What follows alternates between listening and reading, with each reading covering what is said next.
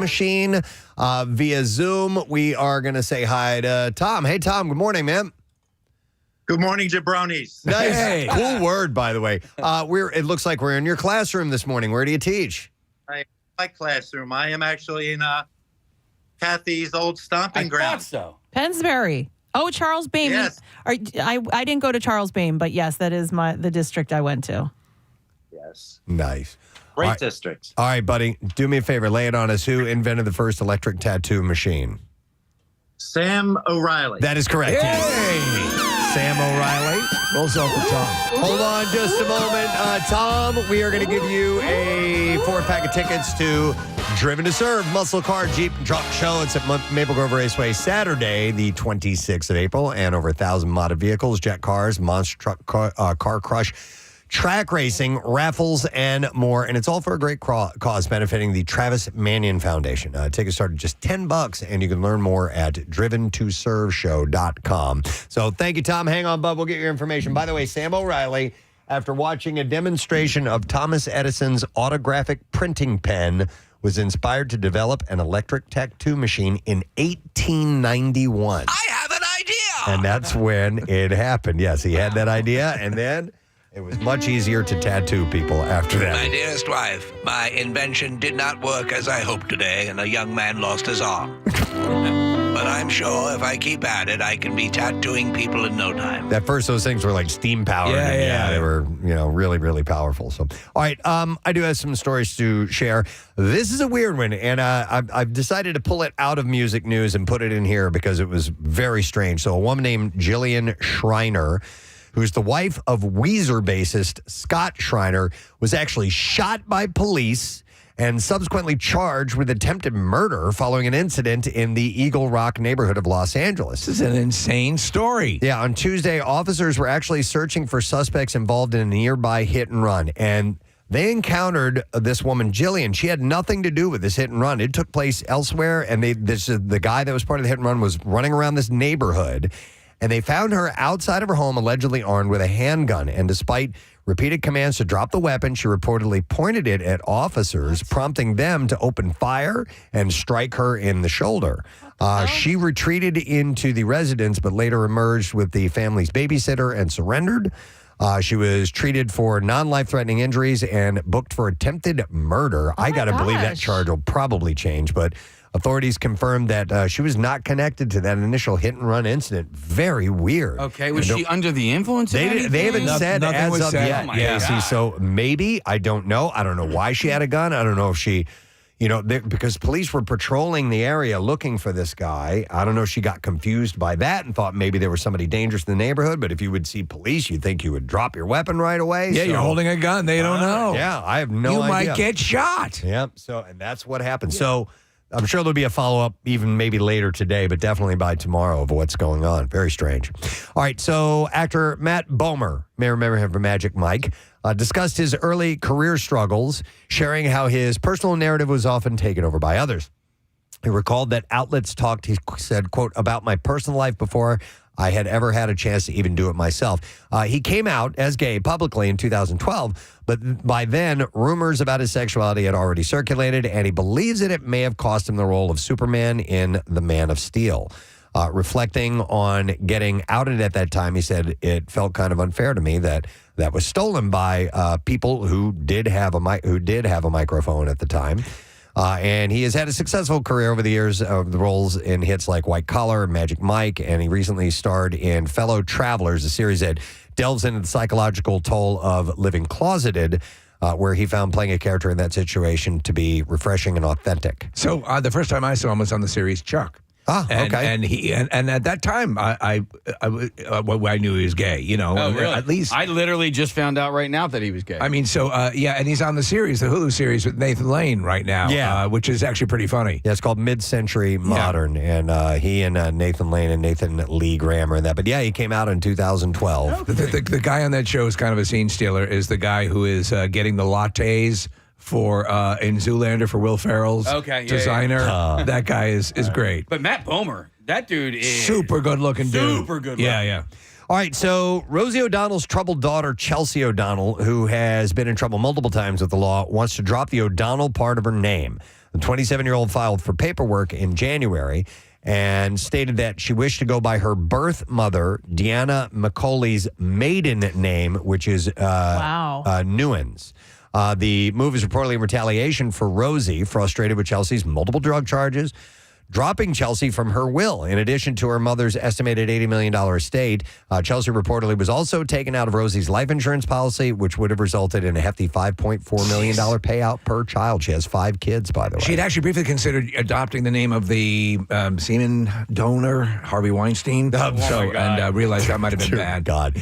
But listen, this this terrible. She's had multiple problems and needs help, and Rosie's cutting her out of the will for her own protection. Exactly. I have a branch of the family where this has happened, and it's sad, and you feel bad for the person who's getting cut out of the will. But you also have to recognize that the parents are probably doing that for very good reasons, or hopefully they are. To hand over millions and millions of dollars to someone who is an addict, to use that to, essentially die probably from an overdose. That's why she left. That's why Rosie O'Donnell said, and I kind of agree with it, she left her in jail as a warning. Yeah. It's tough, man. But these master manipulators will make Rosie out to be the bad guy. Right.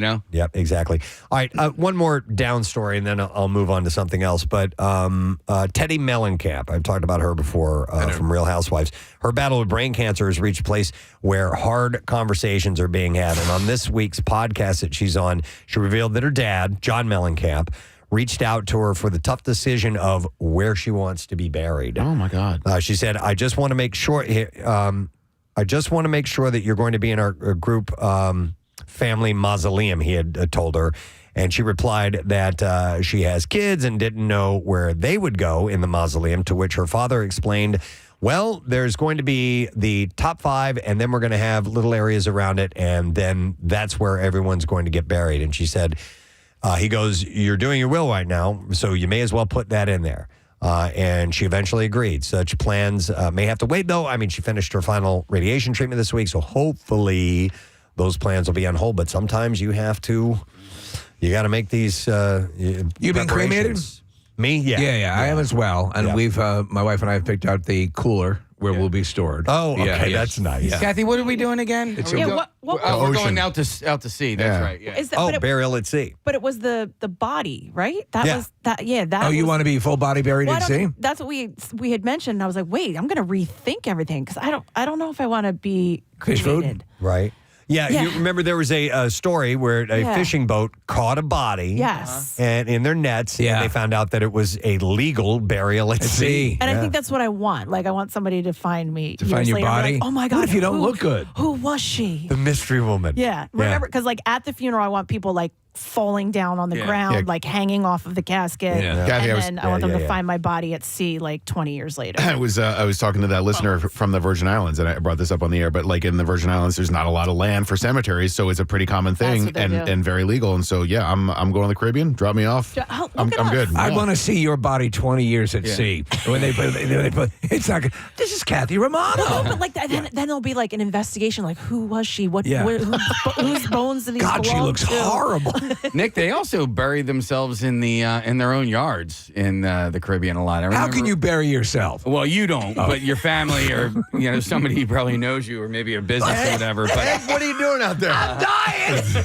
You could give me a hand. Yeah, here's a shovel. You got to start digging like way early. Right. Yeah, because your strength runs right out eventually. Yeah. Dude, don't you go silent cow on me. Right. All right, so Academy Award-winning actress Angelica Houston revealed in an interview with People magazine that she just waged a 6-year battle with cancer, but she's come out on top now. The screen legend has kept her health scare quiet up to this point, but now says that she's reached the 4-year mark of being cancer-free. Which is a milestone. I had no idea this was going on. No. And that you listen, you own your disease. It's your right to do. You want to let people know, you let people know. You handle it all. That's one of the things. That's your body, your business, your cancer. Yeah. It's a lot of times people say, why didn't you let me know? Well, you decide. You're in the driver's seat. Yeah, no, totally. The people have their reasons. That's it. Whatever it is. Houston is coming out now about her health journey because she said there's a lot to be said for talking about it and getting it out there and celebrating the fact that one has come through. All right, on to the White Lotus for a moment. It may have wrapped season 3, but the drama is still flowing off screen this time. Fans started buzzing when co-stars Walton Goggins and Amy Lou Wood, who played lovers Rick and Chelsea, suddenly unfollowed each other on Instagram. What in the And mother some hell? netizens theorize that Goggins may have even blocked Wood since her old comments vanished from his post, while his are still visible on hers. And adding fuel to the fire, both actors shared sentimental posts about their characters without tagging each other. Goggins wrote, "Thank you, Amy Lou, for being my partner, a journey I will never forget." While Wood shared a pic captioned "The Perfect Storm." And this follows also the series creator Mike White, and the series composer apparently had some kind of a Yeah, I feud saw behind that. scenes as well. Yeah, so. Are you suggesting that there was a tempestuous throuple? Oh, I don't know about that. But no, I don't think so. But Could you suggest that? you know what? I am now suggesting that. I've come around on that theory, Steve. So I am 5 or 6 episodes into the season, and I am desperately trying to avoid any mention on social media anywhere of what happens, because I know some stuff happens, and but it's really hard to avoid. And I've been watching other stuff, and so I'm playing catch up. So I'm going to tell you something, and this is not a spoiler alert or anything like that, but Nick, a lot happens. You will never find out everything that happens in that final episode. But it's just you like, just got to watch it. Just like even talking about it now, like you just scroll through Instagram or looking whatever, and you're like, is this a giveaway? Is that a giveaway? You know, I just want to be surprised and enjoy it when I watch it. Yep, I gotcha. All right, so, and then Kathy, I want to talk to you about why. By the way, does Goggins have the same makeup from Fallout as he does? No, in White he Lotus? looks a little more natural in this series. It's funny though, because he's on Righteous Gemstones too, so he's on 2 HBO shows at the same time. That dude went from he was just basically an extra or like a character actor, and then one right after another. He is an all-purpose actor, man. Really Absolutely. good. He is so solid. So Robert Pattinson is reportedly being eyed to join Dune Messiah, the follow-up to last year's Dune Part 2. A formal offer has apparently not been made just yet, and it's not known who he would play. However, Batman. Sources for the holiday. How did you get here to Arrakis? I don't want to talk about it. So I like spice too. So sources for the Hollywood Reporter are leaning towards Pattinson playing a major villain in the next movie. He'd probably be good. The guy is a good actor. He is. He is a really good actor, and I love the Batman. I love Water for Elephants. Yeah. The Lighthouse. Yeah. I like him. He's also a really good singer. I'd like to see him do more, not more, just something that requires him to sing. Yeah, I don't know if you guys have ever heard him sing or not. I have not. Yeah, he used to be in this band. Also, Ryan Gosling is a really, really good singer as well. And I discovered them basically at the same time, but there's just nothing out there. Anyway. He did sing "How Deep Is Your Love" in the Batman movie. He did. I didn't know that. The Dune Messiah novel picks up 12 years after the events of the first Dune book, featuring Paul Atreides ruling as the Emperor now. Dune Messiah is expected to hit theaters December 18th, 2026. Wow. Are they moving ahead with the follow-up movie to that, which will be Ben there doing that? It remains to be seen. They'll have to see how successful Dune Messiah is And then first. doing the right thing. Yeah, doing the right thing. Confidence with this, as popular as the show has been thus far, HBO has announced yesterday that a season 3 of The Last of Us has already gotten the green light. Yeah. Season 2 premieres this Sunday, so they feel that confident about it. Creators Neil Druckmann and Craig Mazin have previously said in interviews that they are envisioning up to 4 total seasons to tell the story that has been told over the span of 2 hit video games. So I'm very thrilled, very thrilled. Yeah. I just hope, and I've said this many times, and I'll keep saying it, that there's some things they leave out of the second game because I want to see certain characters stay around. I hope they modify the storyline, and then I'll be happy because the second game was not very good. Steve, does it? This is a legit question. Does it matter if it's close to the game or not? Can't they? It's a video game versus. It's not like it's a book. I don't know. The only reason I say that is because the story, essentially, they really were close to the game for the first season in many ways. There are many milestone moments that are shown. The whole opening is basically the video game. Yeah. In fact, fastidiously so. Exactly. So, that's my only thing is that they did such a good job porting this over, and there's still more to be told. There's just a character I don't want to lose. This probably doesn't matter, but like for me, when you keep it close to a book, like there were a lot of people who complain about Game of Thrones, the TV series, straying away from the Martin books.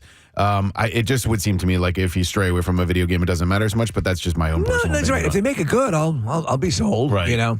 Hey, Susan Sarandon and Vince Vaughn star in the based on a true story comedy Nanas. I watched this trailer. It looks pretty good. The Netflix film centers on a restaurant started up by Joe Scaravella, who decides to make it an Italian restaurant that employs Italian grandmothers, a.k.a. Nanas, as the chefs. The story is based on the real-life Scaravella, which is the owner of a Staten Island eatery, which is called Inoteca Maria. Nanas also stars Linda Cardellini, Lorraine Bracco, Talia Shire, Brenda Vaccaro, Joe Manganiello, and Campbell Scott as well. So it's loaded with stars. The movie hits Netflix on May 9th, by the way. Is it Nanas or Nonas? I don't know. I don't know either. It's Nonnas. I just said Nanas. Yeah, I think it's Nona's. Nana Pia. Nana Puya. All right. We now have some clips to play. Do we? I guess they're mystery clips. All right, here we go, folks. Hang on. They're not sent over just yet, unless you want to listen to a song by Mandy Moore. Let's listen to Mandy Moore. Go ahead. Yeah, right, why not? here we go. Let's Happy Thursday. This is a 90s tune, right? Yeah, I think so. Yeah. Definitely. All right, we're ready now here for a clip. Mystery clip. If you think you know who it is, raise your hand. Here we go. He had so many gifts of his own. He was on a beautiful trajectory and accomplished a lot of stuff. But it was then him being able to get inspired by this woman who had every odd against her, persevere, succeed, struggle, fail, flail, get back up. And so I was able to just fall into that.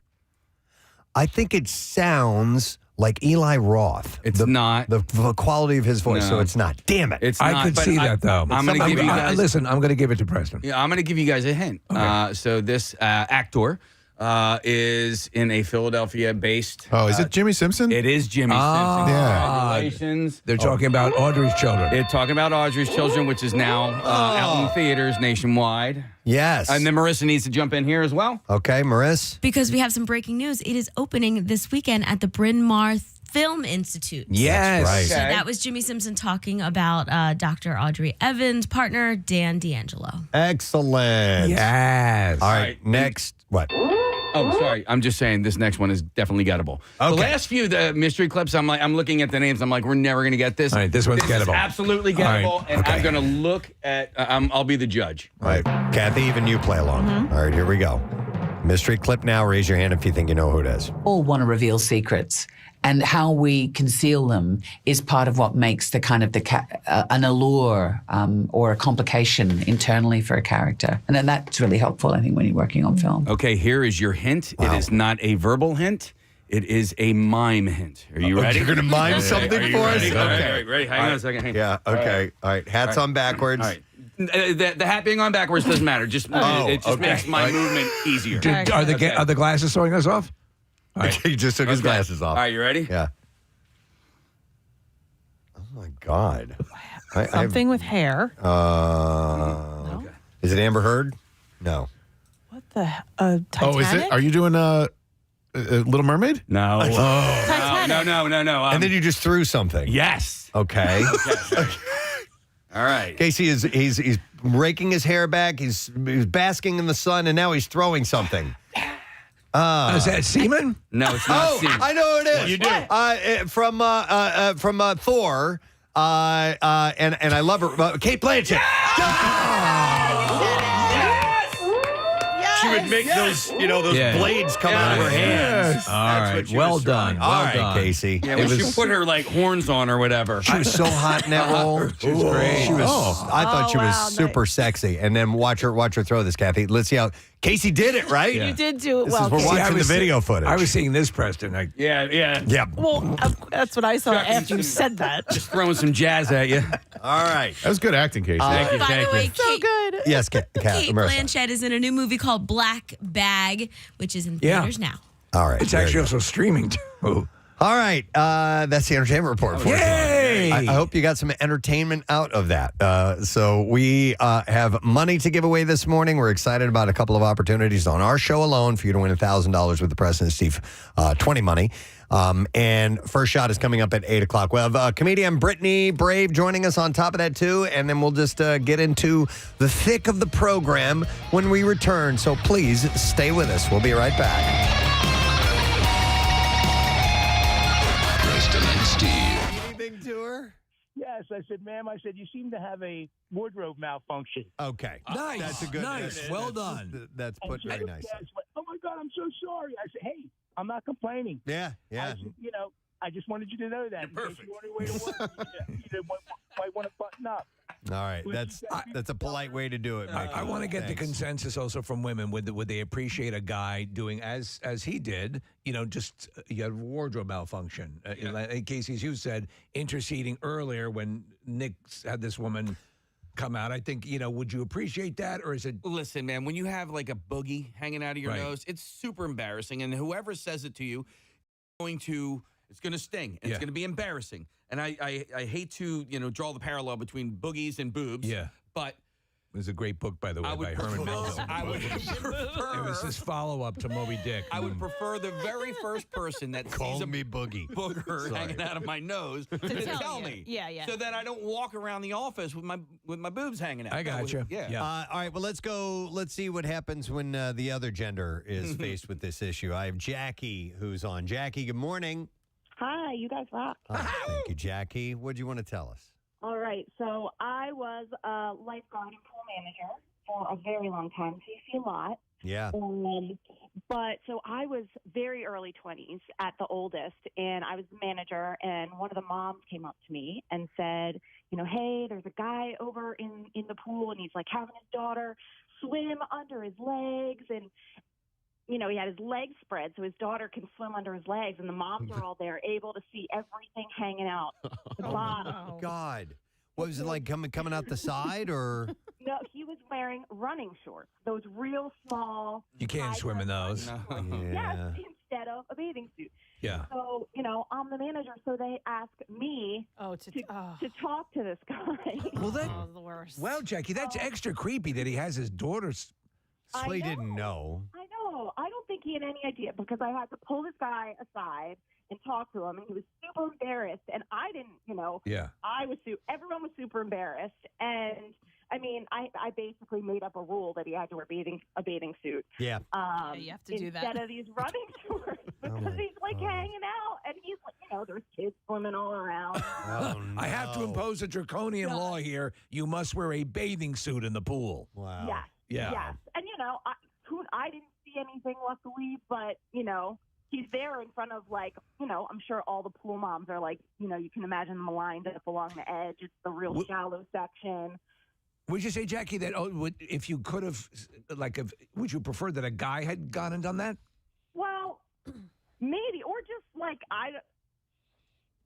I don't know. Yeah. You're the manager. You're the manager. Cool dads hanging around. There weren't many guys. I was like the head lifeguard and right. a bunch of girls around. So, All right, so Jackie, in all your years of being a pool manager, what would you say? Did you see more boobs or more dongs? Actually, probably more dong. No kidding. Guys man spread. They man spread. Oh, and all right. hang out. Yeah. There are cases, and Jackie, maybe you'll concur with this. There are cases where I think dudes knowingly go and right will. Mm-hmm. So they're getting a little quasi exhibitionism out of the way. There's a guy at my Thank pool you, Jackie. who Appreciate it. He is enormous. Okay, his junk. His junk is. But he wears a Speedo, and I'm like, why are you doing that? That's why. Why? That's why. You know why? I know exactly He has why. a huge. And it's. dong. I mean, it is massive. Oh my God. I cannot express to you how gigantic and Is it a two-hander? It would be a two-hander for Andre the Giant. And I'm like, why is this guy doing this? Like, why. That's why. Right, Yeah, of course. that's You why. wear a Speedo because he gotta wants to take put on a pictures show. of this. Yeah. This summer, you got to somehow or another get a picture. Where is this that he shows up at? At his pool. At my pool. Not okay. You don't say what pool it is. I'm not going to say it yet. But try to get a picture if you can. I don't think. Okay. Is he single? You know what? I'll look for a ring the next time I see. You know what, Case? See if you can tag him, and we'll follow his migratory pattern. Wow. All right, let me go to Laura. Hey, Laura. Good morning.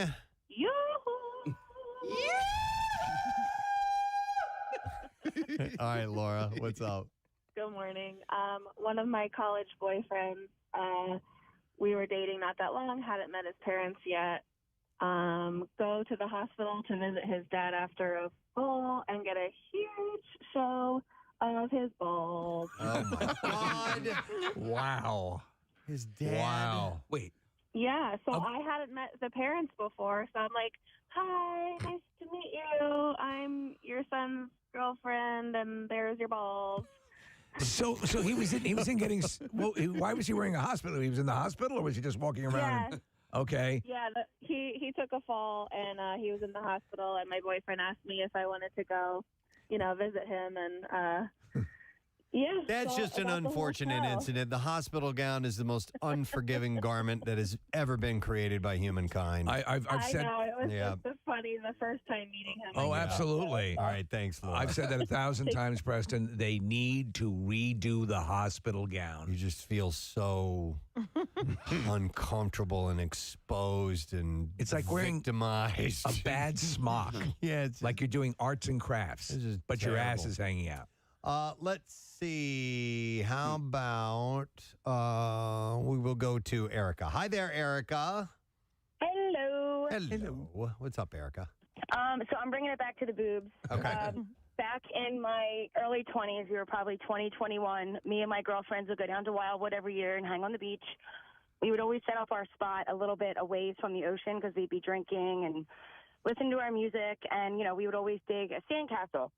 So we're all hanging out. There's about 6 of us, and we noticed this guy, staring up, maybe 20 feet from our blanket, staring at us. And we're, all looking at each other, what is this guy staring at? What is he staring at?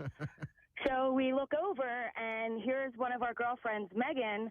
She has, a nice rack on her. She's, on her hands and knees with a shovel, digging a hole. And her whole boob is just out flopping around. And if she's on her hands and knees, I mean, it's hanging as low as it can. And she was doing work. She was really getting in there. So this guy's staring, and we're like, Megan. And she's looks and then looks away. Here she has headphones in.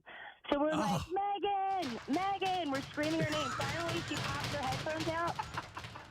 headphones out. And my best friend, Andy, yells, Meg, on the top of her lungs on the beach. Meg, your entire titty is out. The whole beach looks. My girlfriend looks down, grabs her chest, and falls to the sand. It was the most hysterical thing. To this day, when she acts up, we're like, Meg, chill, your entire titty is out. All right, Erica, I have a question for you. When you talked to her about it afterwards, did she describe the sensation that she felt in her body? Because what happened with this woman yesterday. Is there any way that you would be able to tell physically that it was out? Well, that's what we were like, Megan, couldn't you feel it slapping onto your body every time you dug in the sand? She was like, I didn't know, I had my bikini on. So, I mean, I guess it's similar to a tank top where you can't really tell. Yeah, I could see that being a possibility and a liability, but you should be aware. Try to increase your spatial awareness. Yes, be aware of your boobs. Yes. All right, thank you. Appreciate it, Erica. Have a great day. You too. We'll see you. Bye-bye. All right, well, and by the way, it is cleavage season. Yes. I mean, spring first has already hit, so the first of spring. So it's we're into that season where things might fall out by accident. So you may want to be aware. And I assume that if it does happen, ladies would prefer that you politely let them know next time. I'll say something. Instead of walking through the rest of the grocery store with a boob hanging out.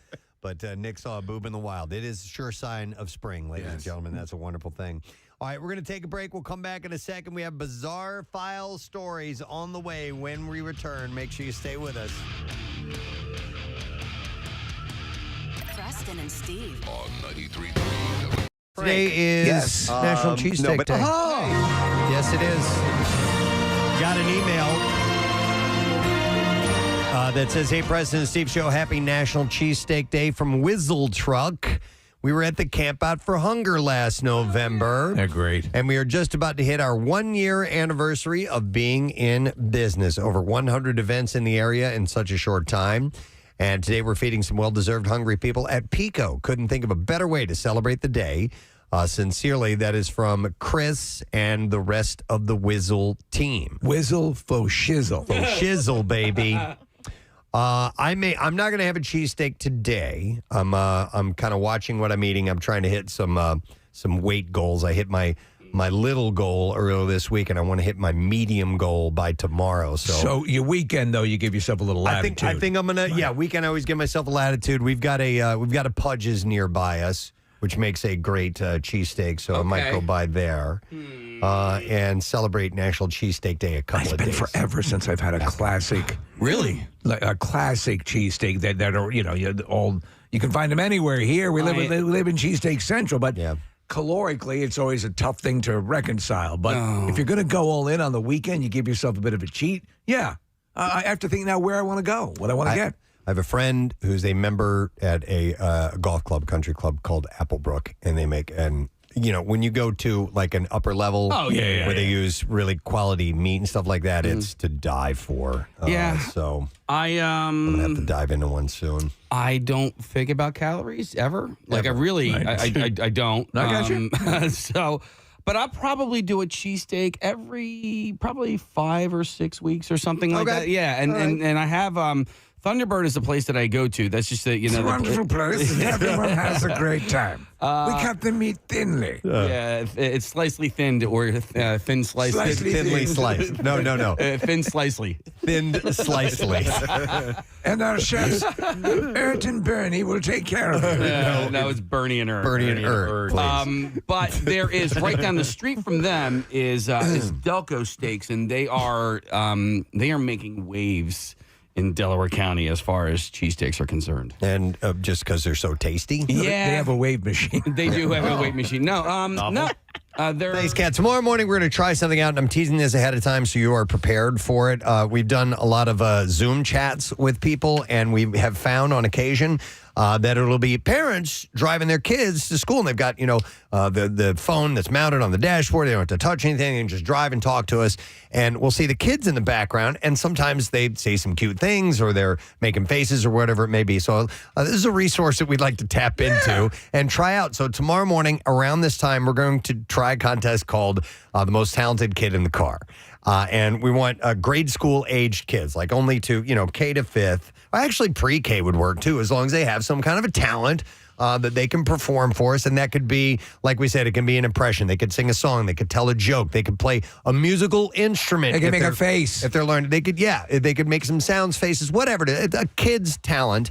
And we'll just randomly, I don't even know if we'll get anybody who'll participate, but we'll try it tomorrow morning and see if we can. But it will be around this time tomorrow. If your kid can play the harpsichord, certainly we'd like to hear that. Yeah, of course. So we're going to give away 50-point gift cards from Arnold's Family Fun Center. I think we have like 3 of them, so we're going to have to make some choices. And I hate for any kids to not win something, but I've got 3 of them. So we'll see how this works out tomorrow. So get your kids prepped.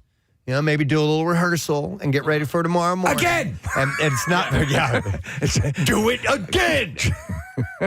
We're going to do this till you get it right. No, but tomorrow, just for fun, we'll play around with it, but you may want them to rehearse a little bit and get set for that tomorrow morning, so we'll take a shot at that.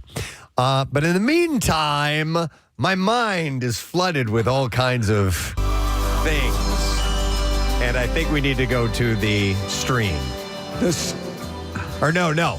Yeah, stream. Totally stream? Yeah, stream of consciousness. Stream of Consciousnessner. That's the one. All right, so there are several things that have come across my mind that I want to run by you. Actually, this one Kathy sent to me. This was just the other day. Linvilla Orchards, who we have a history with here on the Preston and Steve show. Back in our Y100 days, we lived very close to Linvilla Orchards in Middletown Township. And we did all kinds of stuff with those guys. We had Casey during Month of Stunts drive a car into a pond on their property. We should reshare that. Man, that was so it was great. Awesome. And we had a super loud S-bomb. But we used to do events there and so on. So they had to do this the other night. They are trying to save, because we've had colder than normal temperatures, and especially overnight, it's been dipping down into the 20s.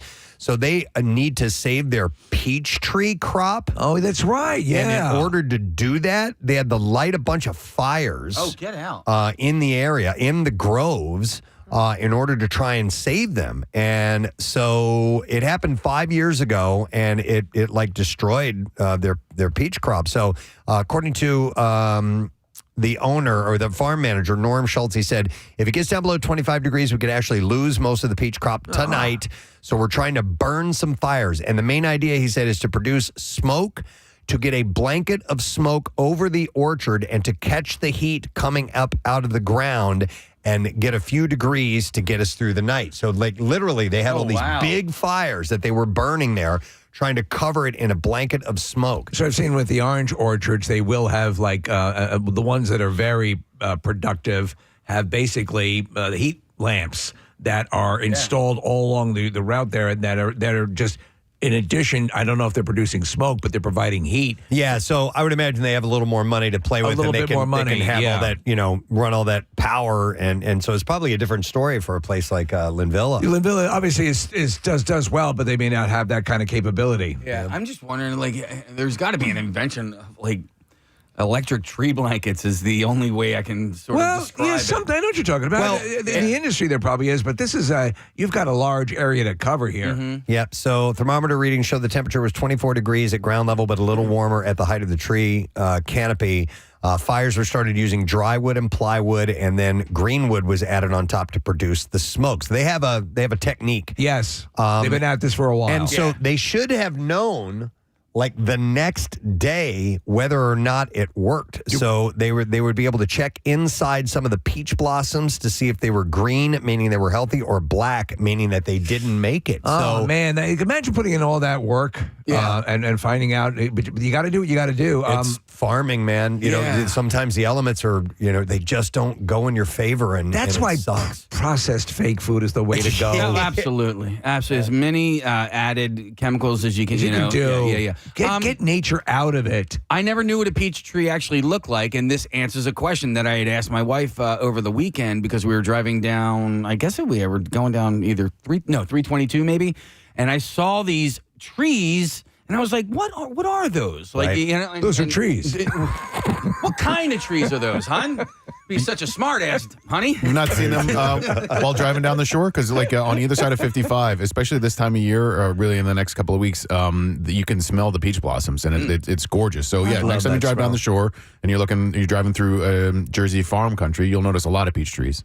So Fox had a small update on their website. It doesn't say much, but it says that it looks like Linvilla's efforts paid off. Oh, good. And they good remain for them. Optimistic for the peach crop. All right, excellent. Well, that's good news, but I was not familiar with that technique to create smoke as a blanket over it. Now I want to get over to Linvilla and buy some produce. Yeah. Totally. And some apple cider donuts. Those are good too. All right. All right, let me go somewhere else. The stream of consciousness.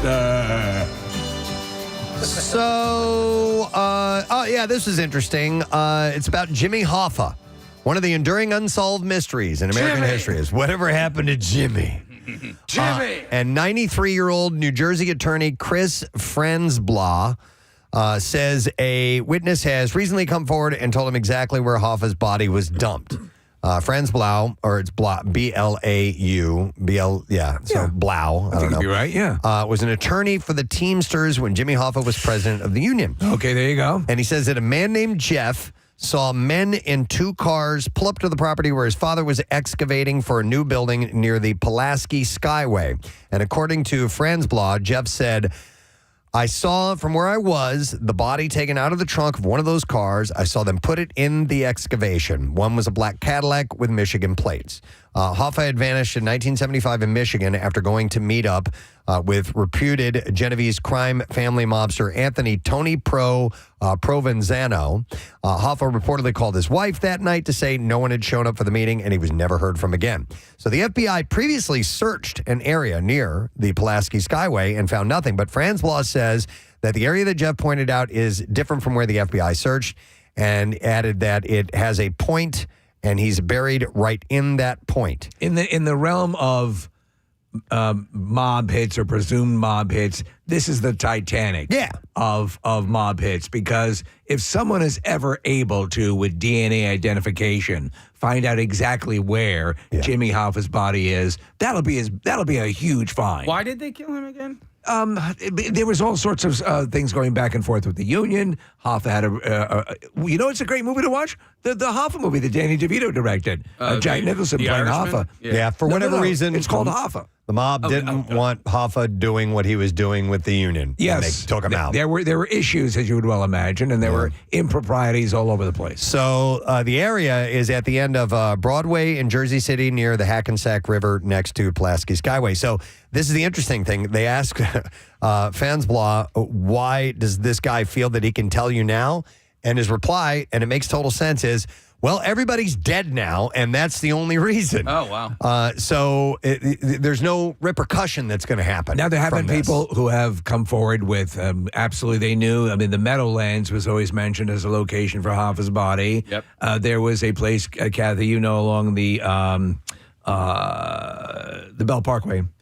There was the grounds. In fact, this is the area where in Godfather, take the cannolis. That's sort of that area. That used to be mob burial area, but they would leave the body there. But I mean, Hoffa's story has so many locations where he supposedly is. Yeah.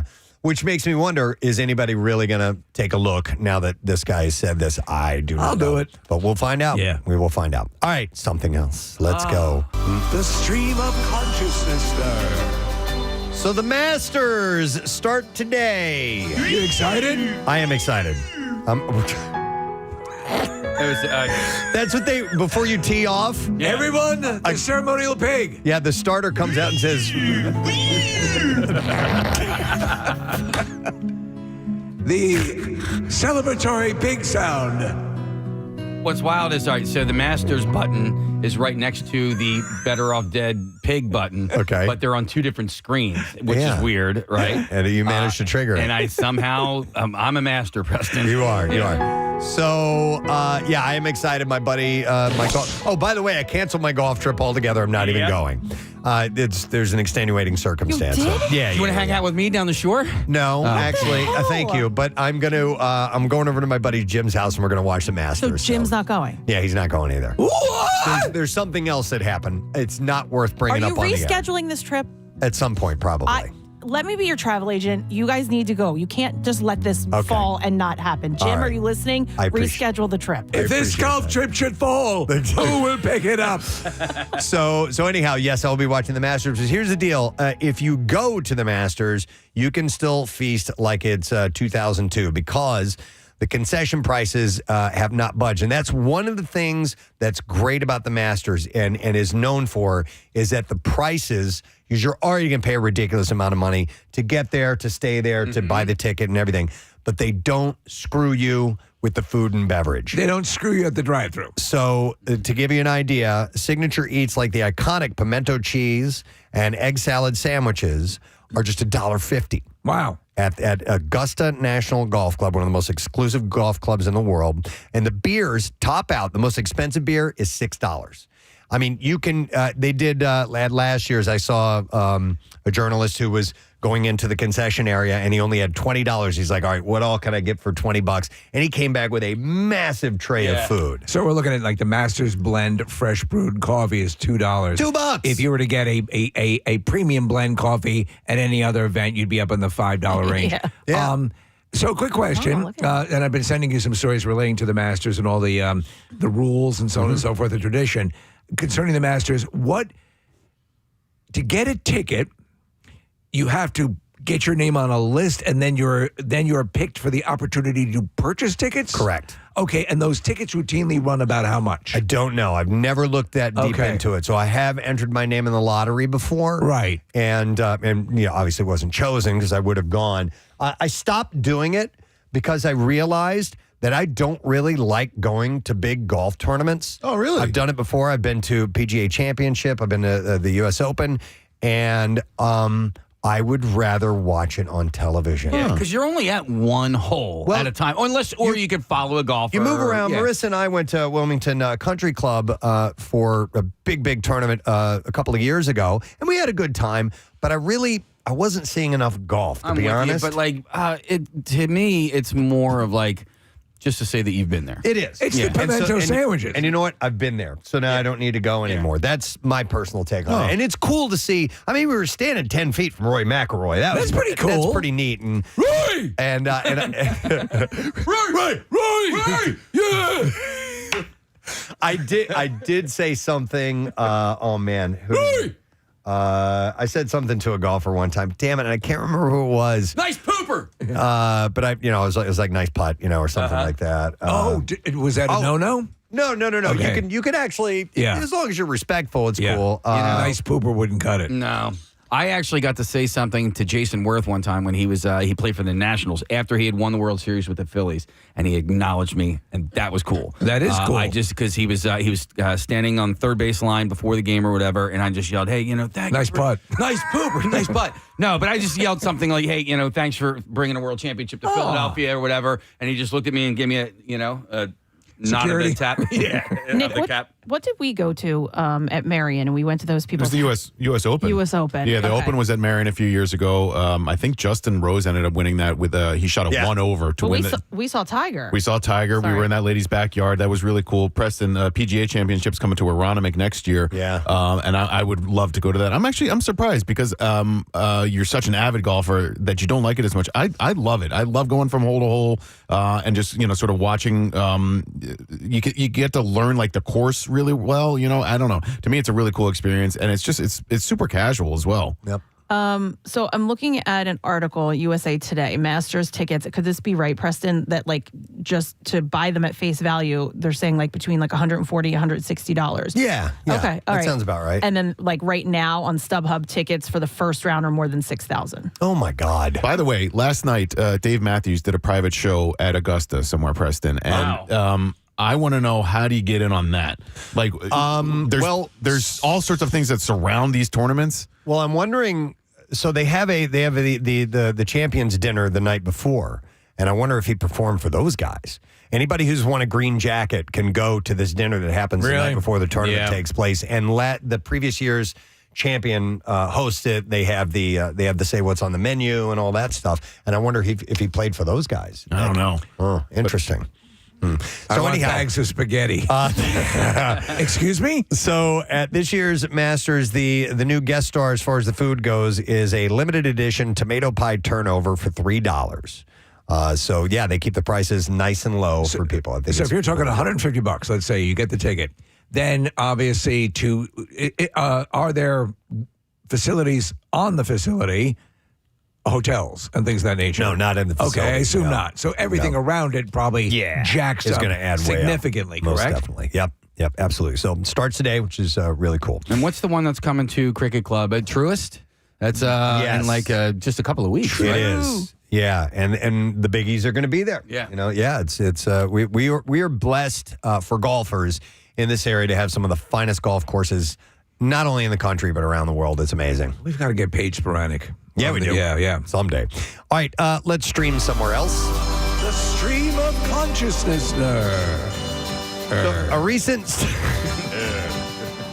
study suggests that individuals' struggles with computer usage may be more closely linked to inherent cognitive abilities than the lack of training. Research indicates that intelligence plays a significant role in one's ability to effectively use computers.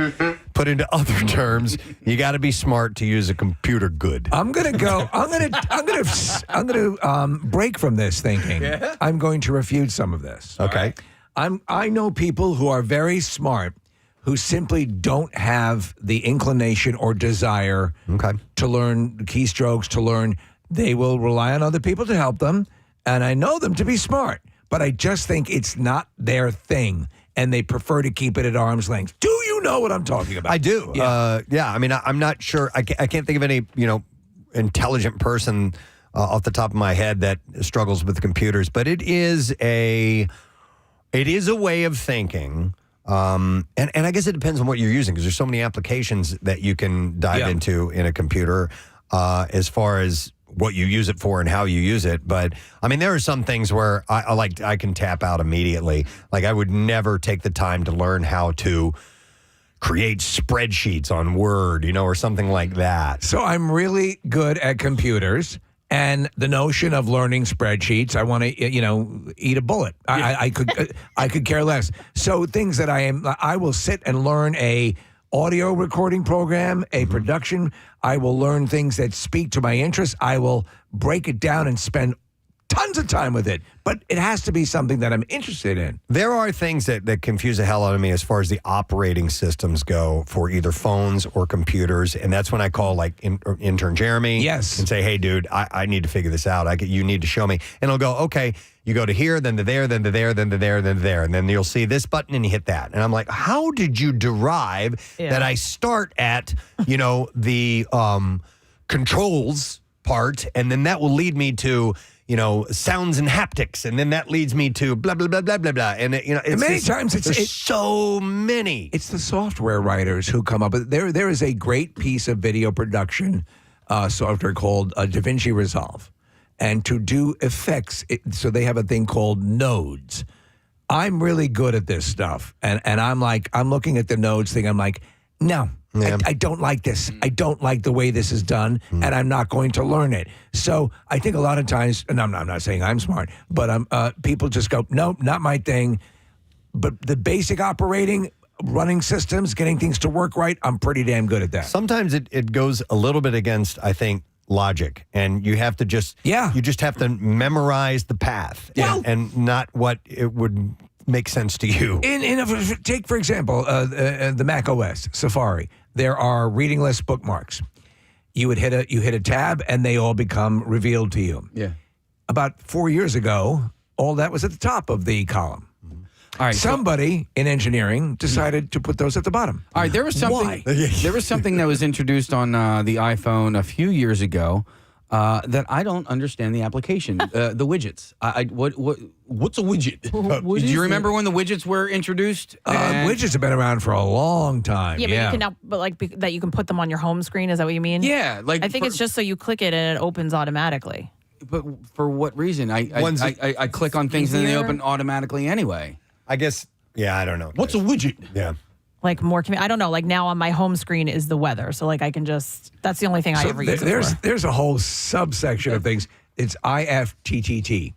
If this, then that, and it is. Yeah. So and it is the software, and the software literally there's a little area window that says if this, and you enter what you wanted to do, then that happens. Yeah, and it's kind of cool. I've used it a couple of times. Okay, it's a shortcut method. So it's been believed, according to this study, that training is enough to increase somebody's ability to use a computer for tasks, including simple day-to-day things. However, the results of the study by Aalto University and the University of Helsinki show that practice isn't enough. The other major factor is age. The study showed that the older you are, the harder it is to use apps and programs. I love my dad and miss him dearly, but those tech support sessions were like, mother of God. Yep. Simply because I've asked you to identify a button on the computer screen does not mean I've immediately asked you to push that button. That's true. All right, here's another stream. There's a report that reveals what is inside America's lost luggage. It's a group called Unclaimed Baggage. It's a company that has contracts with domestic airlines to buy bags that owners don't pick up after a 90-day search, and then they donate, recycle, or they sell those items at their retail store, which we've talked about before. Yes, we talked about that. In Scottsboro, Alabama. So the annual Found report reveals the most common, unusual, and most valuable things discovered in the lost or abandoned luggage of air travelers in the last year. So I'll give you some examples of this. The most fascinating and unexpected finds, which are kind of like these reports that we see of what was left in an Uber right, last like an artificial leg. So, yeah, here the freeze-dried chicken foot. Somebody found out. A movie script from The Goonies. Oh, wow. I love that. Toilet seat was left in the luggage. A glass eye. A teeth bedazzling kit. A full sheet of uncut $2 bills. a letter signed by Eleanor Roosevelt from 1944. Yeah. And a cuckoo clock. So, in your average luggage, is there anything that would be interesting or embarrassing if it were to be discovered when you travel? My luggage is pretty boring. Yeah, mine is as well. Yeah. I mean, I just don't want like my underwear flying out, but no. Yeah, I don't. Does your underwear fly out when it opens? The way I pack, I could pack my entire closet in one suitcase if the airlines would allow the weight. On a couple of occasions, I've thrown like a bottle of booze in there. Oh, yeah? And stick it in the clothes so it'll be, What's the most illegal thing? That it'll break. Yes. Oh, yes. And then you're screwed. And then But I've done that a couple times and been fine. Have you ever brought heroin on a... That goes in my butt. That goes in your butt, yeah. Smart. So the most valuable treasures found in a bag in 2024, we'll work our way up. A Chanel tweed coat dress that was worth $9,600, a $20,000 18-karat gold Rolex, a $14,000 M11 rangefinder camera, a $10,000 Louis Vuitton suitcase, and then the most expensive thing they found was a $39,000 diamond engagement ring. Oh my God. Like left, But I could see lost luggage. I could see losing an engagement ring, right? Like that happens. But losing a Rolex to me, like how do you not know that you don't have your $34,000 Rolex? But was it in the suitcase? Yeah, so these are, lost bags that never find their way to their So owner. these are lost Like people didn't show back up to pick it up. Or was it so lost that they were never able to reclaim it? Might be that too. Yeah. Well, like Trish in our sales department, like where's her luck? Like Yeah, that's Italy. still somewhere. It's in Italy somewhere. Yeah, so right, you yeah. know, Nick, maybe if it was something like that, I never suppose. recovered, and like that's why I will never pack anything that has of that much value. Carry it with you. I guess if it's a $34,000 Rolex, I'm hunting it down no matter what it takes. Yeah. You know, like Right. You know what? I don't care if it gets lost in Italy or what the excuse is. I'm finding my goddamn going back Rolex. to Italy for Wear, wear it on the friggin' flight. Yeah, you could do that. You're allowed to wear your Yeah, watch. yeah. But Steve, I got the Apple AirTag from you when I went to Italy, and I didn't have anything of value necessarily in my luggage, but I just wanted to know where it was. And I will always, if I'm ever going to check a bag again, I will always throw an AirTag in there. It was awesome because when I was sitting there in the terminal waiting for to board the flight, I was like, I pull up the AirTag thing. I'm like, yep, the AirTag is 10 feet away from me right now. And it gives you a fighting chance. Yeah, Like yeah. you could say, well, I know for a fact it's here. And people have told me who have emailed me and texted me their experiences where they, the airline will say, no. And they'll say, yeah, it's here. I can see it right on the premises. Well, it's actually part of the process now. So if you lose your luggage, there's they ask, do you have an AirTag in your luggage? And you have to provide them with some data, so I guess so that they can use it or to help find the luggage. But the AirTag was one of the ways that I knew that we were not leaving Tampa Airport when we came back from spring training because my luggage never moved. They'd say, okay, we're boarding in 20 minutes. And I'm like, no, we're not. My luggage didn't move. I know we're not going anywhere. Okay. So the most frequently found items last year, and they're pretty boring. They're pretty standard. Underwear. What? Was the most frequently found item last year. Pants. Who brings pants? Books as well. And the most commonly found book was It Ends With Us by Colleen Hoover. Oh, yeah. So it's kind of a hot book. I think we're reading, or was. Shoes. The most common size were men's size 11 Nikes. That's common? That's the most common shoe found, yeah. And then another common find, iPhones have been left in luggages a lot. Why would you pack your iPhone in the luggage? doesn't make any Anything of sense. value, any electronics, anything that you're afraid of losing should go on the flight with you. Plus, most people are in constant contact while they're flying. As you Something, land, yeah. people have landed. Yeah. So, all right, I don't know, but anyhow, these are common things. Casey, do we need to finish? Because do we need to finish? Or can we do one more? 5, 6, 7. He's doing the math because we got to be on time for. I have a short one. Yeah, do a shorty. Do a short one. All right. This is a little scary. The Guardian reports that the United Kingdom government is developing a prediction algorithm that will aim to identify people who are most likely to commit murder. So this is Minority Report. That's exactly what I was thinking, Steve. The pre-crime. Yeah, the precogs and the pre-crime system. Unit. Yeah, this is also a SHIELD, launching, floating ships above the world and shooting potential criminals. That's right. Yeah. So the report, which cites documents acquired by Freedom of Information requests by transparency organization Statewatch, found that the Ministry of Justice was tasked with designing a profiling system that can flag people who seem capable of committing serious violent crimes before they actually do so. I got news for you. We can all, at certain points, commit serious crimes. Yes, if pushed. Yeah. The so-called Homicide Prediction Project, renamed to the Sharing Data to Improve Risk Assessment Project. So it's not to come sharing off, data to improve risk assessment. so it doesn't come off as too dystopian. Sucked up the data of between 100,000 and 500,000 people in an effort to develop models that could identify predictors in the data for homicide risk. So the records reportedly are not limited to those with criminal records. Of course. But also include the data of suspects who were not convicted, victims, witnesses, and missing people. This should be chilling. So let's say this, all right? You get accused of a crime. Can they employ this hypothetical data during the trial to say, well, ladies and gentlemen of the jury, this algorithm here says he was inclined to do this. And that's kind of what Minority Report did. Before you committed the crime, they would arrest you and put you in prison. I don't like it. It also included details about a person's mental health, addiction, self-harm, suicide, vulnerability, and disability, health markers that they claimed were expected to give a significant predictive power. Wow. It looks like it's one bit. Exactly. Yeah, Steve, the moment that they would move on, charging someone on that basis alone, that's when you've crossed an uncrossable line. Or even if it contributes to a conviction. So The Guardian reported that government officials denied the use of data of victims or vulnerable populations and insisted that only data from people with at least one criminal conviction was used. So over the course, as you get older and you read more history and you read about things and CIA things and things around the world, that's exactly what you say when that's exactly what you're doing.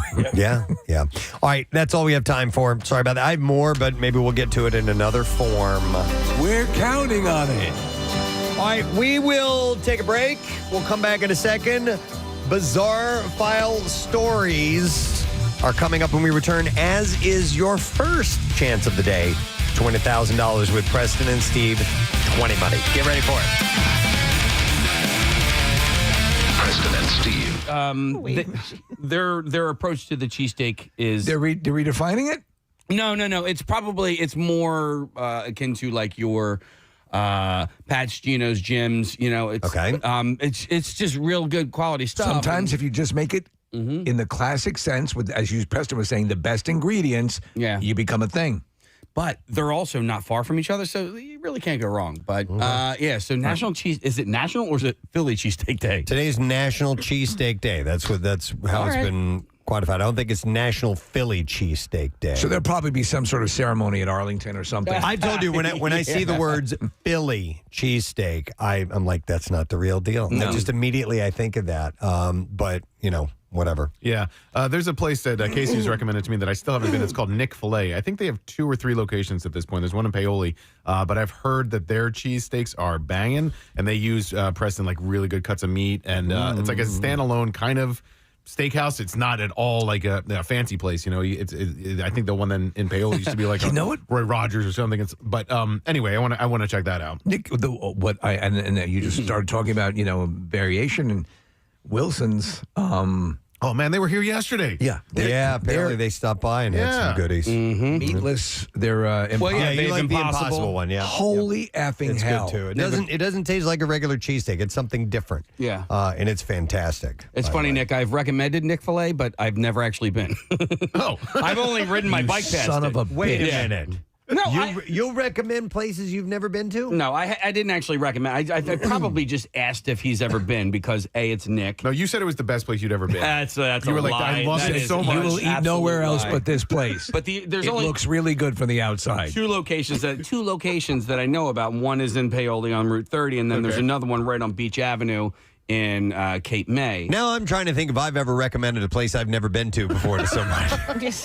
I'm sure I have at one time. You need to go there. Great. Never been there, but you need to go there. I did on this show one time. What I was had it? recommended Flex ice cream in the villas. Uh-huh. And then somebody was like, "You ever been?" I'm like, "No, I haven't, but my cousins have been there." My cousins have been there. We don't. Well, we do know. But I have been there since. All right. Okay. You ever recommend a movie that you haven't seen?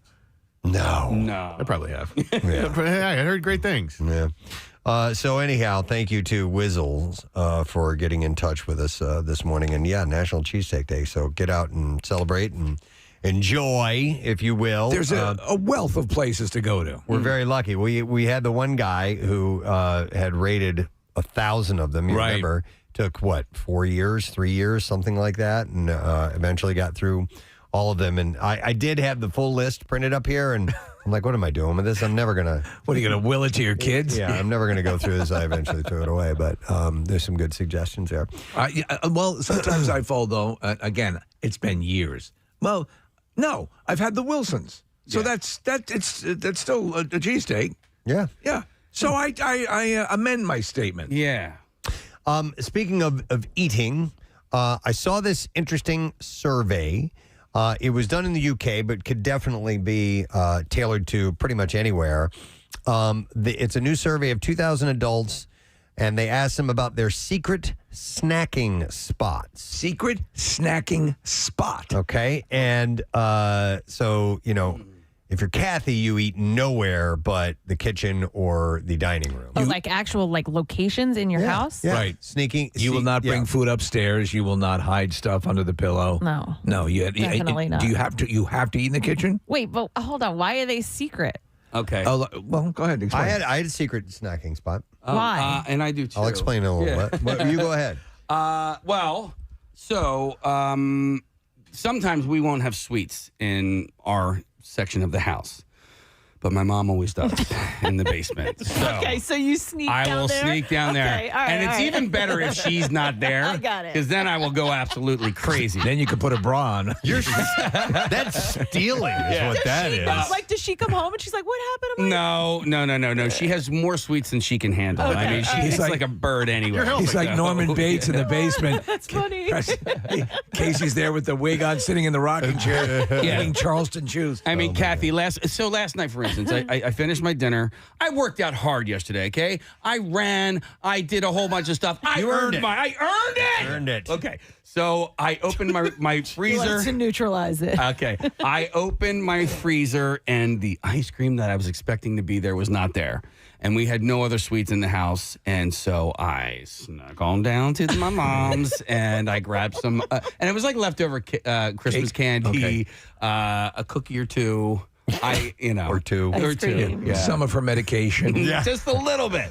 All right, so she's not going to use all this amoxicillin. The secret snacking spots, and feel free to share yours if you will, 215-263-WMMR. So there's 20 of them, and number 20 on this list was my secret snacking spot inside a freezer room at work. So when I work... Oh, my God. You too? Yes. Yeah. Okay. At McDonald's. Yeah, when I worked at York Steakhouse, that was the name of the place. I was the food bar attendant. I've told you guys this before. I would, because I wore an apron. Okay, and it had an apron, had pockets on it, big pockets, and I would grab stuff from the food bar and slip it in my pocket. So it's stuff you shouldn't have been eating. And then I would go into the freezer and eat it. No, that was my secret. So that's why you have snacking to have to sneak. Yeah, you're hiding. You're hiding. There's still an application, though. Not at all home. of them. Some of these are other than hiding. But if you want to hide, if you're going to go, you have something that you want to eat out of your significant other's eyesight. Right. And that's really what it is. Like in the movie, This is 40. This is 40. Remember, he's out over the trash with can. the muffins. Eating muffins and things like that. When you have children, she doesn't know. When you have children, they are like seagulls, Steve. If a seagull sees another seagull eating a French fry, it flies immediately over there. Right. So if you don't want to share. If you're eating anything that is slightly delicious and your kids see it, they're like, well, what is that, and can I have some? By the way, going back to you, Casey, a texter says, Casey's mom probably buys extra snacks for him. Isn't that sweet? Because she knows he's down there doing it. Going to put the rat poison in these. The walk-in freezer at McDonald's was a really good hiding spot for a number of ideas. One was sneaking food.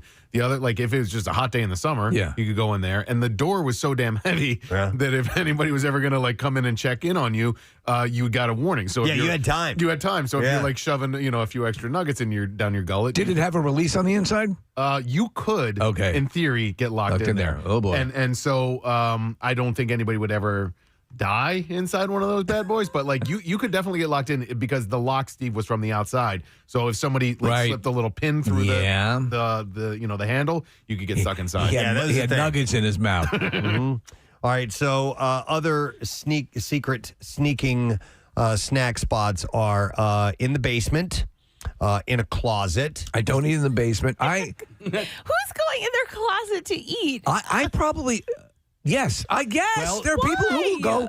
There are people, like Casey said, in some cases, depending on the size of the closet, you don't want to invite the troops to join in. This is my thing. I'm going to eat it by myself, and I don't want to be discovered. Or if you are sneaking it, there's also another movie scene from Parenthood. Yeah. Where Rick Moranis' wife. Oh, yeah. He's very controlling over what they eat, and because, we need to stay in shape She and all can't this. stand and it. whenever she would get pissed off, she'd go and she had this shoebox filled with Twinkies and things like that, and she would slip off and go eat them. Well, there's a mindset too. Like I can, again, I'm not doing it so clandestinely, but I will be in the kitchen and I will move out of the doorway, standing, because if you stand, you can turn around quickly. You can put it in the refrigerator. You can hear someone getting up. Yeah. So you got to stay mobile. You got to stay on your feet and ready to respond. Yeah. And so I'd say right in the kitchen. Yeah. On the counter, facing the wall that goes into the den. So it's my clandestine spot. I don't know if it's a secret spot. So when you're the patriarch of a family and you come home and let's say you've stopped at a McDonald's or a Dunkin' Donuts or whatever, sometimes there is the expectation that, if you stop there, you probably should have gotten us something. Us. So us being our children or your spouse or whatever. So I will, a lot of times, finish my food before I even get into the house, and I will sit in the driveway, in the driver's seat of my car, and I will eat my meal, and all of the trash ends up in the trash can. Yours are funny, Casey. Well, because then they make you feel guilty, Kat. Yeah, you didn't get me anything. It's like, no, I didn't. I did not. Will you call an audible? I always do. I will pick my wife up something all the time. Just because if you don't want it, great. But I kind of know what she wants. I do that too. And getting the "what about me" treatment is not worth the risk of not getting something. See, for me, I'm not doing any of this secret eating because I think if it has to be secretive for me, I shouldn't be eating it. Oh, so if I have to hide that I got something and I can't share it, then I shouldn't have. It's not that I'm hiding that I got something. It's that I'm hiding that I didn't get you something. We also talked about this. Also is germane to the notion of creative eating, to hide your eat. So I will never in an ice cream pint. I will never scoop out. I will shave off top layers so that optically from the top stays flat. Even and if it's split like parts chocolate, parts vanilla, I will reconstitute the line so you can't quite tell. By the way, Casey, I know for sure there are people that do exactly what you do, that eat every last crumb, clean it up, finish, make sure there is no evidence left over that I stopped anywhere on the way home. Oh, and it's even better if you can crumple your bag up into a tiny little ball. And the top trash bag in the trash can has a little bit of an opening that you can squeeze Cram it in there. They'll never know. Who's going to go digging around in that trash? If you can crunch it up big enough to put it in a cup. Yeah. Even better. Yeah. And then crumple the I was just cup. drinking. What, I can't drink? Yeah. Let me go to some calls. I'll come back to this list, but it's secret snacking spots, and I have Brittany who wants to chime in. Hi, Brittany. Good morning. Good morning. Hey, what's up, Brittany? So I had a secret snacking spot until about 3:30 this morning. Oh. I have a drawer underneath my bed. Okay. That's meant for clothing. So, but I have some clothes in there, but I also have some snacks. Well, it was about 3:30. I heard some crinkling, and it turned out to be a mouse. A mouse was in your snack See? stash. I heard it. No food upstairs. No food in the bedroom. So I got up at 3:30. I took all the snacks downstairs. I put them in a bag, put them in the fridge, and I threw out any trash. And I vowed to not do it again. No, all right. Well, I could see that. I could see that being the end of that for you. But That is. Yep, that's the but end. maybe like putting it in an airtight container, or You like have to be something like yes. that. No. She's out. Brittany's out. That's it's done. By the way, the number one place on this list that people have their secret snacking spot is in bed. So that's where people like to do that. So a lot of times, if you're up in bed, you don't want to at night. You don't want to take the walk down to the kitchen and get stuff. So I bought Claire a mini fridge for she's on another floor in the house. She never uses it, So it's one of those things you don't want to get out of bed. And I kind of subscribe to your notion, Kathy, too. It's good to have that distance to stop you from going and getting it. Will she eat in bed? No, really. She will eat before she goes. 'Cause I love- Now, I'll find wrappers like if it's been a particularly candy night. I love bed and I love food, but I don't like the two of them at the same time. And Right. I need separation. I don't like getting crumbs in bed, and then you roll over them. There's later one on. thing I can eat in bed, which is the Hers pretzels. Yeah. because the opening of the bag is big enough So that you big. could eat over it. You can eat over it? Yeah, All right. yeah. But then also, like the secret for eating in bed with things that have crumbs is make sure that they're all bite sized, so you're not actually biting into something. So that you're it creating- all Yes. goes into your mouth. All goes Do you know it's a good hide too, Preston? And I do it at home. I keep rotisserie chickens on my lathe. Your lathe. Right. Yeah, so Smart. yeah, right. Rochelle and I will eat in bed sometimes if we're like watching a movie or something like that. I'll bring up like cheese and grapes and crackers and things like that. look at you.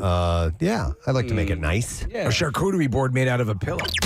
93.3 WMMR Philadelphia. Where are the sausages? It's time for a Preston and Steve 20 Money Keyword. All right, the keyword is group. GROUP. You have until 25 minutes after the hour to enter that, and you can do it through the MMR app or at WMMR.com, or you can even text it to our special contest short code number, which is 45911. One random entry will win $1,000 in our company-wide contest, and each MMR winner gets a pair of MM Barbecue tickets on top of that. Winners will get a call from Beasley. Make sure you answer your phone. Contest rules at WMMR.com. And the Preston and Steve 20 Money competition is sponsored by United Tire and Service. So let me give you that word again. It is group, GROUP. Enter that now, and good luck to you. Before we do the Bizarre File, two things. I want to mention this again. Tomorrow morning, we're going to try out a contest just for fun. We've seen when we Zoom with people from time to time, they'll have the kids in the back seat of the car behind them. And I guess they're taking them to school. And we want to see what we can do with that, because sometimes these kids say the darndest They things, do. Steve. As Art Linkletter tossed up. So we're going to do a most talented kid in the car contest. So tomorrow morning, starting around 7:15 a.m., kids 5th grade and younger in this car need to do some kind of a performance for us. It could be anything. It could be a joke. It could be an impression. It could play a musical instrument, sing a song, whatever. And we've got some prizes that we'll give away for our favorites. So that is tomorrow morning. And we'll tell you how to get on board for the Zoom link. You just text Zoom to 610-660-9333. So we're going to try it tomorrow. I don't know what the contributions will, if we'll get anybody, but we'll try it. I'm going to put in the request right now. If your kid can do a monologue from Django Unchained, I'd like to see it. Yes, I would too. Real quick before the B file, a couple of shout outs. I got this. Okay, so I got this from a guy named Liam Thomas.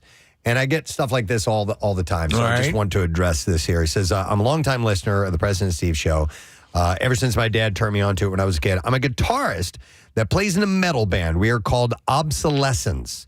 And I'm a composer too. And I enjoy all the segments you guys do, but also am quite appreciative of all that you guys do for radio and music because of the impact that it has on the Philadelphia music community. Nice. He said, I wanted to inquire about an opportunity that you could give to a local hard rock metal band to get ourselves out there more and even come to speak to you guys. It would be amazing to meet you in person and talk all things rock/metal.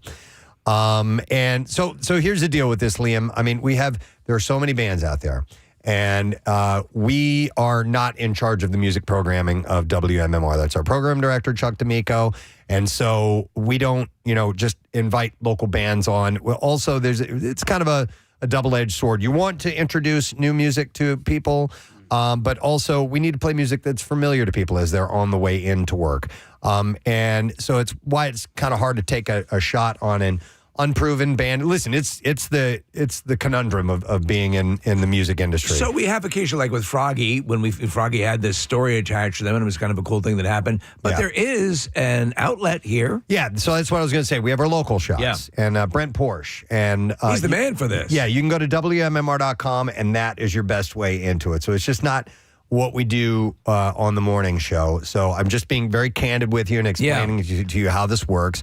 So I appreciate you reaching out to us, Liam. That is really cool. He goes on to say, I totally understand if you can't do it, and I appreciate your time either way. If not, would it be possible to give a shout out to my other bands? And by the way, the name is Obsolescence. Give my other bandmates, Ben, Nick, Dan, and Victor, a shout out. I appreciate all that they do, and I wouldn't even be sending this email if it weren't for them. Anyways, keep on rocking. Have a great week. And that is from Liam Thomas, the guitarist of Obsolescence, which is a cool name, by the way, dude. So good luck to you guys. And look into the Local Shots program. It's tough to get, a foot in the door. Yeah, we've got local bands playing the MM Barbecue. Yes, we do. If you do well, Local Shots, you can end up playing the MM Barbecue. Yeah, you got Octane and Fat Mez both on the main stage. So. Yep. All right, and then one more quick one, and then we'll do the B-file. It says, hey, I'd love to give two shout-outs. To my husband, Joe, and our 11-year-old son, Logan. This is from Amanda from New Jersey. She said on Sunday, April 13th, they'll be shaving their heads to help raise money for childhood cancer research with St. Baldrick's. Oh, that's great. Logan has been shaving his head for this cause ever since he was in preschool and heard that another student was sick. And this will be his 7th year doing it. And he is more excited than ever because he joined the rank of Knight of the Bald Table. And my husband has started to join in with Logan's St. Baldrick's team. They're called Fuzzy Lions Getting Haircuts. And he got in there about 3 years ago. Both of them currently have their hair super long, and my husband can't wait to have it short again. He hasn't had his hair this long since we were dating over 17 years ago. To say that I'm proud of them is an understatement, and I know Logan would get a kick out of his own personal shout out. Thank you, Amanda from New Jersey. So there's one. So there you go. Here's two. And there's two. And that's a great thing you guys are doing. So very, very cool. All right, now it's time for the B-file. Here we go. WMMR presents Preston and Steve's Bizarre File. Brought to you by Adam Home Services. You can get a $59 AC tune-up guaranteed to keep your system running or your money back. And you can call the pros. Call Adam, AdamHomeServices.com. This happened here, gang, and you may have seen the video, but if not, you got to look for it. It's scary. A group of pallbearers fell into the grave alongside a coffin as they tried to put their loved one to rest. The mourners were burying Benjamin Aviles, who died suddenly from heart complications in March 21st at his home in Philadelphia. And video footage intended to record Benjamin's final descent instead captured the awful accident at Greenmount Cemetery in the city. The group of pallbearers are seen walking the coffin from the hearse to the awaiting grave. They position the coffin over the straps, ready to lower it down into the grave when suddenly the platform gives way and all of the men tumbled inside of the pit with the coffin. Some were actually kind of squashed by the coffin, which are heavy, by they're the way. very heavy. That's why you have so many people carrying them. Yeah. The men sustained injuries to their legs, hands, and backs as they were crushed into the mud. Benjamin's son, also named Benjamin, suffered the most. The family blamed the cemetery and funeral home for the mishap, reporting that the platform was in poor condition. That's just, oh my God. It's not bad enough. You're trying to just say goodbye to someone you love, and then that happens. It's already a terrible occasion, and then that happens. I wonder, and this is still early to be saying this, if someday later in life they'll look back and go, laugh. There is the skit Coffin Flop, which is Tim Robbins. Robinson, his show on Netflix, and they have something that's similar to this. I think it's hilarious. I don't think this is hilarious right now. No, Maybe in a couple of years, yes. But I mean, thankfully, no one was seriously hurt. I wonder if they'll look at it, the man who died, his personality, and go, yeah, of course. He would have, yes. He would have loved it. Hopefully I don't that they know. can get some solace that way. Yeah. All right. An 81-year-old New York woman is stuck in Puerto Rico because her airline won't let her fly with her pet parrot. And now it's interesting because Maria Fraterigio says that Frontier Airlines gave her the okay to fly to the island. Well, how does that happen? With her African gray parrot, Plucky, and a carrier. However, when it came time to go home, a Frontier rep told her that she had to lose the bird if she wanted to make the flight. Frontier admits that allowing the parrot on board was a mistake, adding that they don't permit large birds in the cabin, and they won't accommodate her. Fraterigio is how you say him, calls Plucky her emotional support animal and says that the two really bonded after she lost her husband. The hell are we going to do? A police officer who died in 9/11 related from cancer from 9/11. So far, the woman's son hasn't been able to get her home on commercial or private planes. Frontier now says it's looking into bringing her back home. So what do? Take a boat? How's Plucky? What's Plucky? Plucky. How's Plucky? How's Plucky going to fly back? Yeah. All right. So a drunk man wearing a pink wig, fake breast, and a pink thong was arrested Friday evening for causing a disturbance outside of an Applebee's. I can explain. I thought you were going to say Waffle House. Yeah. But. While concerned diners had their eating good in the neighborhood disrupted. Cops say Daniel Ciarello was so intoxicated that he was unable to provide for his own safety and well-being as he was stumbling around the Applebee's parking lot in Clearwater. There we go. Why can't that stuff happen while we're there? Down there. We would have had him on the show. The extremely disoriented Ciarello tried to enter a vehicle that did not belong to him, and when questioned by deputies, he was unable to answer basic questions such as where he was, where he came from, and what state he was in. An arrest report does not offer further details about Those are tough questions. his clothing. He was arrested for disorderly intoxication and booked into the county jail where he changed into an orange outfit because that's what you wear at the county jail. Excuse me while I slip into something more comfortable. There's a mug shot of this guy. I would love to have seen him in this outfit. I have to see He's him. just this big, Oh, dear. middle-aged, disgruntled-looking man. Wait, what's the line from the first line? Sir, this is an Applebee's. Yes, exactly. What's that from? I couldn't place it either, Nick. I can't remember. In the article, the first thing it says, "Sir, this is an Applebee's." All right. If somebody knows what movie that is from, text us, please. Following a night in jail, he was freed from custody after pleading to the misdemeanor charge, and he was ordered to pay a total of $570 in fines and court costs. The Minnesota woman who confessed in her personal journal that she, quote, totally stole a car today, pleaded guilty to a felony charge. Vanessa Guerrera. That was like 8 months ago, right? Yeah, copped to receiving stolen property in connection with the theft last year of a 2004 Ford Freestar van. Judge set her sentencing for July 21st and ordered a pre-sentence investigation. The conviction carries a maximum penalty of 5 years. During an auto theft investigation, police determined the stolen van had been sold for scrap, and the salvage business had stated that she was the one who bought it. And during the police probe, they were able to locate a journal which contained incriminating entries. On the same day that the Ford's owner discovered the vehicle missing, she wrote, "Totally stole a car today. Something I never thought of doing. Effing super freaking out about it." So she's going to go to jail. Yeah. Isn't that funny the way that works? All right, and then we'll do one more story, and we will wrap this up. I need something kind of short and sweet and to the point, and I'm looking through here, and these are all really long stories. How about this one? Just people enjoying the outdoors with no technology except for the escalators. The Lingshan Scenic Area, China, is nearing completion of a big project to install a series of outdoor escalators leading up to its 4,900-foot high summit. Starting in 2022, it is scheduled to open next month. The project aims to make the mountain's peak accessible to a broader range of visitors, including the elderly and those with mobility challenges. Yeah. So an actual escalator going up a mountain. I wonder how they're pulling that off outside in the elements, but obviously they are. Yeah, previously reaching the top took a 2-hour climb up thousands of steps. And with the new escalators, a trip will take only a few minutes. So some think it's a great idea that'll help people who might not otherwise get to enjoy the attraction. Others argue it diminishes the traditional hiking experience. That it does, and it's kind of big and bulky and wonky looking. Have you seen those? And I think it might be in China as well. It is a staircase without a railing that goes up. It's very high up. And people take the challenge and climb up to the top. Apparently, there's some sort of statue or something. But you'll see shots that looks like literally like a stairway to heaven. Wow. And no rails. And there you see people like going up and like sitting, crawling on it. Yeah. So we're looking at a picture of this. Hell no. Yeah. No way, dude. No? You wouldn't do it? No way. No? Not after a certain height. I mean, I'd feel pretty confident up to about a certain point. I don't know, 50 feet or something like that. And then I'd be like, get me the hell off of this thing. All right. And there you go. That's what I have in the bizarre file for you.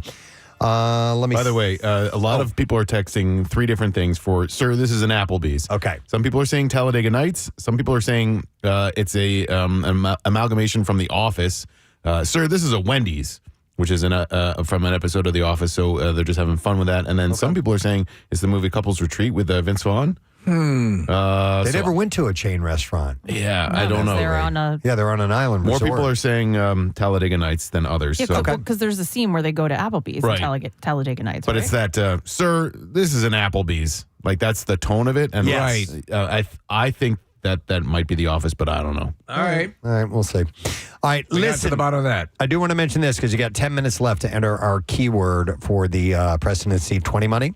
The word is group, GROUP. So get on it. You haven't done it yet. You can do it through the MMR app or at WMMR.com. And of course, you can text it to the special contest short code text number, which is 45911. But again, the word is group, GROUP. So do that now. We'll be back in a moment.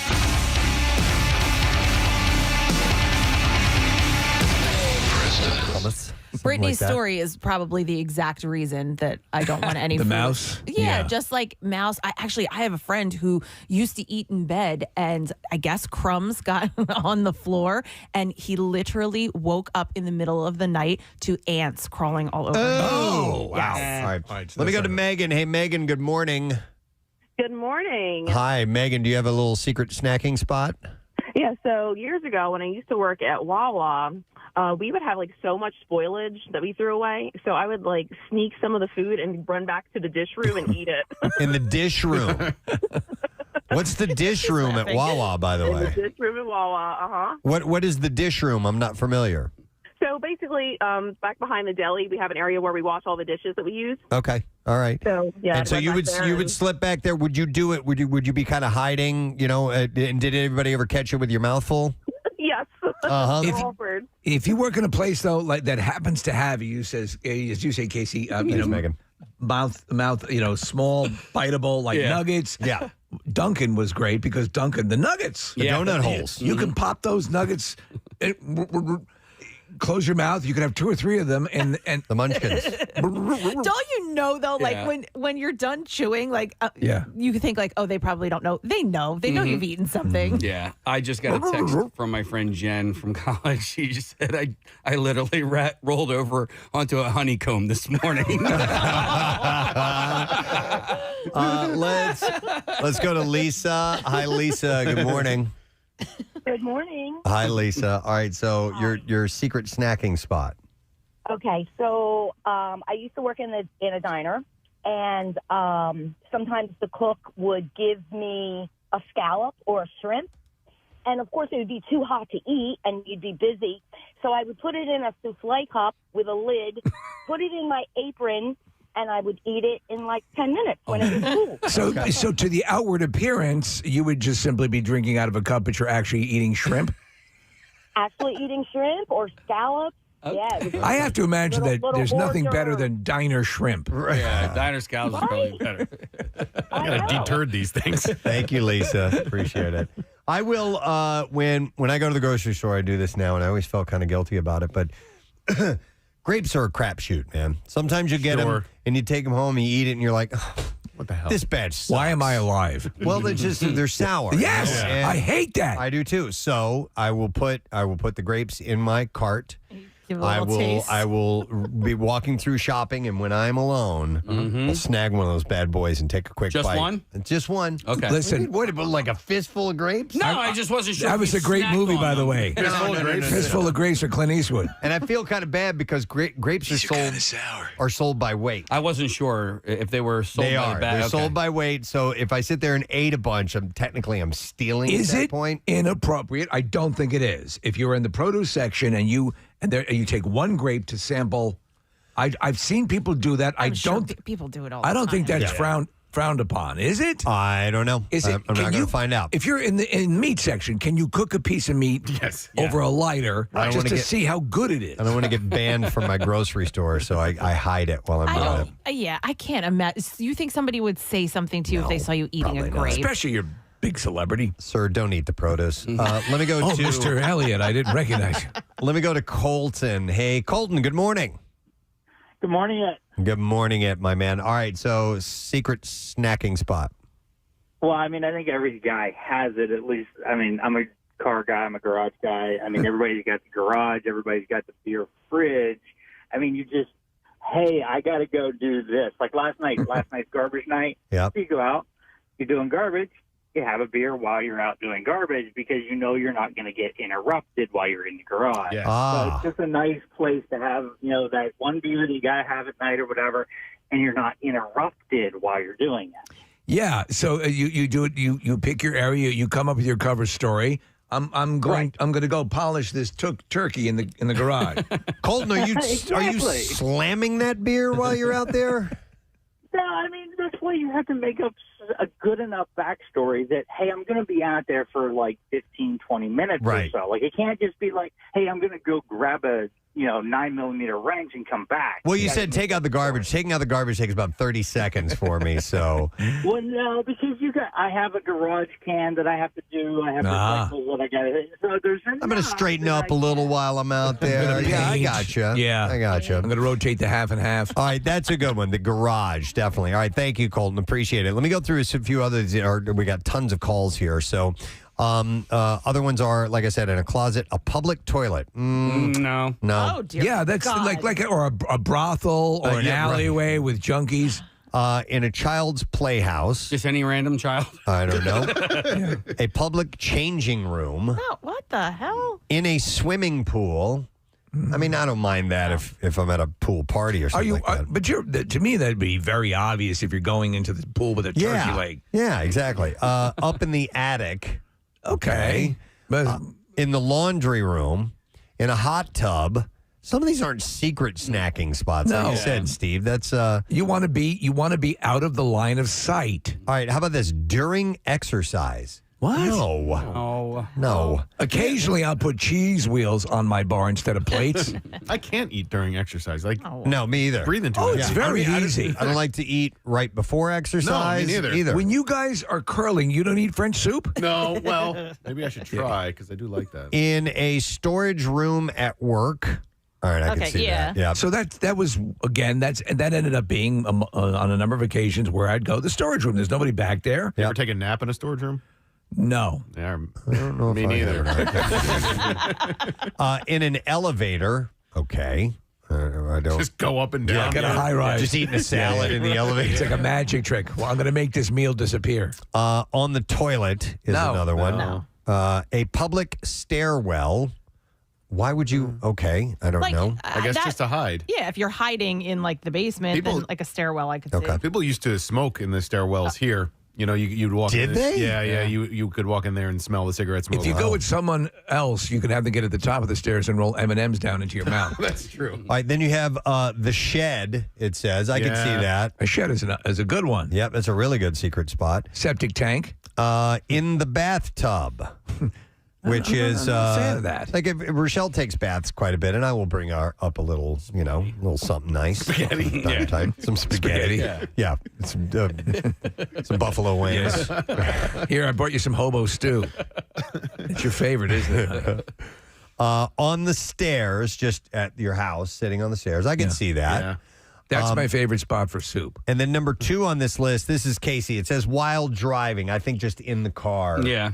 in general I think that's got to be one of the big sneaking food spots. You have delineation though. Parked and driving. Right. What is your driving food? Your number one driving food? Oh, I think you know what that has become for me is a like a burrito supreme. It stays contained. It stays contained. Yep. Not messy. One hand, easy Absolutely. to eat. Burgers are pretty simple too, as long as they're not, like you're not getting like a loaded burger with tons of stuff on it. Right. Yeah. Fries are like, good. Like a McDonald's cheeseburger, pretty damn simple. Shish very, kebab. very easy to eat while you're on the road. Yeah, all of that contained, ready to go. French fries, easy. Yep. Get all that stuff. Let me see here. Baked Alaska. I'm going to go to some more calls here. Let's go to Mike. Hey, Mike, good morning. Good morning, Ed. How are you? Good morning, Ed, buddy. We're good. So, secret snacking spot for you? I am currently 54 years old. It took me 45 years to figure out that the kitchen sink will disguise sounds of wrappers being opened. Oh, okay. Handy stuff like that. If you stand there and run the water, it will disguise many of those sounds, and nobody else. I think you're talking my realm because you go in the kitchen, you position yourself in a way you can cover the sounds. You can make for me it's a combination of that. Hiding the sounds, and then also how you cut that piece of cake so it doesn't look like any cake. Absolutely. How you scoop the ice cream, all of that. How you rebuild the pile of French fries. Right. All of that stuff is critical. Well done, Mike. Thank you. By the way, which leads me to the why are you hiding what you're eating?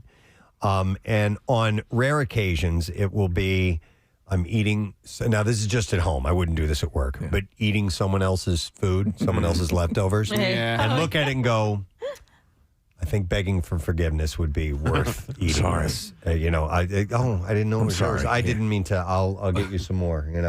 I have done that. What? I don't do that. You don't do that? No, I don't. Okay. You have respect for other people's leftovers? Other people don't. In your house, they'll eat yours. All the time. They ate my ice cream. Yeah. That's why I had to eat my mom's candy last night.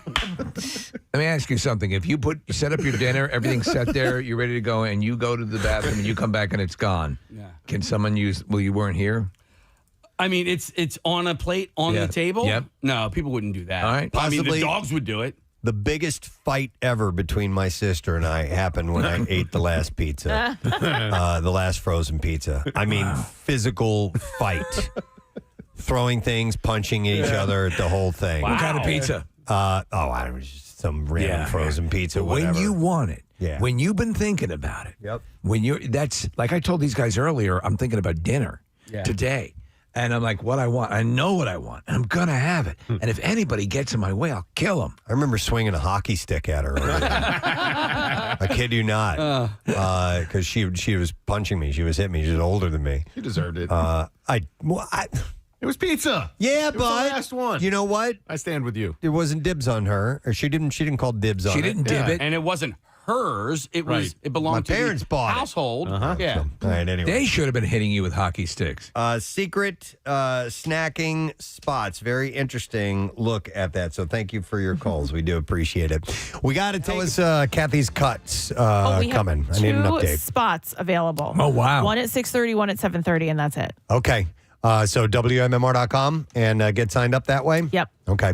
This event is coming up Friday, May 2nd at True Beauty Concepts in Southampton, and you need at least 14 inches of hair. In fact, you'll find the requirements on the entry. And we have a website, right?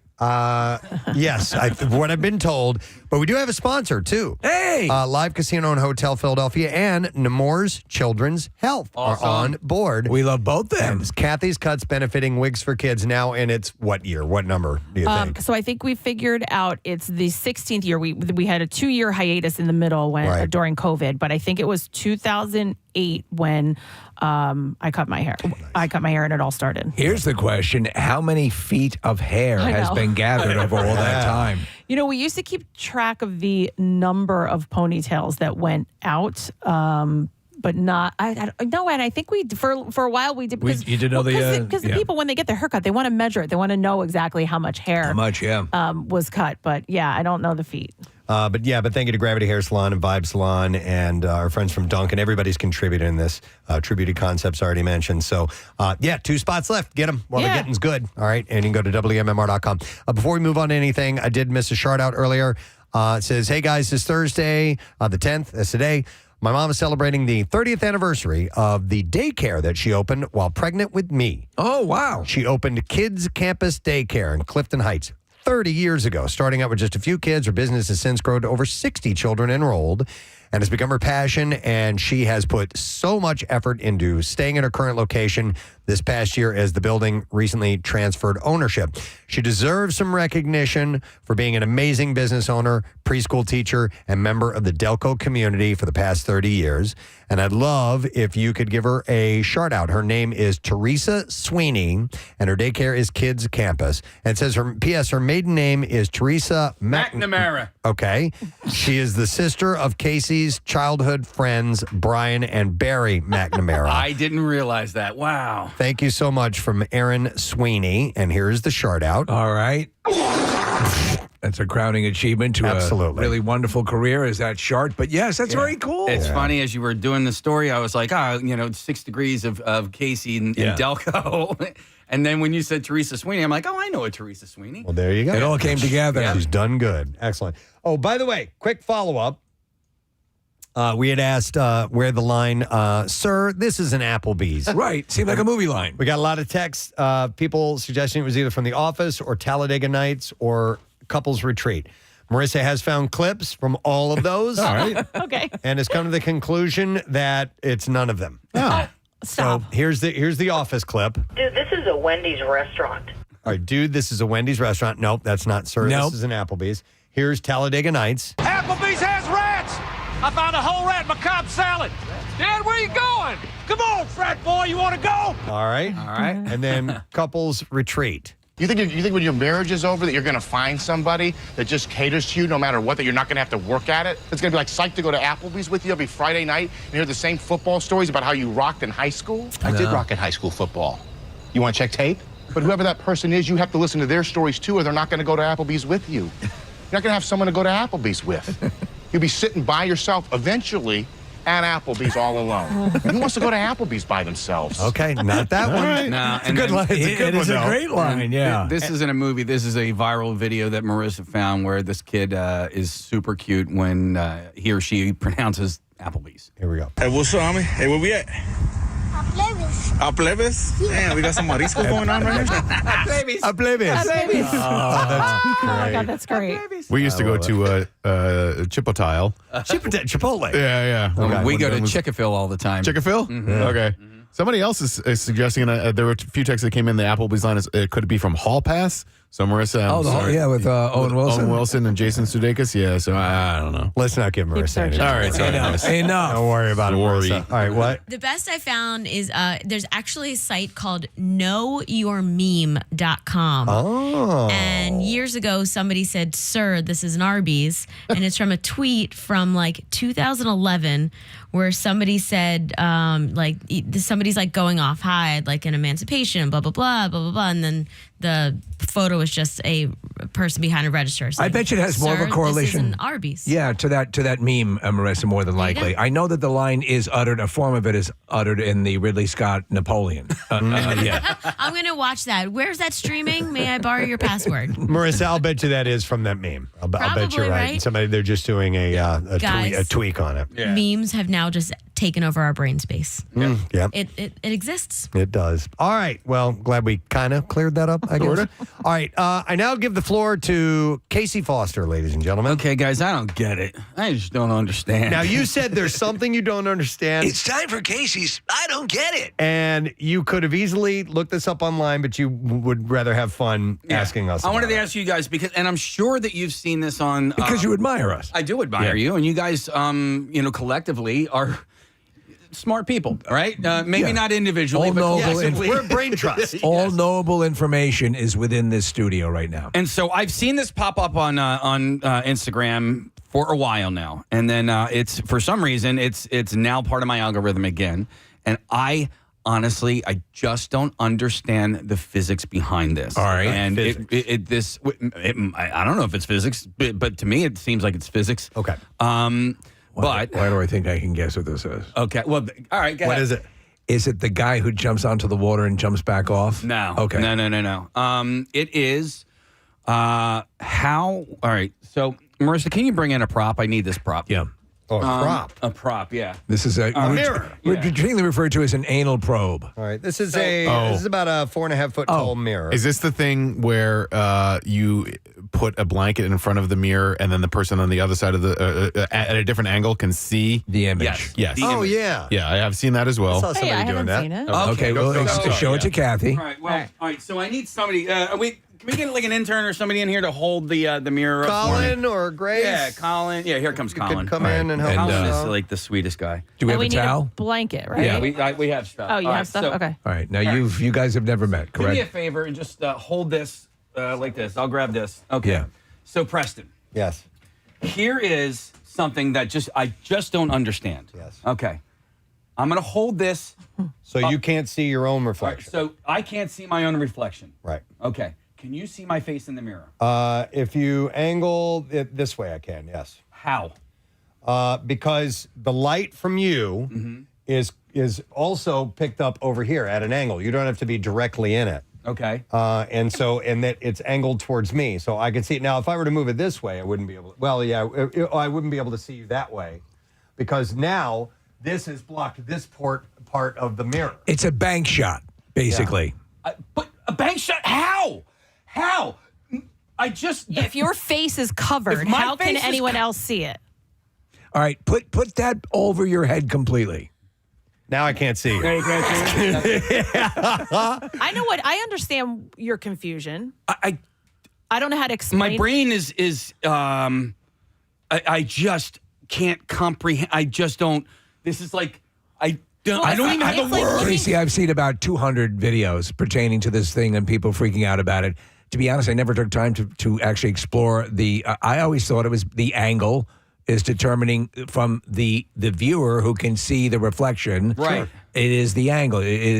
So the light, as Preston's saying, it is a bank shot, basically. Now, Casey, if the mirror. Hang on. Let's do it like this. If the mirror was only right here, I wouldn't be able to see you. Casey, I can see your face. You can see my face. Yeah, I can see it fine. This thing is right up against the mirror. I know, but this isn't. This part of the mirror is still exposed. This is taking in light from you. Okay. You still are exposed. If I stand right here, I can see you. Yeah. All right? Yeah. So if I move over here and this thing were up this high, okay, I wouldn't be able to see you. Casey. But I can see you with my eyes from over here. Go back and look at the thing. All right. Okay. Look. Now, can you see my face? No. Okay. I can see my face. Well, so it's like it's similar to or another version of it. Like if you're taking a group picture, right? Like make sure you can see the camera, otherwise you're not going to be in the picture. So you're kind of implying that to the mirror, which is not the case. Because you can't, you're not taking into consideration the reflection and the angles at which things reflect. Does that make sense? No. No. No. So what my brain has done now is just completely shut down. And I'm not even like hearing what you guys are saying anymore. Did it make sense when you were holding that shirt up in front of you? Yeah. That if you held it up like this and I walked all the way to the other side shirt, I couldn't see you. But if I moved to the side, I can now see you. And the mirror can too, because that part of the mirror is not obscured by that piece of cloth. Oh man, Does that make sense to you? I need this like dumbed down. Wait, and here, so, okay, this happened not that long ago. I brought Nick into the studio and I was like, Nick, explain this to me. It was an image, okay? It was a square and it was like maybe like a checkerboard with the pennies on it. And if you move the pennies. Oh, sure, yeah. He dumbed it down so dumb for me. And at the end of it, he's like, do you understand? And I just went, yeah. I still don't understand it. And like we got back into the conversation a second time and he's like, I explained this all to you already. I was like, oh right, I know. And I still to this day, I don't understand it. I don't understand how it works. Does this case actually, you know what's happening right now is I'm starting to understand it a little bit because Preston is not standing in front of the mirror, right? So I just basically wrote, I drew the same design on the screen in the studio case is the explanation. Okay. Yeah, there you go. Okay, I get it. I get it. You do? I do. right. Because I'm like I know. Preston's not standing in front of the mirror.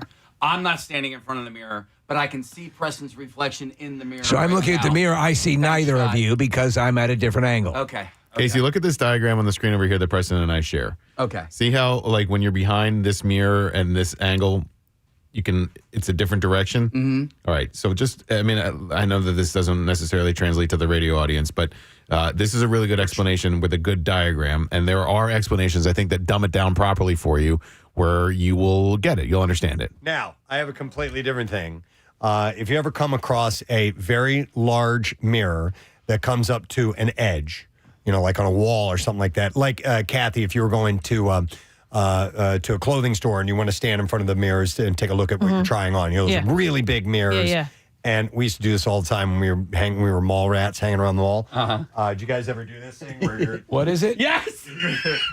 Yes. You're right. Oh, yeah. Well, there's a guy who has a Nimbus 2000 set up, and it looks like he's flying a broom. I Preston. still love doing this. Or a bike. We would do a bicycle. Okay, all right. We would do pretending. So if you straddle it, if you put it at your groin, and you lift one leg up in the air, it looks like you have both legs off of the ground. I still get a kick out of it. It's still funny. I still find it funny. It is. And I still will, on occasion, freak myself out by opening. So I have two mirrors. I have in the bathroom, I've got the very large mirror, and then I have a medicine cabinet mirror. And if you open the medicine cabinet mirror and move it closer to the full wall mirror, you start to get the endless loop of 5,000 Prestons. I love that. I still like doing that every now and then. This will help, Casey. Freak myself Take a look out at a this. little bit. This is a misshapen labia. Oh, my God. It actually is. Steve just pulled up a picture of a misshapen labia. Does that help? Does that help? It helps a little bit. It looked like chewed up bubble gum on a baked potato. Is what that looked like. So with the mirror thing, that's relatable. It helps. But if you're at the wrong... Look at it. Chewed bubble gum on a baked potato. That's what that looked like. It did. Kathy, getting back to the penny thing. Yeah. What's the penny thing? All right, so Explain that, we don't please. have to drag it out any further, but it looks like a magic trick where there are, I don't know, something like 12 pennies around a square, and then this dude removes one penny at a time, and it confuses your brain because the number of pennies that you're counting, it seems like it should be the same, but it actually goes down by one. No, it seems like it should go down by one, but there's still the same amount of pennies. Yeah. And So I'm when like, that doesn't make any sense. So when I sat down to explain this to Kathy, it two things occurred to me. The first is, in my brain, I understand it, but my ability to explain it to Kathy, to teach it, is not great. And so it made me admire somebody who can actually explain these things and teach them properly. The second thing is, Kathy, you and I could sit in a room for 5 hours, and I don't think you'd ever get it. I think that, it's just, and Casey, like with the mirror, there are times where your brain just switches off. It's not gonna and if you're not process going to get it, you're just not going to get it. Yeah, I still don't, and it will pop back up on my social media feed, and it annoys me. I'm like, I can't watch this again because I can't grasp the concept of how there are still the same amount of pennies when you're taking some away. We were kind of talking about this maybe yesterday. We were just talking about this math where people just kind of freeze. Right, yeah, math anxiety. Yeah, math anxiety. Yeah. And I get that sometimes, Sudoku and stuff like that, where I'm like, it gives me anxiety. So is the only way I can. Why do you think you're good at poker? I don't think I am. Well, you're better I'm better than you played in tournaments. Yeah, you're good enough. I would say this, Casey. On the whole, I'm probably better at math than you. Right. But there's no question you are much better at poker than me. I think, because I've played cards my whole life, right? So, it's like if you know DOS or something like that, then all computer systems are going to be come easier to you, right? So I grew up playing first Rummy 500 and then Gin Rummy, and then I played a lot of hearts. And then when I learned how to play hearts, it made it easy to learn how to play spades. And then when I played pinochle, that and those are three different games, but they translate enough. But they all translated the same. And when I learned how to play euchre 2 summers ago. And the guy that I was playing against, or with, I should say, he was like, "How are you so good at this already?" And I was like, "Because I don't know. It's another card game. Shut up. You shut up. Well, it's another card game. It's another card game. And because you've been playing card games your whole life, you're inherently good at card games. Yeah, I get card games. I understand them. By the way, here's a text that says you guys have the best jobs on the planet. You're getting paid to comment on misshapen labias. By the way, great punk rock girl band name. Misshapen labias? Yes.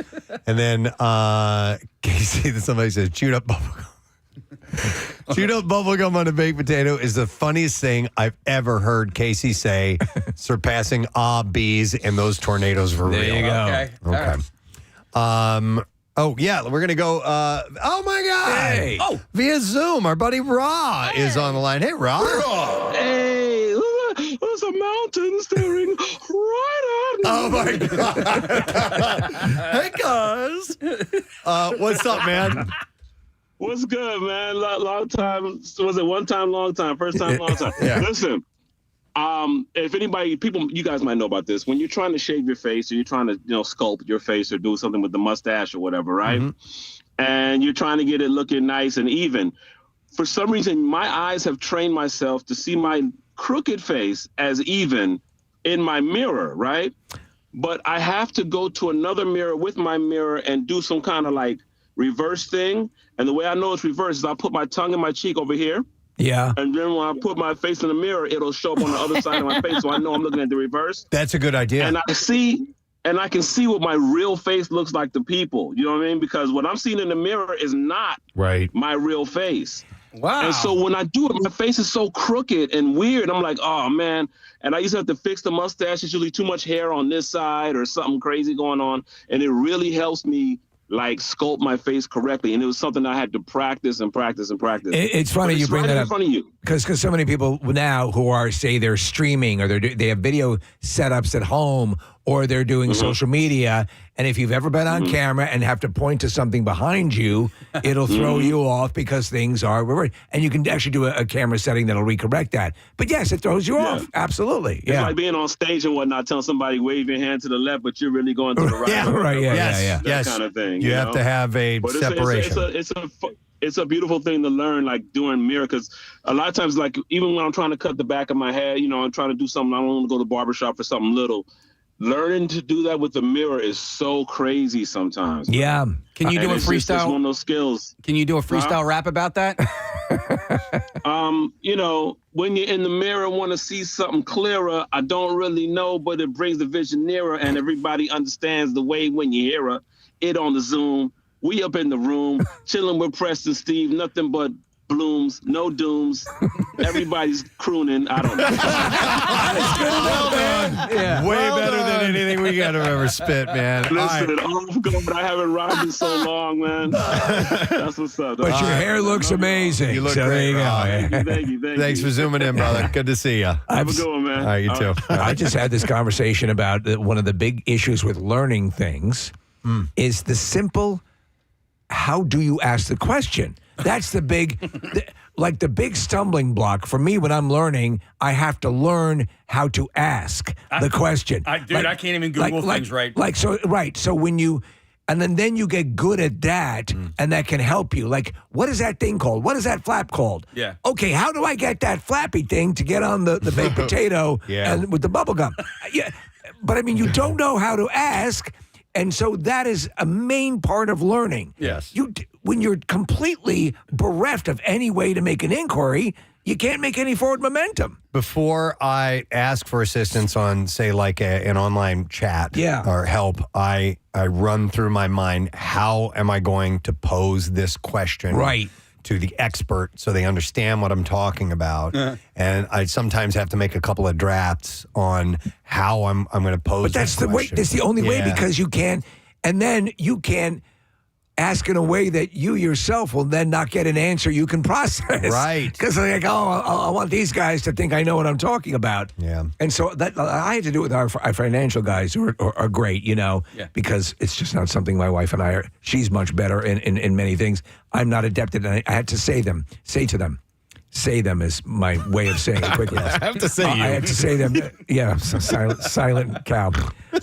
I had to, it's a banner day for me. So I had to say to them, I will not be insulted You can speak as babyish as you want to me. I will not be insulted. Dumb it. As low as you think it is, go 2 steps lower. Right. And then we're jibing now. Yeah. You know? Going to what Ra was saying about the mirror thing and when things are reversed, how difficult that is to, to achieve a task. There was my friends had this game. They brought it over where you put on these glasses and everything it's like flipped upside down. Oh, cool. And then you have to write certain things without making mistakes. And so you're looking at your hand and you're telling your hand to draw an R, but you do it incorrectly. It's a visual voice jammer. Yeah. It's kind of like that. Yeah. And it was, and if you go slowly and you really think about it, you can do it, but it's really, really hard. You know, it's a lot of fun. If you can, wear those during rush hour traffic. Why when not? you're driving. Yeah. See what happens. It's so much fun. If you practice, you can get good at it. You know, so maybe, people might but definitely people's brains are wired better for things like that. Like you can do that thing where you have to. Oh, it's a trick where you rotate one hand in clockwise and the other hand counterclockwise. And he asked people to do it. And this is going to be very visual. It won't work on the radio, but people go like this. Right. You're actually doing them in the same direction that way. This is how it is what it looks like when you go one in one direction. And I practiced it, so I can do it really well.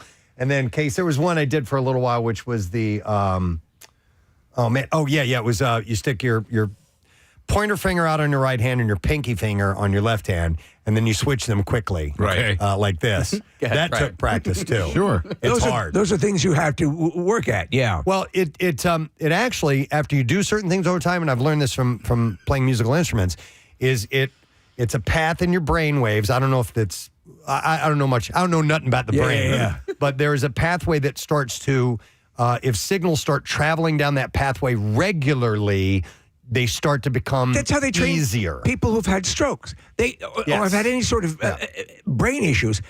You can create new neural pathways. Right. That help you to process things. Neural pathways. Yeah. Or the pathways are there, but they've been overgrown a little bit. Think of it like a dirt road. Okay. Yeah. You can or travel. a misshapen labia. You can travel down it. But the more you train that pathway, the smoother that road gets paved. Exactly. It is funny to see which neural pathways exist when you're a child, like literally hanging out with an imaginary friend, and those pathways get closed over time. And then there are ways.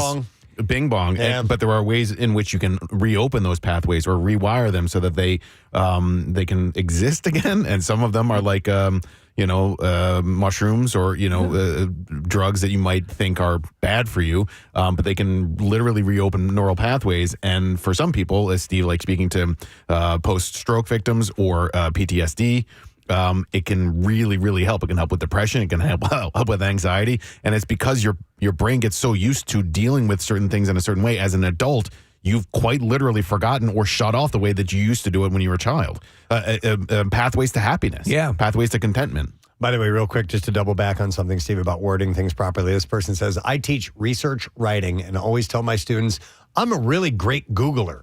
And to try to teach them how to be good at that, too. And it's a little tricky. I've gotten quite proficient at that. What you need to, by the way, it's gotten much better for the casual Googler or person you googly making an inquiry that way because now so many people have asked in variations. Yeah. That's why all those years of Google popping up or Siri saying or Alexa saying, did I get you the information you were looking for? Right. So that's all that, everything working together to make it easier. It's quite literally my job. Yeah. I do it every day. I mean, I am constantly looking stuff up for the show while we're talking about stuff. Yeah, who do you call it? Nate Bargatze has a great bit about and I totally identify with that because he's like he just doesn't know how to properly ask Google what he wants to find out. He's like, what's with them skyscrapers over there? And Google's like, what the freak are you talking about? Yeah. No, we've all been there. All right. Well, listen, we got to take a break. Marissa, did you want to add something? Are you good? Hang on real quick. I was just going to say ChatGPT is like the new Google. Yeah. Yeah. And even if you take a photo of something and you say, ChatGPT, where can I find this? Yeah. And it just tells you. It's more user friendly. And by the way, it's taken all of its information from Google and Bing and Ask Jeeves and all of those things. Yeah, ChatGPT is using Google as well. Yeah. exactly. Yep. All right. Well, anyhow, Thank hopefully you, guys. we cleared some of that You up. did. for You did. All right, we're going to take a quick break. Come back in a second. Comedian Brittany Brave is going to be joining us at Punchline tonight, by the way. She'll be performing. We'll be right back. Stay with us. Preston and Steve. 7:51. We need to get to the bizarre file. We're going to have a fantastic actor, Mr. Chris Cooper, is going to be joining us along with his wife. She's an actress as well, Marianne Leone, and they're talking about a project that they have available now called Within. Todd Fedorik's going to be on the program too, former Flyer great, and more. Stay with us. We'll return in just a little bit. Light. We got some free ink for you to win Tattoos Day. So if you're interested in a $350 gift certificate for Floating World Tattoo and Piercing, just text the word tattoo to 39333 and we'll get a winner by the end of the program. Did you get the email of one of our tattoo winners who did a Gene Simmons chicken? No. Is that real? Yeah. No, I need to see that. I'll dig that up. I thought you guys all got it. No, I have got to see that. That's brilliant. That's as show-centric as you can possibly get. And it pays tribute to two great things, Gene Simmons and chicken. Exactly. Oh, my God. It doesn't get better than that. All right. This next segment might not work. Who knows? We're going to see if it does or not. We have talked about this in the past, about bringing in some items to show and tell about. Preston? Yes? They said the same thing about the X1. And look what happened. It broke the sound barrier. Yeah, there you go. All right. So, ladies and gentlemen, for the first time ever, the Preston and Steve Show is bringing you Show and Tell. Thought I'd throw in a little bit of Rush this morning.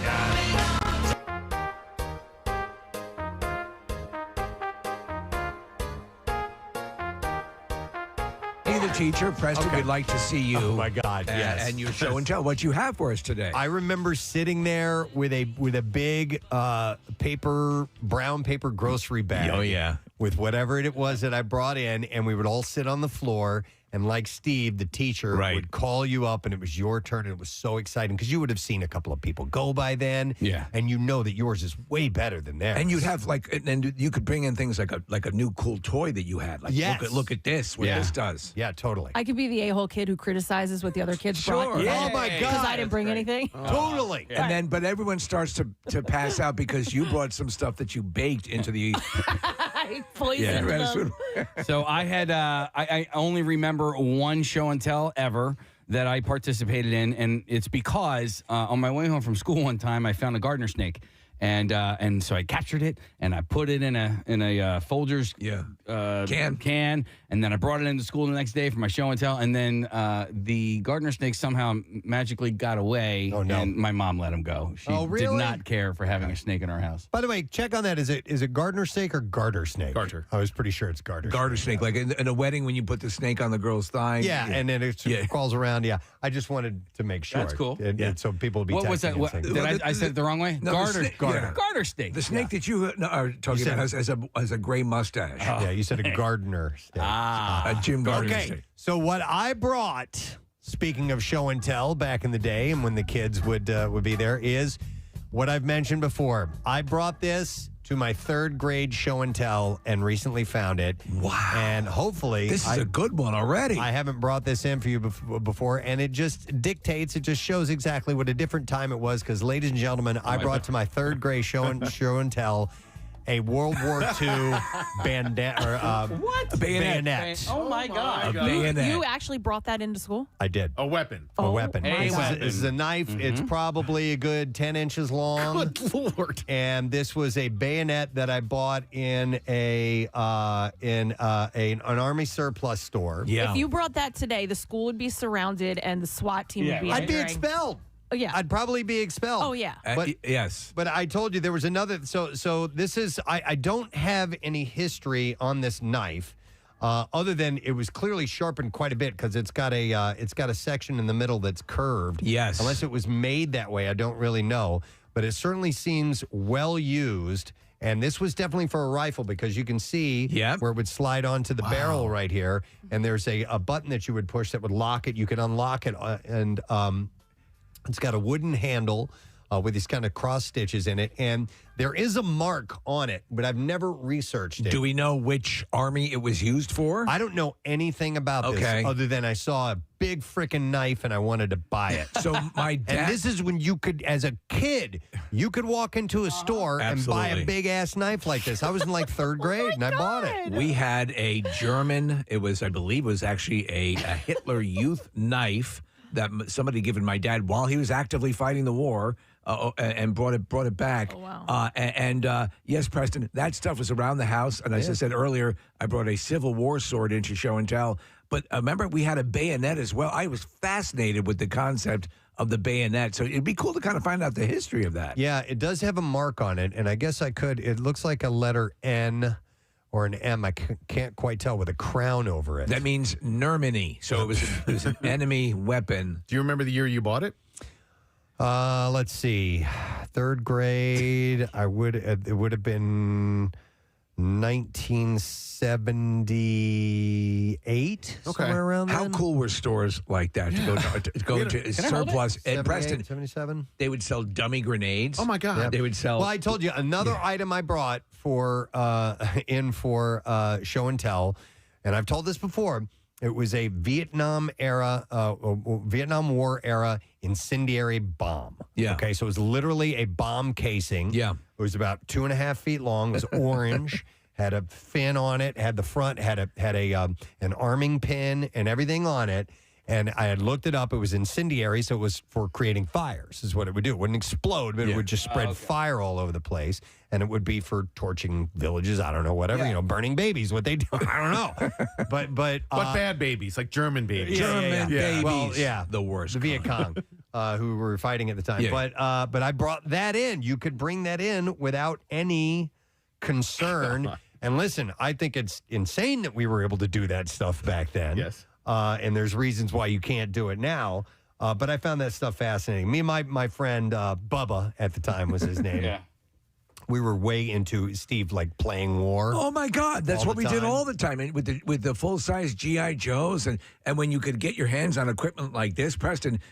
When I brought the full Civil War sword into, it was a cavalry sword too. I think it was a cavalry officer brought that into school. I was proud because I had a story attached to it. We just used that sword. My pool was above ground pool was frozen, and I ran the sword about 50 times into the frozen pool liner. Oh man, my dad loved that. So it was a Civil War era sword. Yeah. What did you guys ever do? Those things are worth a ridiculous amount of money. I guarantee you, it walked. My dad, when my mother passed away and we moved. My dad held the most crazy garage sale. Wow. Like things I had just bought ended up in the garage sale. I'm like, He just sold where is? everything. I sold it. It's like, Dad, this is where you can't run a garage sale. Yeah. So I don't have much to tell other than that I took it to show and tell as a kid, and that's just insane. It's a beauty. This thing was allowed in there. So would you want to find the history on it? Like, would you want to figure out? I've had it for a long, long time. You know, it's not something you probably take to Antiques Roadshow. There's probably not a lot of inherent value to it, but I bet there's a story behind it. And like, so you could talk to a military expert or some weapons expert, and I bet they could track down like the rifle that it was used for, the era that it was used, that kind of thing. Yeah, probably. It's pretty beat up, but yeah. Still. I mean, I can't believe, that they sold it to you. You didn't have a parent with you? I can't remember if you said that. I don't remember. No, you could walk in, honestly, Case. There's a surplus store in Northport, Long Island. Yeah. You could walk in. I remember. And walk out. I'd buy cigarettes for my mom. I know. Age, I mean, but if I came home with a knife like that, A, if they sold it to me, and then B, if I came home with it, my parents would be like, no. Casey, I had a machete as well. I couldn't even have nunchucks. I wasn't even allowed to have nunchucks. We lived in a place, this is when I lived in South Carolina when I had this, and there were woods all over the place around us, so I needed a machete. Yeah. I had to get around in the woods, so it was crazy. I had a motorcycle, I had a shotgun, it was ridiculous. I remember buying flying stars from, all sorts of crazy weapons. Yeah. Yes. So somebody messaged on the YouTube stream that you should never clean that blade. It's worth more with the patina on it. Oh, and I've never heard that before. Maybe just that's the new thing in collecting. And I was telling Preston about this. And with automobiles, Nick, you don't restore them. No kidding. You let them, if you can find them, and let them be their original with a little bit of rust, a dent, all that makes it worth more these days. Casey, do you see that? There's like small bits of dirt and mud on there. That was from me as a kid, jamming it into the ground or whatever. It's Hitler's blood on the edge. Maybe that's what that is. That's what it is. All right, so that's what I have for show and tell. Thank you, Kathy. Do you approve? I mean, I'm not into weapons. Okay, all right. But it's good enough. All right, let's get another show and tell. Hey, wait a second. Can I send Kathy down to the cafeteria to get the pints of milk for snack?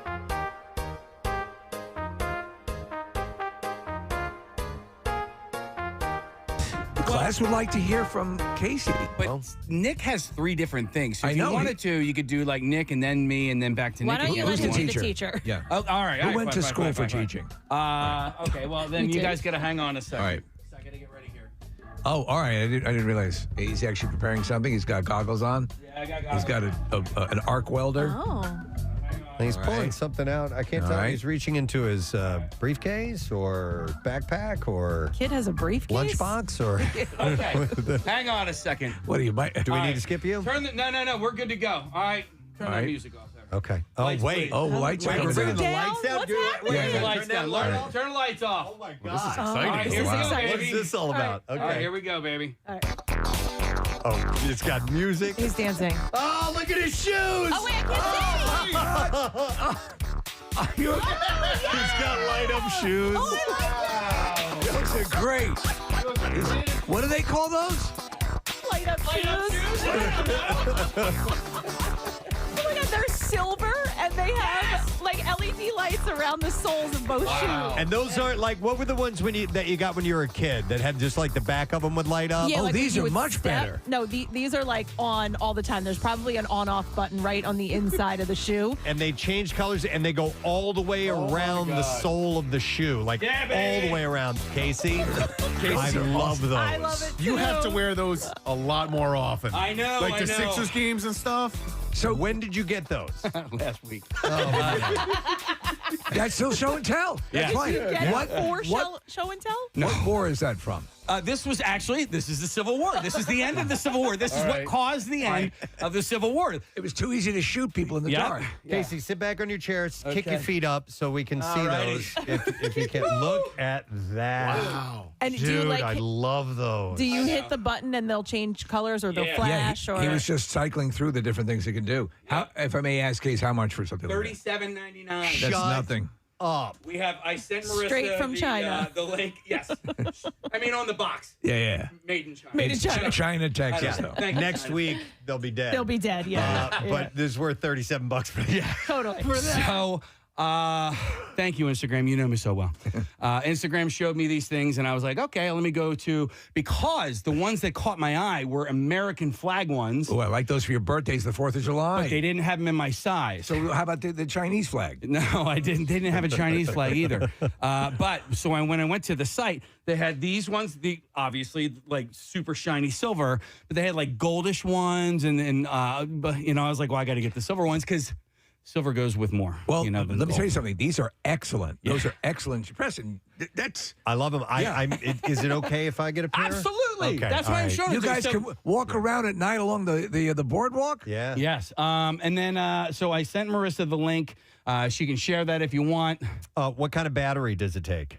Oh, so it charges. So here's Okay. You have to run really fast. Yeah, you got to run really, really fast. Runs They're on kinetic exercise energy. shoes. No, so it runs like this. It's got a And when you battery just- on the inside. You run that right to your pacemaker? Run it right to the pacemaker, and you're good to go.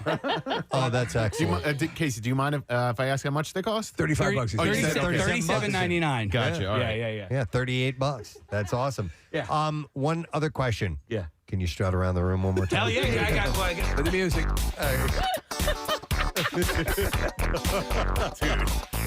Is our camera picking these up? I hope so, man. Because that is the best, dude. They're Casey. awesome. They're really awesome. Thank you. Dude, we should all get them. We should have show light up shoes. I agree. I will get them. agree. I'll I gladly like it. get them. And then, Kathy, you could teach us a little short dance routine. Oh man. All right, here's the deal, though. Whatever our next live event is, we have to do that. We have to order the shoes at the same time so they all fail at the same... So they all work at least for a week.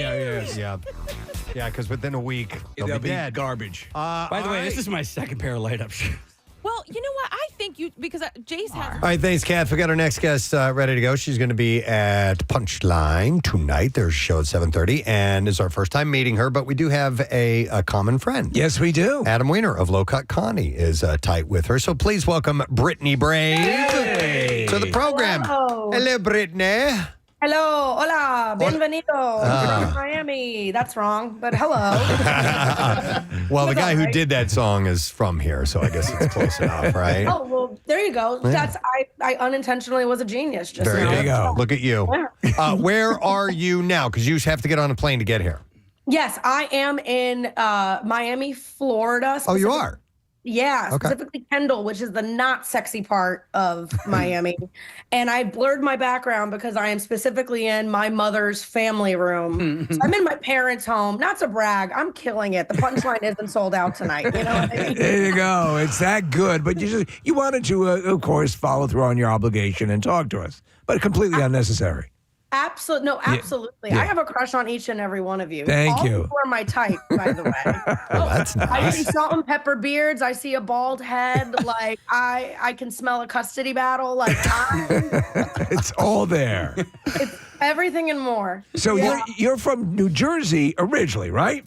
Yes. Okay. I was born in Bergen County and raised in Miami. So whichever one anyone hates less, you can identify me as being from there. Well, I've heard you say you have a love-hate relationship with Miami.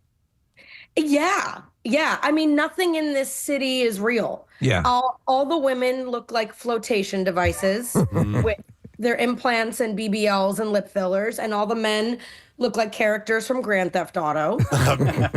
Everyone pays for everything in crypto. You ask what anyone does for a living, and they just go, vibes. Connecting the dots, making it happen. And you're like, okay, that's a long-winded way of saying drug dealer. So, you know, I love it. It's warm here. The beaches are great. I always say that, like, New York is my wife and Miami is my side chick. Like, I married New York. I'm committed to living in New York. It's much more stable for me.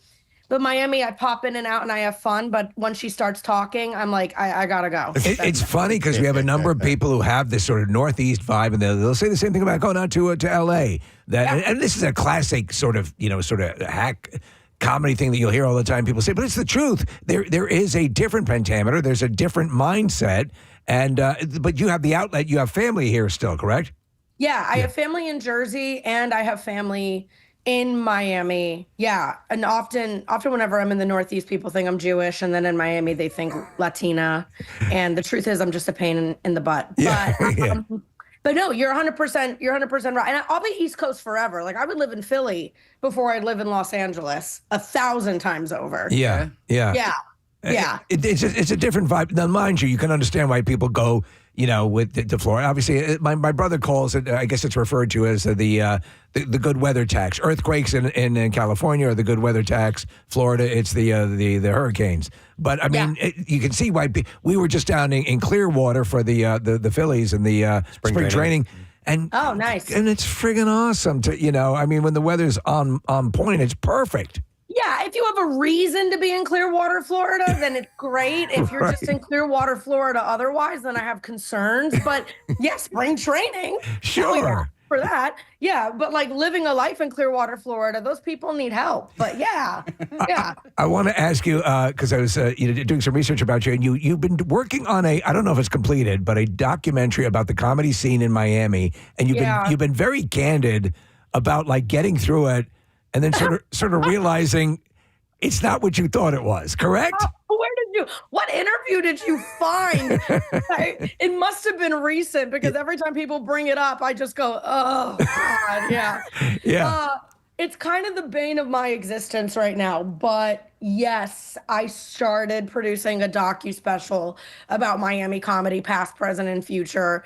You know what? Once it's completed, I'll tell you I'm super proud of it, and I'll be jazzed to add filmmaker to my IMDb. But right now, I was a little delulu, as the kids say, 2 years ago. I said, I love my comedy scene. Why isn't there more comedy in Miami? Less nightclubs, more stand-up, and I want to capture it. And I'm definitely a very independent filmmaker, putting one foot in front of the other. But it's in post-production, which is farther than what most films. That's an accomplishment. Let me ask you: Has Rogan's Texas, the Austin, is it right? Yeah. Has that sort of cornered, or at least stolen the heat on the next big boom town for comedy? 1,000%, it lapped us. So I feel like in the pandemic, West Coast comics kind of migrated down to Austin, East Coast comics, New York, and so on, or even like Chicago kind of came down to Miami. And both of them kind of had this heat on them. Both of them were kind of like going through puberty. Like everyone was relocating here. Yeah. It was open where the rest of the country wasn't. But yeah, you know what? When you have like Joe Rogan and Tony Hinchcliffe and Tom Segura, heavy hitters, claiming Austin, that was kind of it. Yeah, we were just talking to Brian Callen. He's made the move as well, so it's part of the. But I remember there's a great documentary about the golden years of Boston. Boston was the place. Everyone, Colin Quinn, and everybody was going to Boston. So these things flare up. But you're a traveling comedian, so as well you know. I mean, you can make it work anywhere. Yeah, and Miami specifically flares up like a case of herpes more often than not. Like herpes. Right, exactly. Yeah, so you can make it work anywhere. I think I selfishly wanted to stay in Miami because my mom and dad are here and my friends are here, and I made the most out of it for 3 years. But I did relocate back to New York at the top of this year, or as my Miami friends tell me, I sold out. So you know, I want to switch gears completely, Brittany, because you gesture a lot with your hands, and you've got great looking nails. By the way, she does. Oh, yeah. I wanted to ask about those. They look au natural. They're not really, no. I see a little bit of paint on there. Oh yeah, no, they are not natural whatsoever. Oh, these are fake. Excuse me, a man with that much attention to detail. No, Casey and I find using all the wrong words to describe nails. Too. Well, whatever, man. Yeah, right. You know, listen, Casey and I find women's hands attractive. The right hands. I mean, like there's you have sexy Thank nails. you. Okay, I can't show you anymore. You got to go to my OnlyFans. We've been trying to get Kathy to put together a foot account because she would make a mint on that. Kathy, you got to get on OnlyFans. I'm so passionate about this. Every woman should have an OnlyFans. I know. It's crazy too because you don't have to be Jenna Jameson. If you have popping kneecaps, go with it. There's a fetish for everything. The men are disgusting, and Kathy, there is money to be made. Yeah, on that disgust. Passionate about this. We could do feet and hands. Literally, one time I had a guy pay me $300, and he was like, "Can I just get a video of you eating a strawberry on camera?" And I was like, "Yeah, my rent's due. Let's yes. Wow. Throw in a grape. Like, let's go." Yeah. Brittany, what's the story with you and Adam Weiner? I mentioned that at the top of the interview. So Adam's actually making an appearance on the show tonight. Adam Connie. Yeah. Awesome. We're doing something really like fun and interactive at the end of the show. I don't want to give away too much, but we are going to get the crowd involved. But many moons ago, before doing stand-up, I was a music publicist. So I worked at Sony and Columbia Records and some agencies, and that is how Adam and I met. Is I repped him. I was his publicist for a couple of years, and I left that agency to start my firm. Adam was my first client. I'm a huge fan of Loca Connie. And then one of my favorite stories about Adam is we went to South by Southwest together, and we peed in adjacent bushes in Austin, Texas, because all the bathrooms were backed up. And he was like, "I'll face this way, you face that way." Right. And I said, "Okay." And I was going through a lot. And Adam fired me while we were peeing in the bushes. And he said, "You shouldn't do PR, you should go do comedy." Yes, we had a long heart-to-heart while urinating in bushes in Austin, Texas. And he said, "I love you to death. You're not doing your job as a publicist because I think you really want to be a jester." So I'm forever bonded to Adam and that whole band, and I adore him. And he's on the show. Well, that's better than a blood ceremony, a pee ceremony. Yeah. And by the way, so you guys are back to back. Did he, to make it more symmetrical, did he squat along with you, or did he just? He did. Okay, good for him. That's good like that. I don't know anybody listening has seen Loca Connie live. He's very flexible. Yes. More than anybody on this call. Listen, that's the height of chivalry when you hunch down next to the woman peeing in the bushes next to you. Yeah. Yes.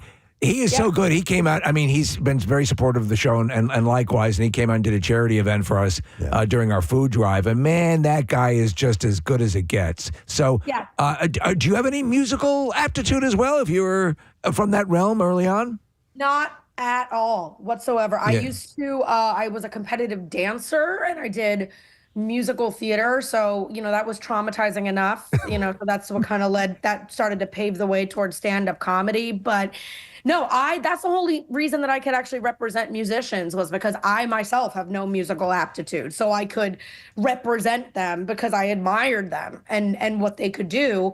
And when I was working in PR, at one point I started getting assigned comedy clients. And I had done improv for years and acting, and that's when I started to become really bitter. That's when I was like resentful and bitter, and I was like, I can represent musicians because I admire them and can't do what they do. I can't represent comedians. It was like my fault, like my heart was getting ripped out of my chest. yeah. If you have disdain, no, that makes complete sense. But not everybody can seize the moment and take a bit of salient advice and turn it, and make that career pivot. Yeah. Yeah. It was the best thing I ever did. And I mean, you can also throw in like a really bad, abusive, traumatic 3-year relationship. That also I have Adam to thank for kind of knocking some sense into me and reminding me of my self-worth. Wow. He's a mensch. She's a really good egg. He was there for some dark years for me, but all of those factors combined, I kind of uprooted my life, and now I tell jokes for mozzarella sticks and drink tickets. And you know what? I've never been happier. All right, so do me a favor, and some people cast aspersions on them. Defend the mozzarella stick for me, because I happen to be a big fan of the mozzarella stick. Who is not a fan of a mozzarella stick? No, mozzarella sticks they're having a nice little resurgence. I was out on mozzarella sticks for a while there, and then I had one at Hunt's Annex Lounge just a few weeks ago, and I was like, okay, I'm back, baby. I don't know what that is, but it sounds like a strip club. Is it a strip club? It is not. No, it's just this little bar in Delco, just south of Philadelphia. It should add strippers for credibility. Just for it. Mozzarella sticks and strippers, you can't go wrong. I'm saying that's my retirement plan if this comedy stuff doesn't work out. Okay? I don't know. This is news to me that mozzarella sticks were ever out. Yeah.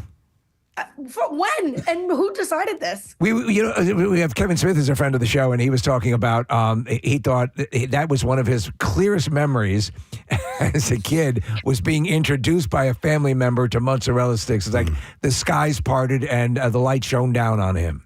Yeah, well, I mean, I'm a second-generation Italian Sicilian, so mozzarella sticks, like at my communion, I'm pretty sure they didn't give me the bread and wine. They gave me mozzarella sticks. Instead of a Eucharist. Yeah. God, you know what would be better? I have an invention I just came up with right now. Have you guys ever had like a salad that has like a goat cheese medallion? Yeah. Like it's fried. What about goat cheese sticks? Yeah. Phenomenal, right? Yeah. Yes. Yes. But you know what? I have a feeling that has to exist just It somewhere does. weird woke neighborhood in Bushwick, Brooklyn, or something. You know it does.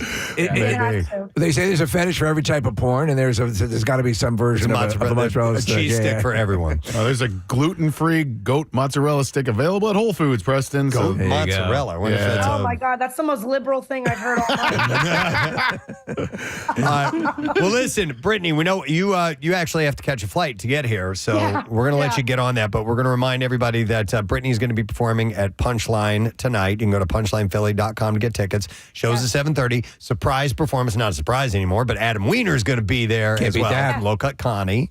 So come out and see what it's all about. But the next time you come to town, come by and see us, okay?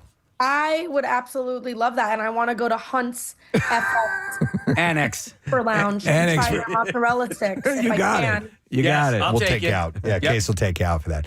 All right. Thank you, guys. Thank you, Brittany. Have fun tonight. We'll see you. Brittany Brave. Hey. She's really sweet. She and is. funny. I like that. Yeah, excellent. All right. Speaking of, we were talking about Adam Wiener helping her out, and she called him a mensch and a really good person.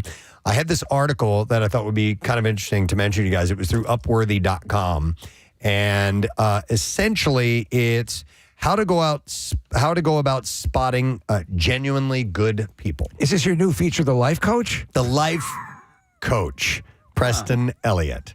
No, but it says there's a lot of con and artists and narcissists. People use the veil of kindness when they're duplicitous and evil, and then before you know it, you're goose stepping. Yep. And it says it's not always clear, especially at first, but there are some subtle indicators that a person's virtues are real and sincere. And it's an interesting list. And some of these are going to go, yeah, of course. But there's one at the end that is. I want to see what you guys think. Okay, because the ones that they're the obvious ones, and I'm sure we'll get through those. But there are little subtleties. There's things that I pick up that I think I use as a metric to determine if someone is a legitimate good person. Yeah, so this is these are according to this article. People had contributed to this conversation and shared the telltale signs that tell them a person is genuinely good. So there are quotes from the people that have said that this is what they look for. So first one on the list is they can admit weakness and apologize. Yes. I would like to apologize. Yeah, absolutely. This guy was clearly very, very kind. I apologize. I'd like to apologize. Oh. I apologize. I'd like to apologize. You just kept doing it over and over. And actually, I would like to apologize. Was I supposed to do this first? Yeah, but we'll do it later. Are you sure? Yeah, do it now. He admits his mistake. Yeah, I'm going to admit my mistake and do this now. Well, say you're sorry. I'm sorry. Right. All right. I offer a full retraction of all of my former statements that were uttered completely with malice. And I now retrieve those words into my butthole. Are you doing a little bit of a fish called Wanda? I am trying to remember how that went. I only remembered malice and full retraction. Sorry. That's one of my favorite apologies ever in a movie. I don't know. I was just thinking it wasn't genuine, so you're probably not nice. Wow. What? It wasn't. You were reciting a movie line. I am sorry. I'm sorry to Marissa because she went to great lengths to get this set up. And someone's hand flows in town. So we have a winner for our Preston and Steve 20 money. Yes. And we can be a good friend to this person. I'm going to announce who it is, and then we are going to, quote, cold call them and put them on the air and congratulate them. There are all sorts of legal ramifications. Yeah, right? So we're going to congratulate our $1,000 winner, Thomas from Franklinville, New Jersey. Or is it Thomas Franklinville from New Jersey? No, it's Thomas from Franklinville, New Jersey. Hey! All right. So is this coming up on the Zoom pot or the phone pot? Phone pot. Okay. No, it won't. No, it won't. I'll guarantee. Right here? Yeah, right there. Okay. All right. Am I dialing it now? Okay, here we go. Let's see if it happens. I don't hear anything. Oh, my God. I hear something. Hang on. Let me get the phone. Get the phone. Hurry up.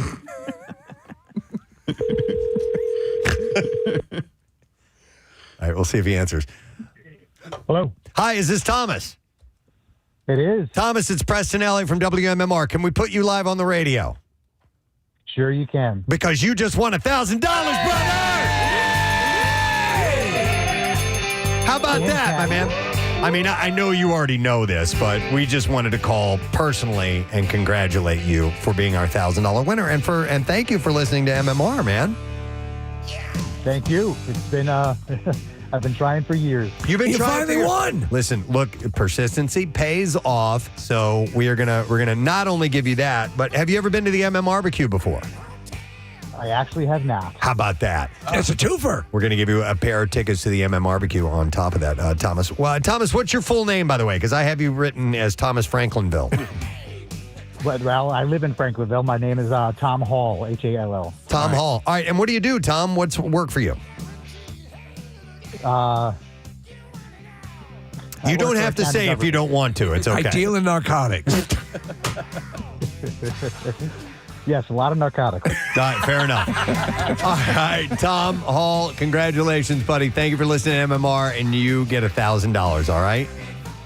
Thank you. All right, buddy. Congratulations. There you go. Thomas, Hey. Tom Hall, now known as Thomas Franklinville.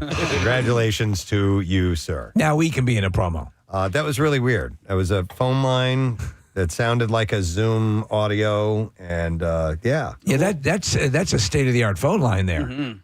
Okay. Yeah. All right. Well, anyway, so back to the good people list. Back to the good people list. I apologize for the I apologize. for the break in there. So yes, good people can admit weakness and apologize.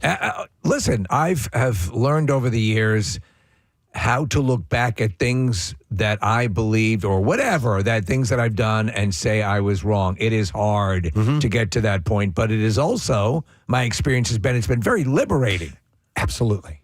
That's the thing about it. Yes. Is if once you admit you either made a mistake or you just didn't know, and you can admit you were incorrect, you were wrong. It means so much to that other person that maybe had it may have upset someone that you're apologizing for a reason. You're sorry for something, and it holds weight, and it's so important. So here's the quote from this person says, they hold themselves accountable for their actions. They apologize and try to make amends, are willing to learn from their mistakes and misconceptions. That's part of it too. If you apologize, hopefully you have learned something from that as well. That gets hard as well, but you can do it. You can do it. Yeah. All right, here is another indicator of a genuinely good person. They do the right thing when it's not convenient. So this quote says, it's easy to be a good person when things are easy. A true good person will remain good when they are angry or scared, etc. If your morals evaporate under stress, you don't actually have morals. That comes, you're doing it for show, less faux show. I need a scenario for this. Okay, so something may be an inconvenience for you, but you turn it into a convenience for someone else. Let's say that you're okay being inconvenienced to help someone else. Okay, exactly. And it can be, and there are levels of that. I mean, there can be something that's, life-changing inconvenient, and you've really gone above and beyond to help that person out that needed help. Or it could be just like, hey, I really wanted to go to this concert, but man, they're a much bigger fan. I'm going to give my ticket to them. It can also be the person amongst a group of people who are they're going along with what a consensus seems to be. Right. And you say, no, this is not right. This is not fair. Right. Okay. Good point. I would think that the same general approach would apply to somebody who is generous when they don't have money. People who are able to give when they really can't afford to do so.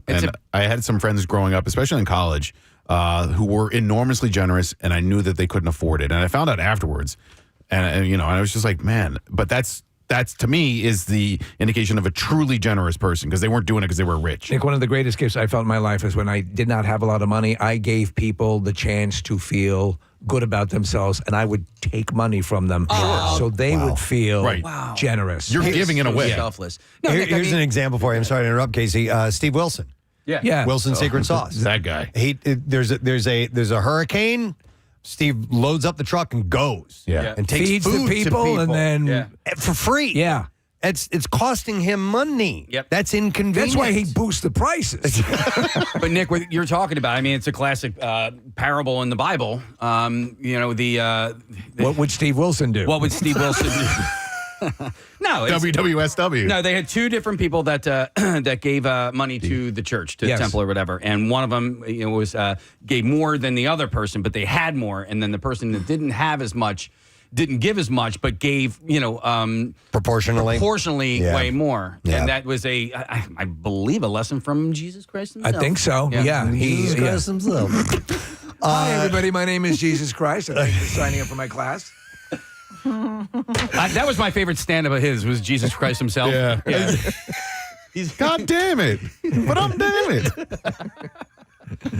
Love that bread. Jesus Christ.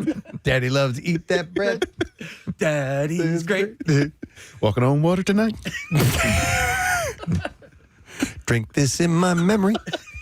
The quote is, it's easy to be a good person when things are easy. A true good person will remain good when they're angry or scared. Like I said, if your morals evaporate under stress, you don't actually have morals. Here's another one. They are kind when they don't have to be. It's a similar example. Of the last one. It's a nuance.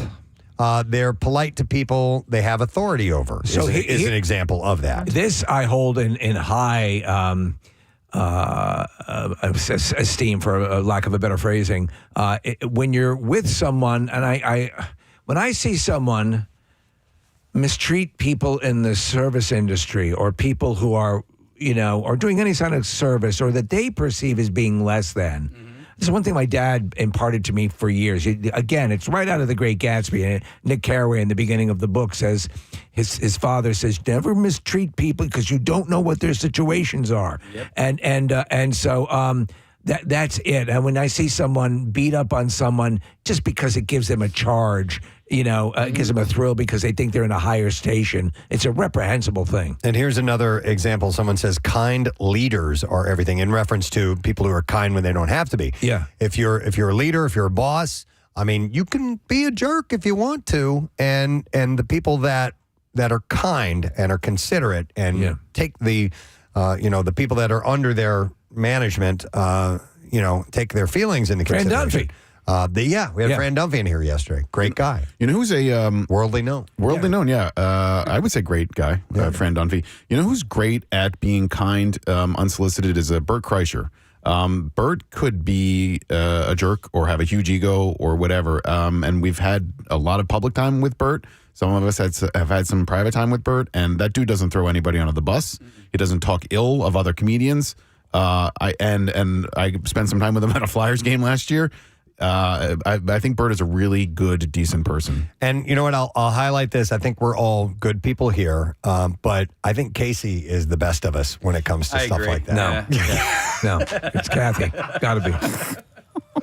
When you think people person. I think I see Casey do acts of goodness regularly. Yeah. Unsolicited, and just because that person needs to feel good, and I'm going to do it. And that's what he does. It might be that I'm actually a garbage human being, and I'm just trying to make up for it. Make up for the crap that you are. Oh. Yeah. Oh, okay. No. So like the people you're killing and whatnot, in other life, you offset it. So when I'm at the pearly gates and I'm like, just please let me in. I know that I killed all those people, but I was really nice to this custodian at the it's guilt. It's the like being we were the Catholic guilt, which I've but I mean I'm always there's a perception of I always have to make up for something that in some way I've screwed something up, and so I have to do these things. But it's still like we talk about this when when you're going into a store case and there's somebody outside and they're asking for some money and say, well, I don't. It's like I long ago reconciled myself to the fact that I'm going to give it with the best intentions. Yes, whatever you do with this money. I can't change that, but at least I will try. Yeah. I think my sort of bottom line is that I don't want to be. You want a hand job for it. Well, that too, but I don't want to be the reason for somebody's bad day. Yeah, no, I know. What I mean? No, Like, that's the worst thing. When they get home and they're sitting on the couch and go, man, that freaking guy, I don't want to be. I don't want to be that freaking guy. All right.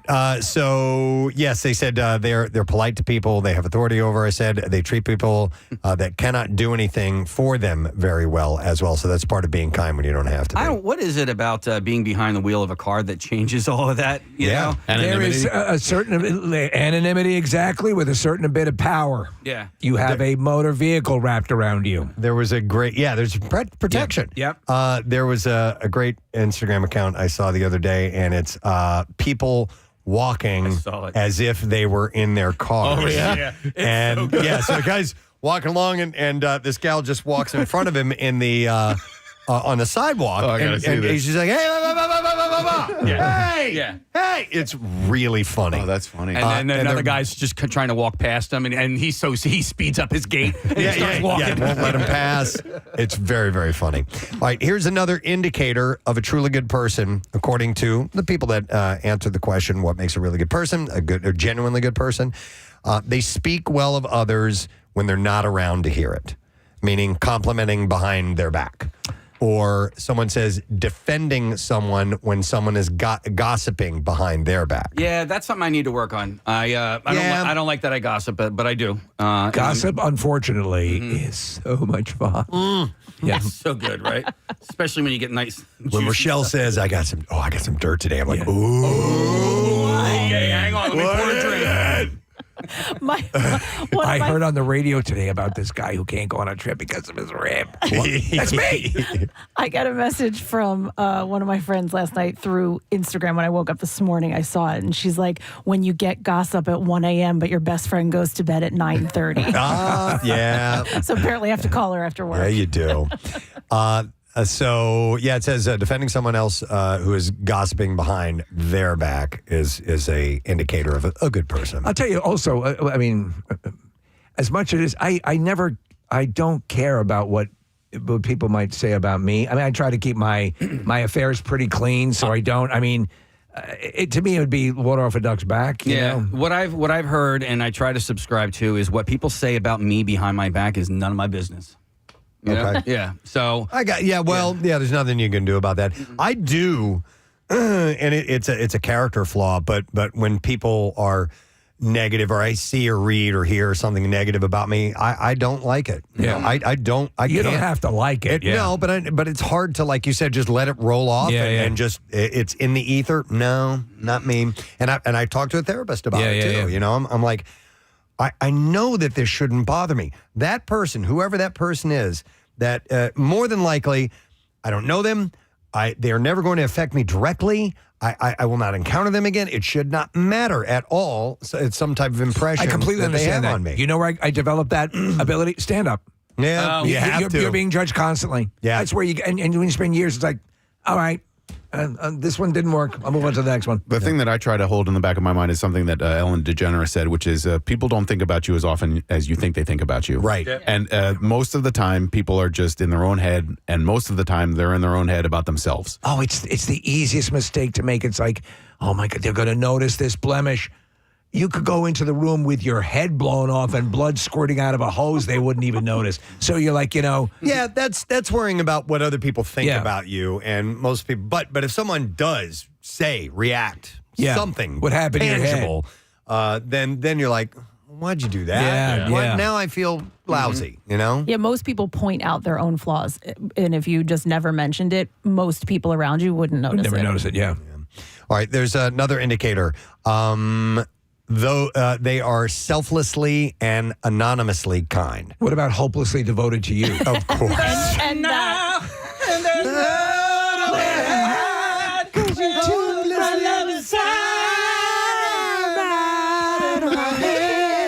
hopelessly devoted to you.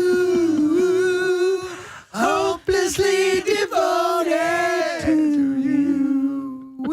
Wow. please stop. There's this girl. I read one lesson. There's this girl. We're down to 3 listeners. That I follow on Instagram. Her name is Ali Sherlock. She's Irish, and she has the most beautiful voice. She's just a singer-guitarist. And there's a video of her when she's like 12 years old singing that song. That out, just killing it. Yeah. It's amazing. She was supposed to come here. She was supposed to come here, actually. It got canceled. Tomorrow. Yeah, no. And I'm like, yeah, of course, I'm going on a golf. And then, of course, Kathy, I'm like, I'm going on a golf trip. Then I'm like, I can go see her now. I'm going to be in town. And then she canceled the show. I forgot what happened, but anyhow. She found out your golf trip was canceled. That must be, yes! Why did I ever put that out there? God damn it, now he can be there. Cancel it. No, she's really good. All right, so they are selflessly and anonymously kind. They do good things for others without expecting something in return. And they also say they do something kind without telling anyone else about it. That's one thing that again, I don't, this is not to pat myself on the back, but I that was something that was passed on from my parents. Mm-hmm. It's what it's in those moments where no one's looking that matter. It's when you're doing it for the adulation. And so I try to abide by that. Here's another indicator, and I wholeheartedly agree with this, that genuinely good people include those who might feel left out. So they fill you in, they include you in an existing conversation. Here, we have some gossip we'd like to share. Yes. It's about you, but get in here. Yeah, get in here. You got to hear I just want you to confirm or deny. Do you have a misshapen labia? It says they are the... Jesus Christ. There's context to that comment in case you just tuned in. There it is. Yes. And potato and chewing gum have something to do with it. Scroll too. back on the YouTube from earlier today, and that will make more sense. No, a commenter says that they are the one in the group who stops and waits for you while you tie your shoe, and they hold the door as the rest of the group keeps moving.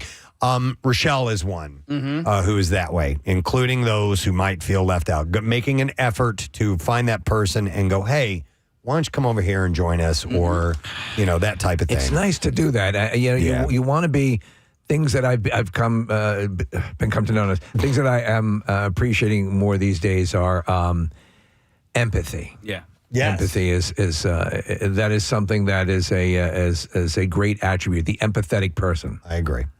And then the last one, and this is the one I wanted you to hold on for. Okay, hold on loosely. Indicator of a truly, genuinely good person is They return shopping carts. Stop it! Really? Yeah. That's there. on Is the on list. this list. I do it. I'm not saying it again. I know the you're going to want to send me money and applaud me and build a statue for me. But no, because I think of the people that have to do it. Yeah. You know? I mean, listen, there are people whose job it is to do that, but like at the very, very least, put it in the cart corral. I've seen people where those people are right there. Yeah. And you could just like push it towards them and just say, here you go. And they just push it. And I think it's fun to take it back. Like, I enjoy taking it back. Oh, and then you can Costco ones. whether you can aim for the cart. And you act me. Yeah, you shoot it. Uh-huh. Yeah. And if you two things.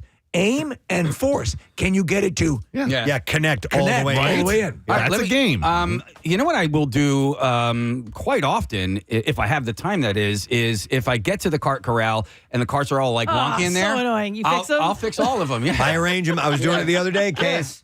Dude, my son was a cart guy for 2 years During COVID at the giant grocery store, and it's a crap job. Yeah. My son's doing a job. But why do they it's how big they make the slot for them. Like if they made it the size of the cart, then that wouldn't do that. Why do they make them so big? A lot of them have two sizes now. Yeah. So you have the just picking up some things, and then you have them shopping for the And if like you have kids, sometimes it's wider with the Yep. Okay. Yeah. So there are different kinds, but I will So there's a little rule my dad taught me in golf, and this is when you go up to the green, you fix your ball mark. Yeah. Okay, you take this little tool and you fix it.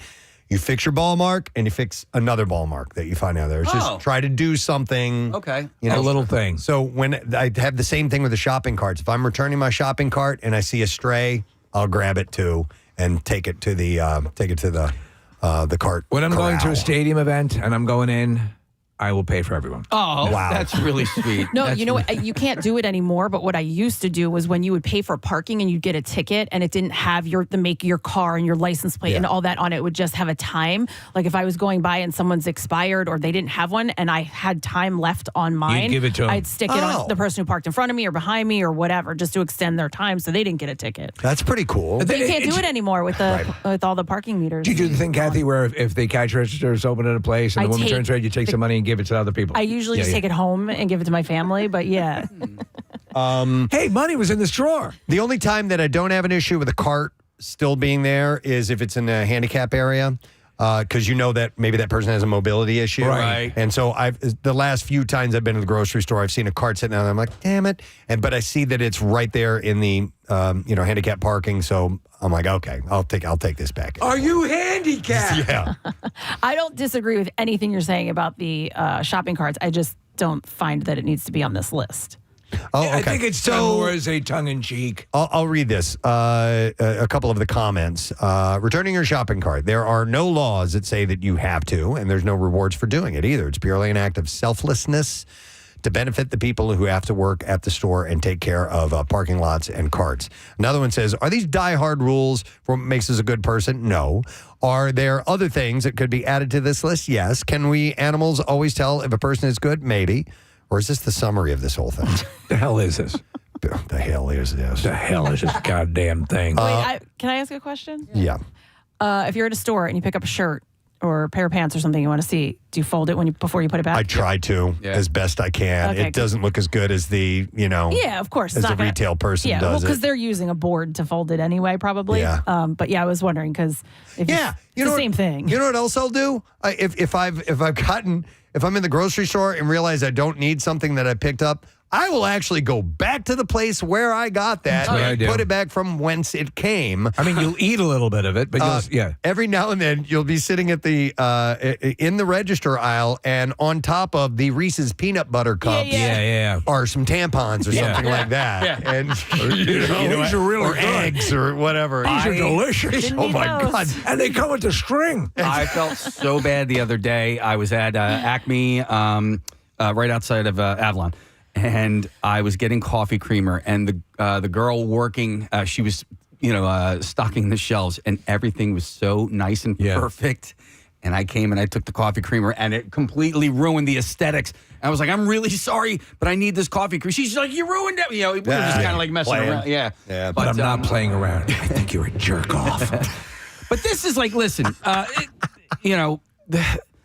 There's somebody who poops in the 4th floor bathroom down the hall who constantly leaves the ass gasket on the toilet seat. What is that about? This is the same thing. What is that about that is just completely inconsiderate? Do they not know? Here's you guys I complain know. about this all the time. Here's what I will say, because you know how I am. I actually will see that. That doesn't bother me. I mean, I'm not going to sit on it. I put my foot up there and I push it down. I think what happens with ours, because they're automatic toilet flushers, when somebody gets up, they're not turning around to see what has gone down. What It are you, flushes Jesse Owensing it out of the stall? What do you think? It's automatically sucks it around? Yeah, most times it does. Preston. Because the center will touch the water, and then when it flushes, it Oh, goes down. Yeah, these are, this person is doing it with toilet paper. They're ass gasking it with toilet paper, not the actual thing that you're talking about. I've seen the full ass gasket way. not get sucked down and just Yeah, sit it does. there. Absolutely. It does sometimes. But my point is, I don't think that they're purposely leaving it there, but I don't know if it's toilet paper. Maybe you should check. So what I do is I turn around. I don't want to leave a pube on the toilet seat. You know what I mean? Like, so just you want to collect those? Yeah, I want to collect them. We might have a contest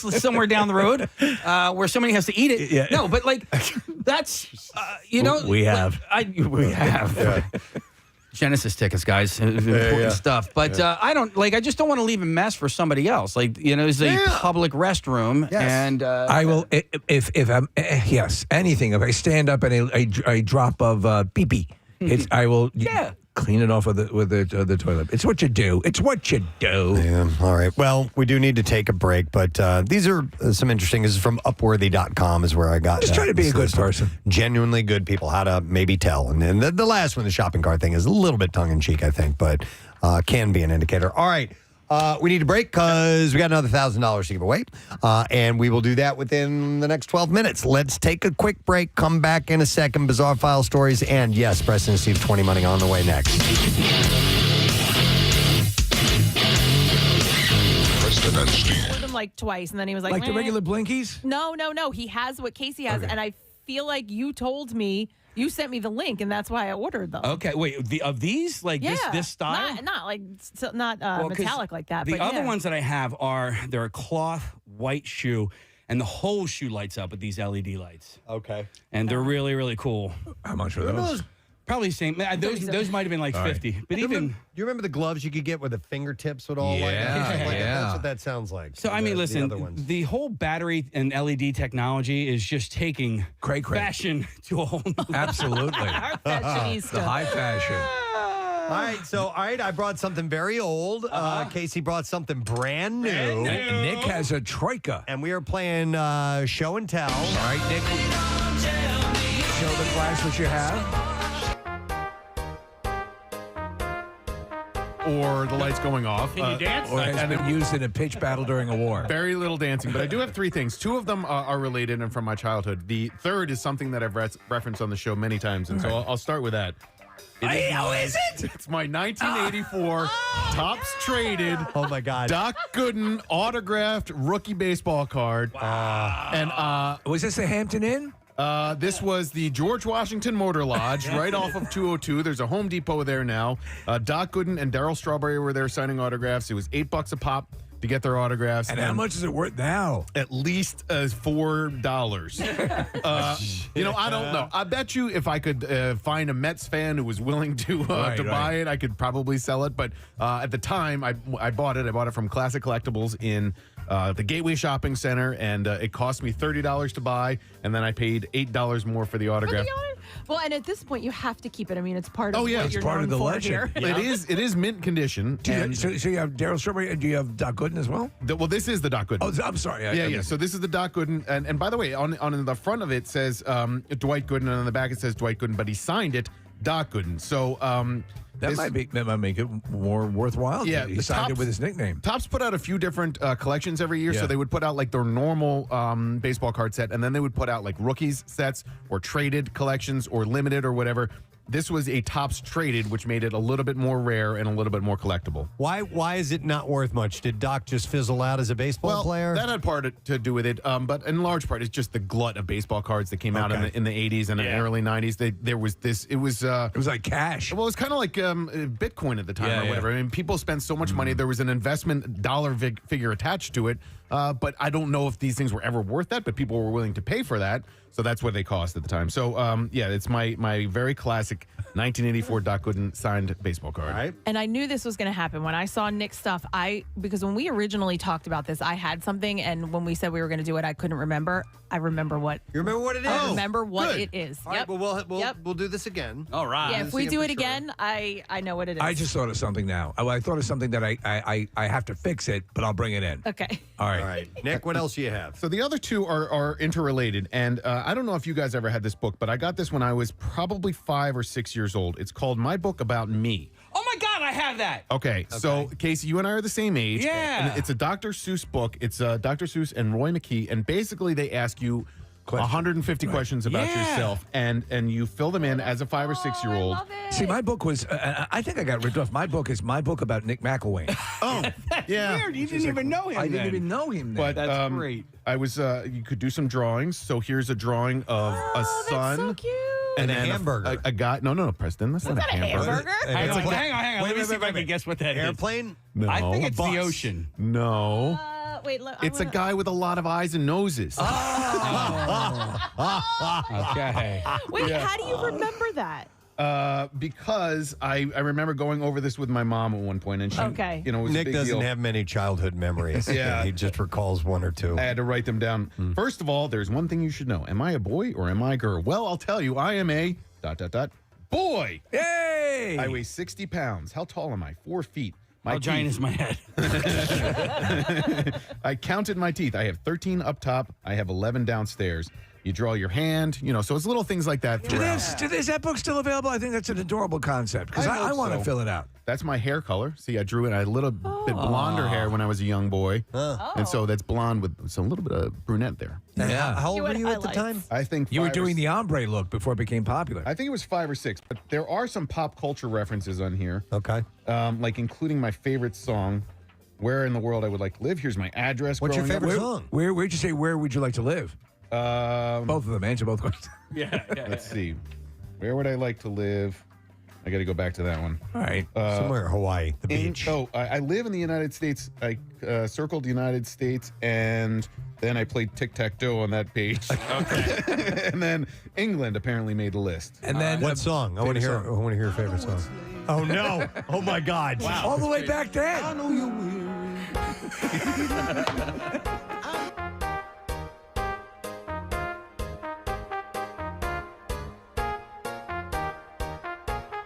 On Amazon for $10. That's adorable. It is 60 steps from my tree to the mailbox. My favorite color back at the time was red. Apparently, I owned 170 buttons. Wow. You would go around and get autographs from people in your life. So I Like have, Doc Gooden. Oh yeah, right. That's what started it. My Aunt Ann signed it. My Uncle Michael signed it.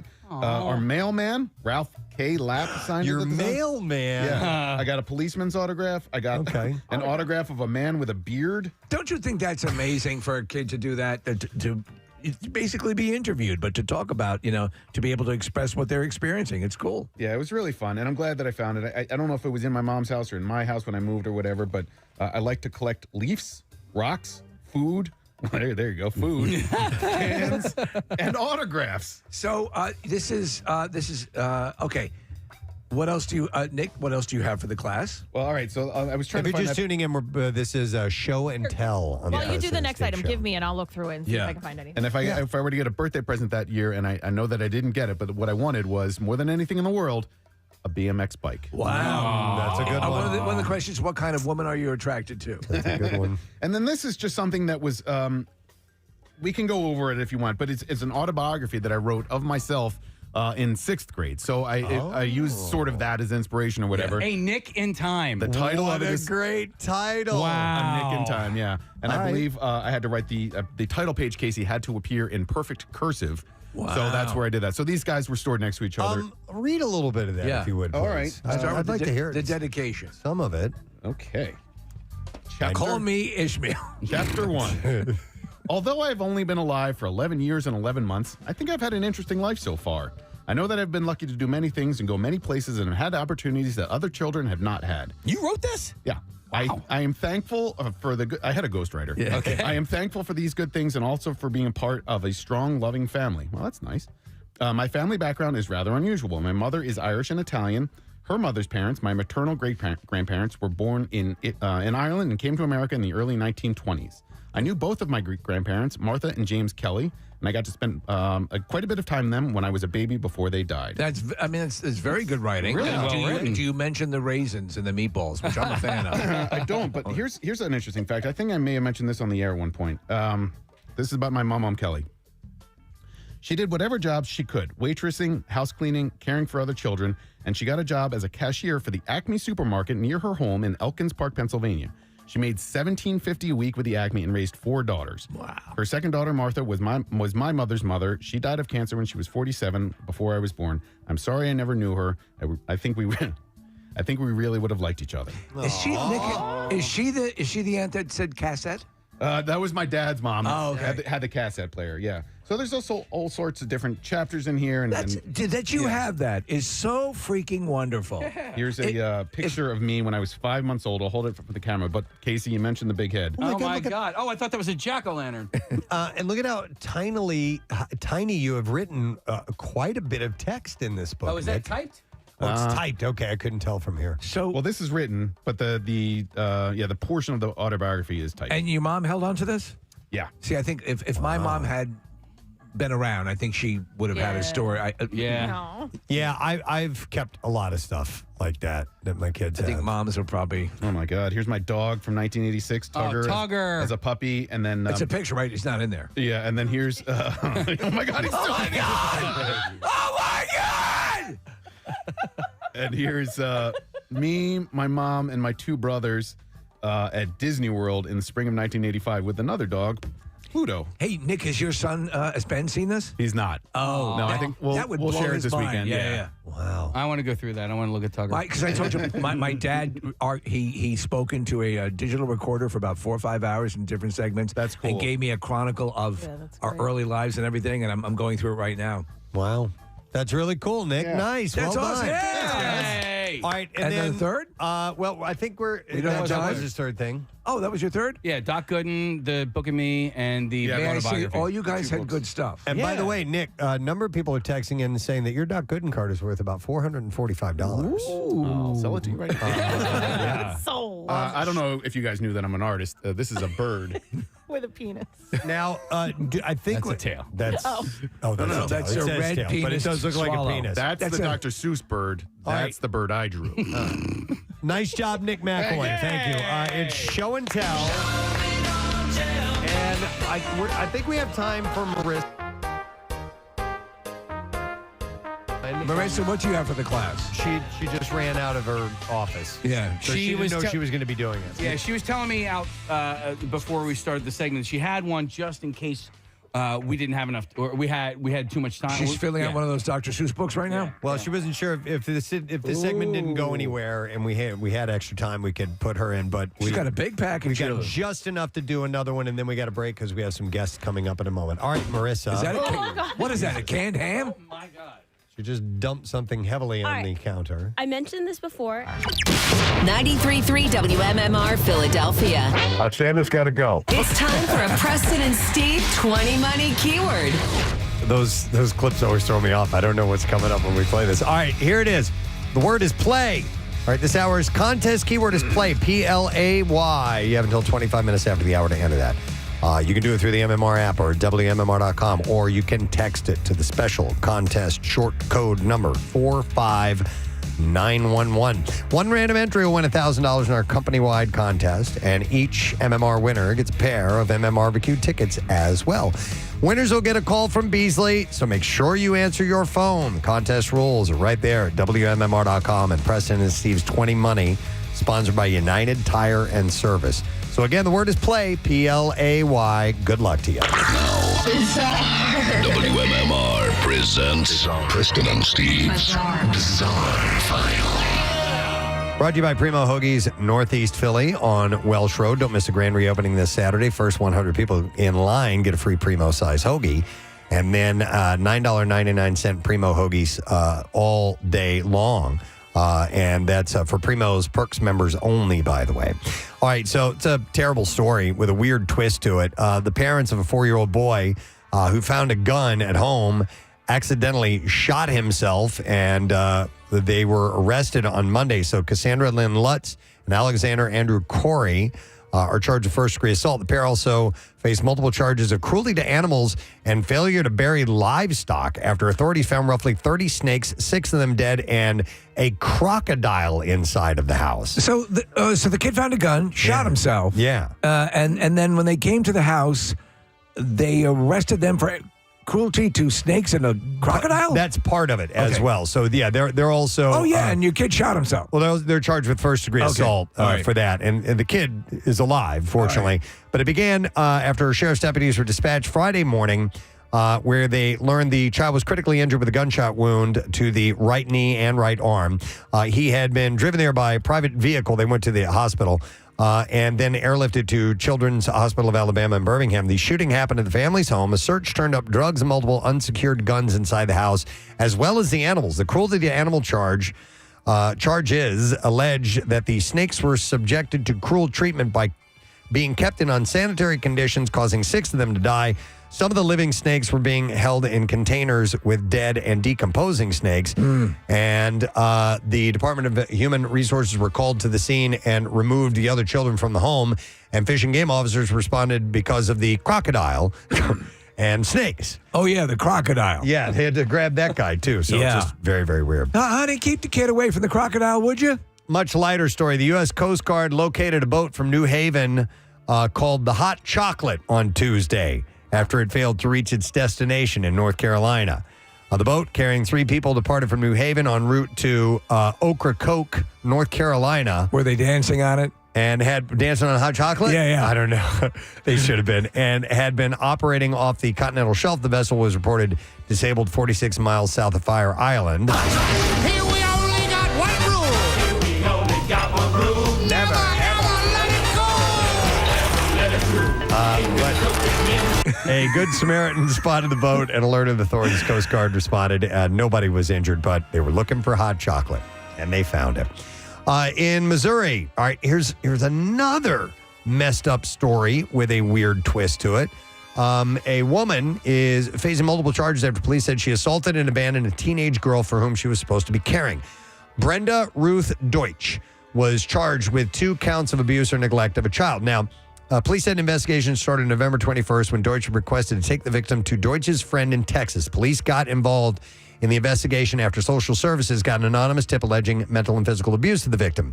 Deutsch arranged for the girl to go to Texas to stay with her friend, with Deutsch's friend, where a witness told police that she was left alone in a house with exotic animals and dirty conditions. Any crocodiles? No, but listen to this. The girl told investigators that Deutsch told her friend that they could keep the girl, but Deutsch would be keeping the check. Investigators said that the woman has fostered more than 200 children over the years. That's troubling. And she also collects exotic animals, and they're investigating allegations that she traded the girl in exchange for a monkey. For a monkey? Yes.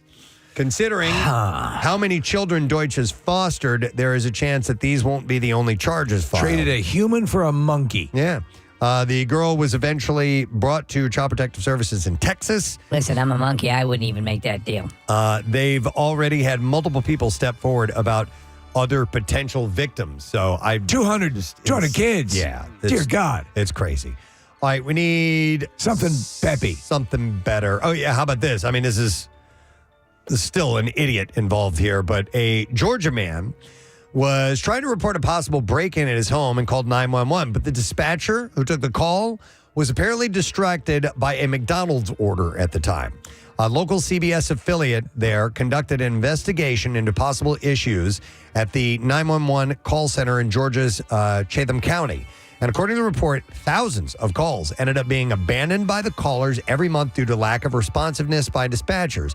But in the case of one caller, the dispatcher picked up while she was seemingly dividing her attention between a frightened citizen and her breakfast order.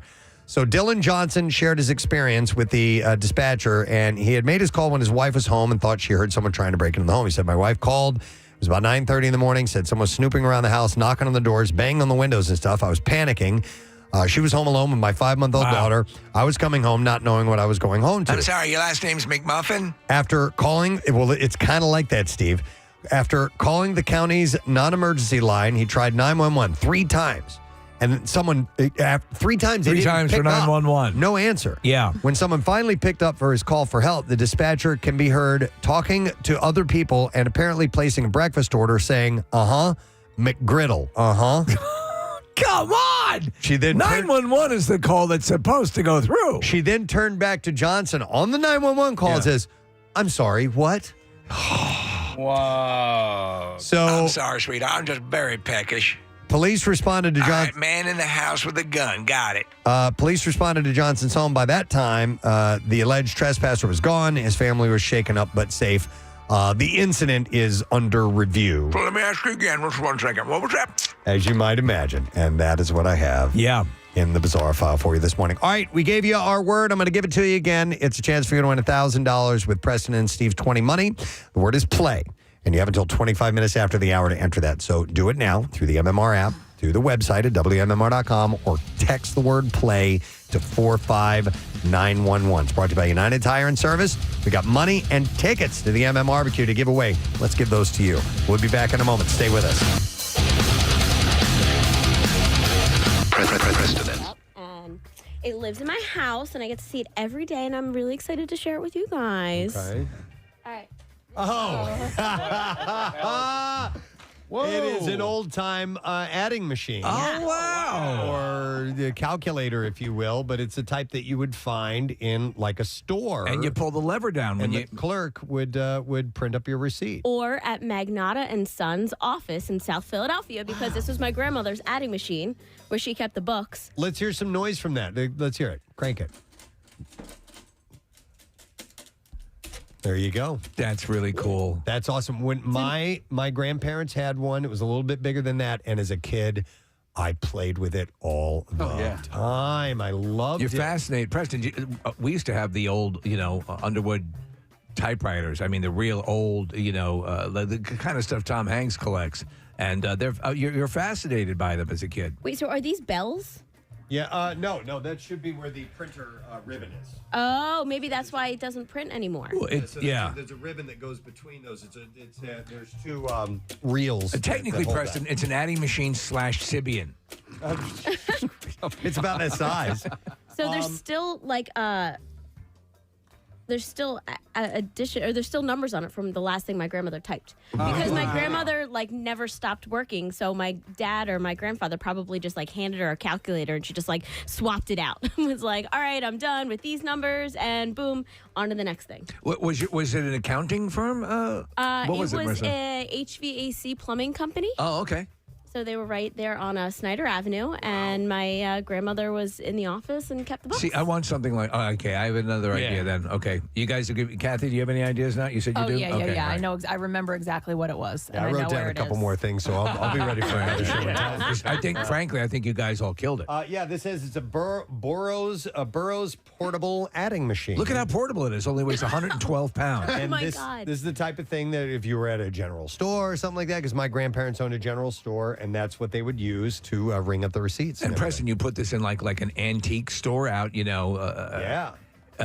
any remote area, and a little extra dust on it, you could sell it for a lot of money. Yeah, totally. I bet you could, right? I mean, these things, people love these things. Yeah, I was in a store just this weekend, and they had things like this all over decorating How the much? store. I'm sorry. No, it was a clothing store, and this Oh. was just filling out the shelves. So is that out as decoration in your house? It Or you is. just- yeah. It's in all Marissa's got, I'm sorry to interrupt, she's got some cool antiques. You have antique cameras, radios? Or have you started doing radios yet? I'd love to get an I antique have a radio. radio that's my boyfriend's grandfather. So all the cameras you'll see in a Zoom call or when I did my TV show, they were in the background. Those are all my grandparents. They're kind of like the ones that you look down at, Mhm. you know? Yeah. You look down into they're really cool. So it's everything from my grandparents, the old ones, like the Polaroid ones, to the ones my dad used in the 60s and Like the 70s. A Browning camera, like the One like that for Yeah, my grandfather, right. and then a Nikon from my parents and things like that. And then I have photos that I realized later that were developed on that and are printed and hanging on my wall from those cameras. Cool. Wow. Oh, excellent. Well done, That's Marissa. awesome. Thanks, guys. Show and tell. First ever Preston and Steve show and tell.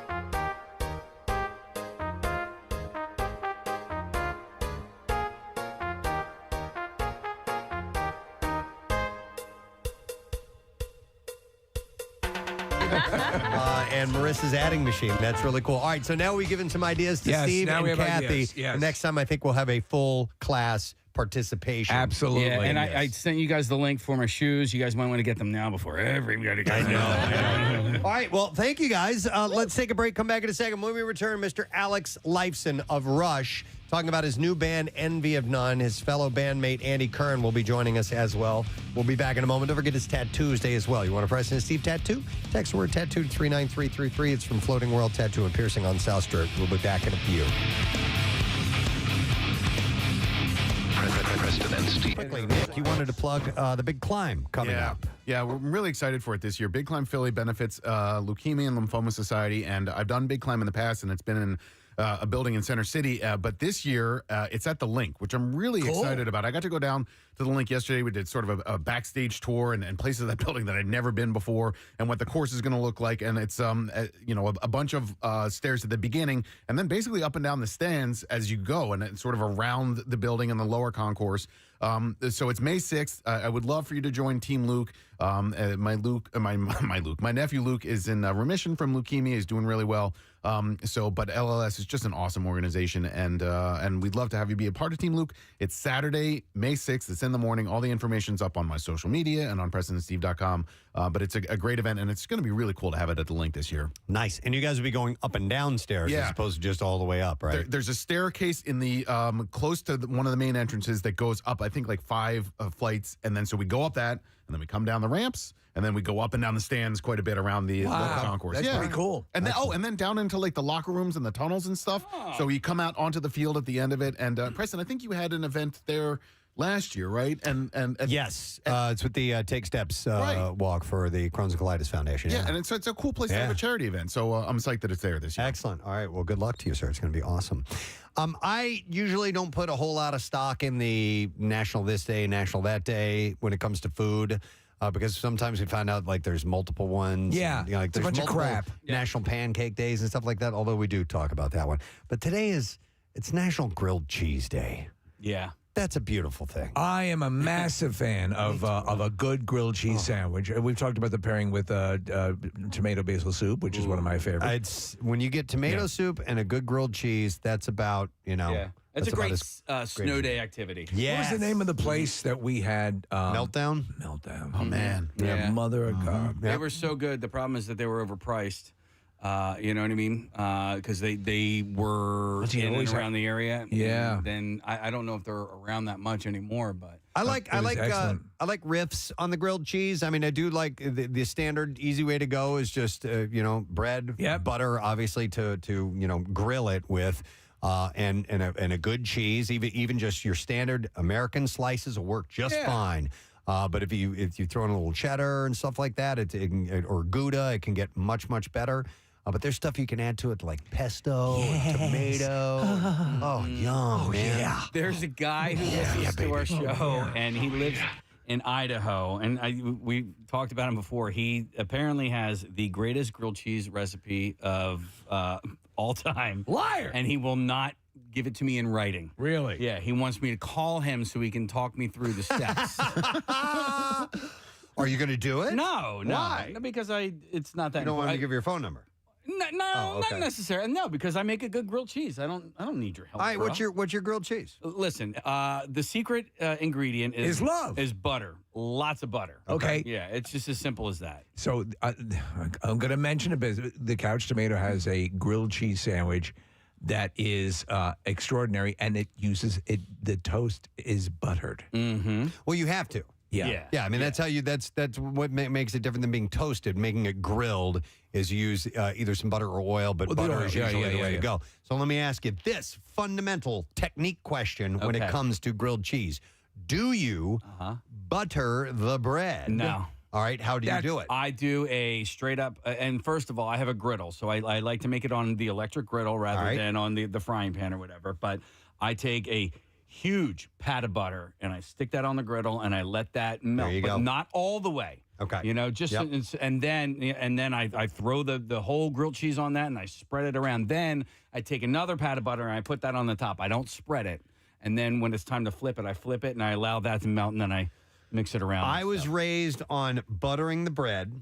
Yes. I'm down with that. You have to butter the bread. Yeah. But the tough part of that is when you take butter and you spread it on untoasted bread, it can sometimes tear the bread a little bit. And you lose a little bit of your the MMR, Everything That Rocks today. 16 minutes after 10, Preston and Steve Show. Weather for today is kind of like this. It's going to be cloudy. High of about 53 degrees. Tomorrow, we got a couple of ugly days ahead of us. We've had some ugly days. and I don't like it. We got a few more on the way. But tomorrow, for Friday, calling for rain. High of about 48 degrees. And then Saturday, calling for showers. High of 45. What's the difference between rain and showers? Are showers heavier? No. Heavy. Oh. I would Showers think are heavier. I would I think thought rain- showers are heavier than Showers are more intermittent, and I I think believe like a rain is consistent. I would think like showers are like lighter. No? All right. You look so happy when you say, lighter, light and fun. bad. Light and fun rain. Showers. It's like a volcanic eruption. All right, here we Okay, go. Nick found it. He Googled it, which is what he does. We found out this morning. Rain is typically a broader, more sustained form of precipitation, while showers are shorter, more localized. Nailed it. Steve, it's exactly it. And characterized by abrupt starts and stops and rapid changes in intensity, often coming out of cumulus or cumulonimbus clouds. So looks like steady rain tomorrow then. High of about 48 degrees, and then showers, so intermittent. So the turn on really Saturday, with a high Sunday, 45. right? Sunday is high 61 and cloudy, and then Monday's great, 71 degrees and partly cloudy. Wolf. Yeah. All right. Then we're off next week, so that's going to be okay. And Easter, and a lot of people taking the week off. Is next week Yeah, spring break. Spring break week, yeah. For a lot of schools, yeah. All right, lesson question time. And we are going to give away a 4-pack of tickets for the Monster Energy AMA Supercross Saturday at Lincoln Financial Field. Here's a question for you. I'm going to change this up a little bit, Nick. All right. All right, so a misshapen labia looks like what, according to Casey? Got it. All right. If you know, here's what you have to do. You got to text the word. What happened to my thing? Where is it? I'm sorry. Here we go. Never mind. I see it. It's all good. Text the word Zoom to 610-660-9333. We will send you today's link. Then you click on that link if you know the answer, and then we'll pop you up when you're ready to go. It takes a little more time to do this than it would be through the regular phone call thing that we used to do. But let's see if you know what Casey thought a misshapen labia looks like. Text Zoom 610-660-9333, and we'll do the trash while you're getting set for that. Trash business is a gold mine. 93.3 WMMR with Preston and Steve's Hollywood Trash. Brought to you by Rita's, introducing Rita's new Skittles Ice. Try it in a gelati or ice blender and add Rita's new Skittles Popped toppings for extra fun. And be cool, go to Rita's. Steve, what's going on this morning? Well, the sometimes incoherent Terrence Howard claiming Diddy tried to have sex with him after asking for an acting lesson. Howard says he had suggested working on the Royale with cheese scene from Pulp Fiction, while Diddy suggested the goddamn that hurt scene from Ass Master 7. Wow. Oh my God. The hawk to a girl, Haley Welch. Yes, she'll be making a cameo in the Glenn Powell series Chad Powers. Since the hawk to a thing is pretty much past, since the filming of the episode, Welch will appear as uncredited extra. Yeah.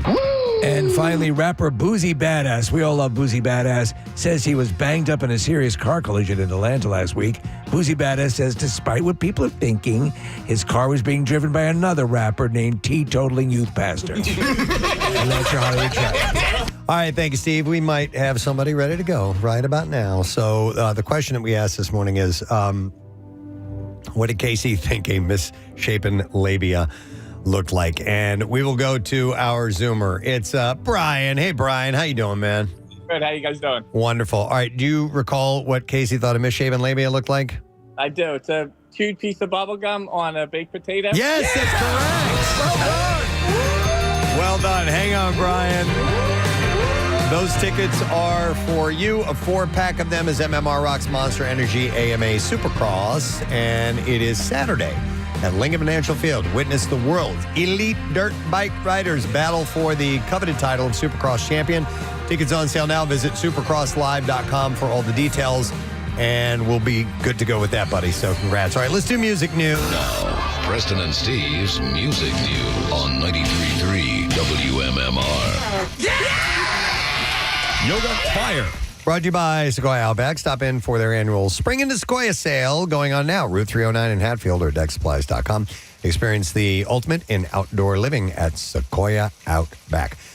So I mentioned this in entertainment news earlier this morning, but Jillian Schreiner, the wife of Weezer bassist Scott Schreiner, was actually shot by police. It's crazy. Subsequently charged with attempted murder following an incident in the Eagle Rock neighborhood of Los Angeles. On Tuesday, officers were searching for suspects involved in a nearby hit and run in the neighborhood, and they just came across her, Jillian, outside her home, allegedly armed with a handgun. Despite repeated commands to drop the weapon, she reportedly pointed it at officers, prompting them to open fire and strike her in the shoulder. Now, it's possible she was hearing all the hubbub and thought something was going on, so she grabbed her pistol. However, when a police officer is there and says, drop the gun, you drop the gun. Yeah, we'll see what she has to say about it. She retreated into the residence, but later emerged with the family's babysitter and surrendered. She was treated for non-life-threatening injuries and booked for attempted murder. Authorities confirmed that she was not connected to the initial hit-and-run incident. It was a very strange thing. Library of Commerce announced National Recording Registry honorees. They announced the 2025 selections for the National Recording Registry, Elton John's Goodbye Yellow Brick Road album, the cast recording of Hamilton, the Microsoft Windows Reboot Chime. And Minecraft Volume Alpha are on the list. Also making the cut are Amy Winehouse's Back to Black, a brilliant album, by the way, Tracy Chapman's 1988 debut album, Celine Dion's 1997 single My Heart Will Go On from Titanic, of course, and Roy Rogers and Dale Evans' classic Happy Trails. Wow. There are also, Steve, there's a few on here that just you and I will know. Kiss an Angel, Good Morning by Charlie Pride. Yes. I Am Woman by Helen Reddy. I think we all know that. Yep. How about this one, Steve? Before the Next Teardrop Falls. Yes. From Yeah. Freddie Fender. Absolutely. Fly Like an Eagle from Steve Miller Band. My Life from Mary J. Blige. Hello Dummy from Don Rickles, the album. Oh, wow. I remember that album. The Chicago Transit Authority album from Chicago that came out in 1969. And Bitches Brew from Miles Davis. So they have added those to the registry. I love that the Microsoft sound the chime makes it in. Yeah, that's cool. It all makes sense. If you can't head to the California desert this weekend for Coachella, it's all right. You're going to be able to enjoy the festival from the comfort of your home. The event announced that it will once again live stream performances on YouTube starting tomorrow, actually. So there will be like a general Coachella channel, or do you have to pay to stream it? That I don't know, Steve. This year's live stream will let fans watch up to 4 stages at one time. Lady Gaga, Green Day, Travis Scott, Post Malone, and Charlie XCX are all set to perform at the festival.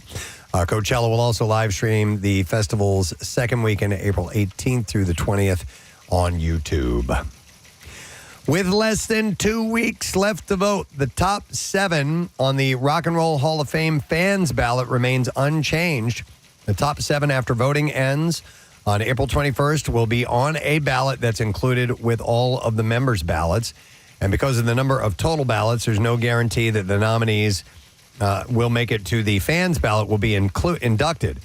Fish continues to hold a commanding lead. It's got to be good news, Casey. Well, yeah, but also I also read that the committee members or whatever aren't too happy about that. Well, we'll see. I think there's a couple of people that have been vocal about it. Yeah. I don't think it's like everybody. Listen, but I wholeheartedly believe that they belong there. Yes. What they've done over the last 40 years. Many agree with you. Mm-hmm. Yep.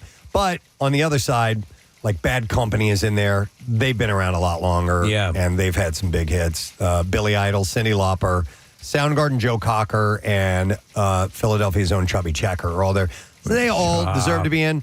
They all will eventually be in, yes, I think. You'd like to see them when they're alive. That's why I would like to see Chubby Checker get in. I mean, he is going to be in the Rock and Roll Hall of Fame one day.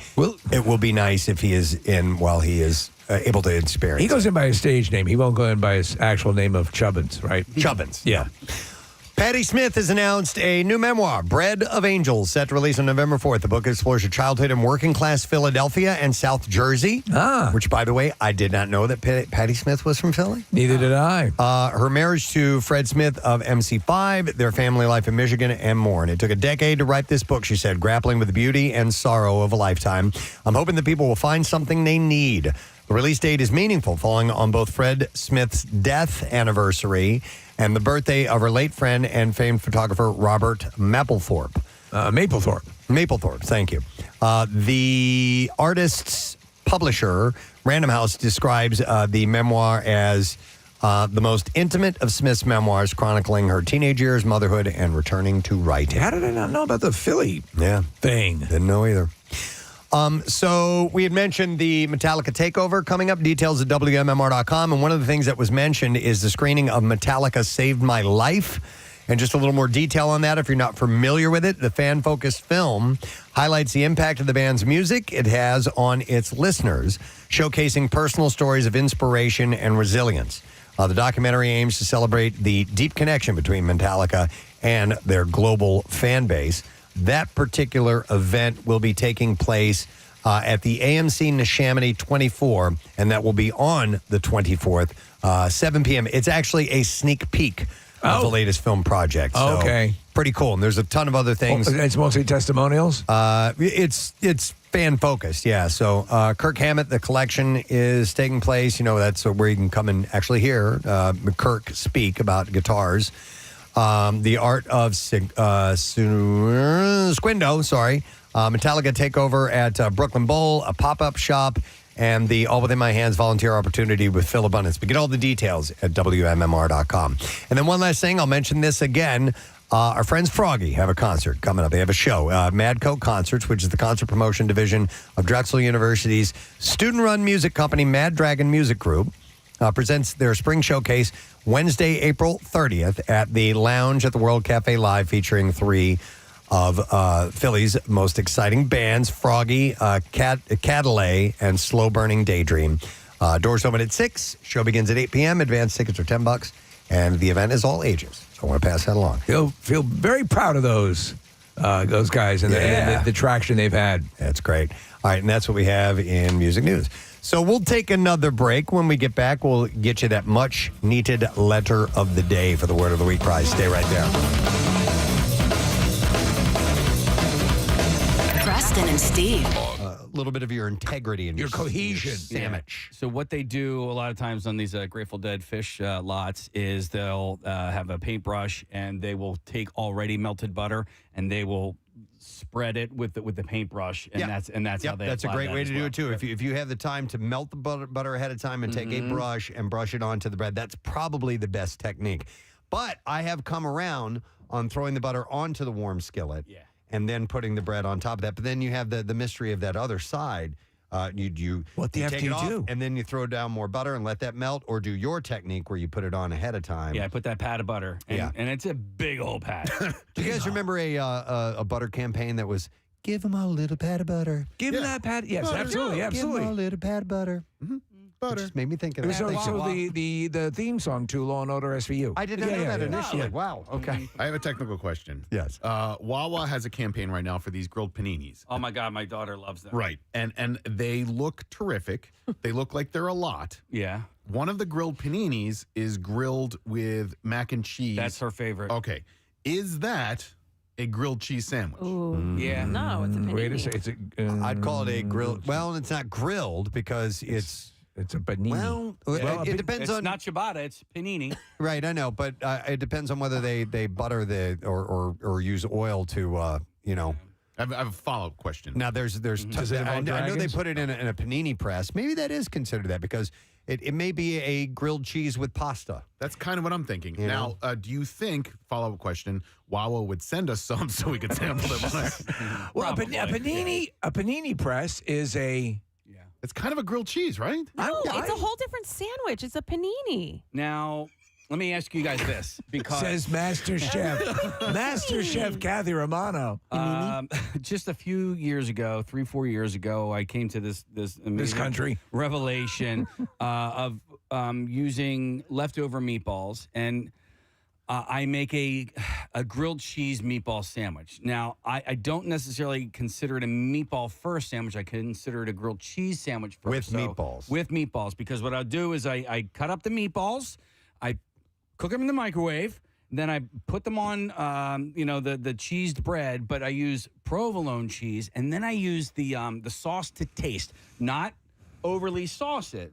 But like sauce to taste, and then I grill that with the butter and all that. And I'm telling you, it is amazing. Here's what I'm thinking. I'm thinking the way to get creative with grilled cheese is using the different types of cheese. Once you start to add in elements. Like meat?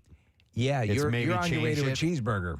Yeah, I'm kind of with you on that, You know what I'm Steve. I saying? think Yeah. it takes it. I think So it it's a meatball sandwich and not a grilled cheese. I think so. I think that once you add meat, that's the main ingredient. Right. That has become the main ingredient. The cheese needs to be the star. The cheese needs to be the star. Yeah. Thank you very much. You don't have to That's be the name of my book. And tell us about your book, The Cheese Needs to Be the Star. Well, it's really pretty much a look back at my career in radio. Preston, have you seen the number of texts coming in saying that one should use mayo instead of butter? There's a guy on the line right now, or girl. Okay. Yeah, that I've says seen that. it. I have not dared on. to I try rebuke it. you. I've not dared to try it, but that is a technique. So we have a few people. Let me go to Dave here. Hi, Dave. Good morning. Good morning. Hey, what's up, Dave? Not much. Yeah, mayo is it. It doesn't tear the bread like butter would, and it fries up crisp. Well, mayo is also, It's a wholly different flavor than butter, though. It would make. You know what I mean? I would have to try it, honestly. Yeah. I'll do it today. Yeah, I would have to try it. So I like it's odd because Steve, I do like mayonnaise, but the idea of searing it like that seems kind of gross. There are a lot of eggs in mayo. Yes. Yeah. Yeah, it's eggs and oil. Right. Yeah, So yeah. you got both ingredients. Yeah, you know, But I would there's have no to eggs try and it. butter. Ooh. There's no eggs and And butter, you though. can't tune a fish. If you don't tune your butt. You know, I don't know. dated a girl for a hot minute who they made their French toast with cheese. And so now I'm wondering if you were to make a grilled cheese and then kind of coat everything in the egg wash. Wait, the same way Well, you it's a would. Monte Cristo sandwich is made that way. All It's right. French toast, and then in between is cheese and turkey, and then apple slices. What would they do, Casey? She would make, and I never had it. We didn't date long enough for me to try her. Yeah. But they would do their Have you French tasted toast. my daughter's sandwich? They would do French toast with cheese. French toast with cheese. Yeah. I don't know if I like that. I don't. Well, not with syrup. I mean, but if it was a grilled cheese like French toast style, I'd do that. All right, hang on. I'm going to go to Jenna because she does the mayo technique as well. Hi, Jenna. Good morning. Good morning, guys. How are you doing? Wonderful. All right, Jenna, what is it that's so much better with mayonnaise instead of butter? It's just the flavor of it. I don't know. I grew up eating mayonnaise on every single sandwich, and my son likes just cheese sandwiches with mayonnaise, and it's easier just to throw it in the frying pan and say, hey, here's a grilled cheese, and he's not a big fan of butter, so that was the big difference there. Okay. But you can also use bacon grease. I don't know if Kathy remembers the Consciuosnessner Cafe that was on Fan Street. I worked there all through college and everything, and we used to use bacon grease for our grilled cheeses, too. That's a great idea. We used to save our bacon grease when I was a kid growing up. And drink it in the morning. No, we would not drink it in the morning, but we could use it to as a base to cook things with, a la, shortening or It was a standard. lard we had or whatever. We had those jars, Yeah. mason jars. Of, yes, that's what we It was a keep it. standard. Or like an old Yeah. jelly jar or Yep. something like that. And my Yeah. mother used to hollow out a bagel and keep her birth control pills. Oh in my it. God! Oh my God! Did So you ever unique. It's just a thing you used to do. Yeah. Okay. That's Southern. Did you? Okay. This is a two-part question. And what are your thoughts on mustard, whether it be yellow mustard or spicy mustard on your grilled cheese? And what do you consider a grilled ham and cheese? Is that still grilled cheese, or are we going into the other territory? You're raising a good point with the ham inclusion. I still believe that the cheese, as per Preston's best-selling novel, the cheese is the star. I would never say that. I would never say a grilled cheese with ham. Right. You know what I mean? Yeah. I'd Right. say it's a grilled ham and cheese. Exactly. So ham takes top billing. Okay. I don't think it's a grilled cheese anymore. It does take top, but you have to do that with mustard, right? Grilled ham and cheese with mustard. Yeah. Yeah. You don't have to be a star to be in my sandwich. No. And you know what's oddly is good on that is a little bit of pineapple. Oh yeah. Yeah, believe it or not. Come over. Yeah. I should probably try that today, Yeah. too. Yeah. See, Wawa can do that. So I forgot what I was going to say. Well, I'll ask you a question. Mustard? Oh, yeah. Oh, yeah. I think mustard with a grilled cheese can be good. Yeah. But it's great all by itself. You know what I mean? Yeah. I don't know. Absolutely. Spicy brown, though, right? I could do either, but I prefer spicy brown. Especially if ham is involved. I'm going with Casey's take on that. Yeah. What are your thoughts on, I'm sorry to do this, grilled peanut butter and jelly? No. We're talking about grilled cheese. That's like a hot pocket. And I would say back to hell, demon. Go suck it. Yeah. No. Really? No, the idea of that, no. That's not a grilled cheese at all. It's not. There's no cheese. It's not. Certainly, you know what it's not? It's not a full traditional turkey dinner. I find it disrespectful that on National Grilled Cheese Day that you would even raise that question. I'm begging for your forgiveness. Why don't you go into a synagogue and say, what if Jesus was the son? All right. You don't do that. We are overrun with mayonnaise phone calls. Do we go in depth? Do we go a current affair on this? Well, Jared had a moment at a restaurant. Hi, Jared. Hi, Jared. You're on the air. Good morning. You guys rock. Thank you, man. All right. What's the incident that happened with the mayonnaise? So I used to run a restaurant back in the day, and they were getting really behind, and it was like a grilled cheese day that we were doing. Mm-hmm. So I got back there, and we had like fresh churned butter, so it was like real soft. Well, I messed up, and I put mayo on all these grilled cheeses, put them down, sent them out. Well, I ended up coming back, and they were like, oh, like they were the best grilled cheese we ever had. Come to find out, I put mayo on all of them. All of them. So that actually became our biggest seller. So that was your signature grilled cheese sandwich. On MMR, last piece of music that we will play before calling it a day for today. And an enjoyable that one. Well, yet again, we're happy to be hanging out with you today. We'll do it again tomorrow, of course. I would like to take this moment. We had one guest on the show today, and I would like to thank very lovely Brittany Bray. Yes. She's going to be performing at Punchline tonight, and we had never met her. She's a friend of Adam Wiener's of Low Cut Connie, and she was just really cool and funny and nice and loved it. Yeah. We'll get her in the studio sometime. Yeah, she invited us all to the show tonight. And unfortunately, I have to coach volleyball, so I can't make it. But after talking to her today, I was like, yeah, definitely want to check her out. You're not going to do the volleyball. You're going to go down and see the show. And Adam Wiener is actually going to be at the show. She said doing something. There's some kind of finale that's going to happen. So if you're a Low Cut Connie fan, you can go to that. And we gave away some money, and we talked about some cool stuff. And we mentioned this thing we're going to do tomorrow, the most talented kid in the car contest. And so when we've been Zooming with people in their cars, sometimes there's a kid that they're taking to school, sit in the back seat. So we're like, all right, let's take them out for a spin, see if they can wow us with some type of talent. Yes. Anything goes, by the way. So we'll see if we get any takers tomorrow around 7:15. We're going to try that out. And it's kids 5th grade or younger that we're going to go for.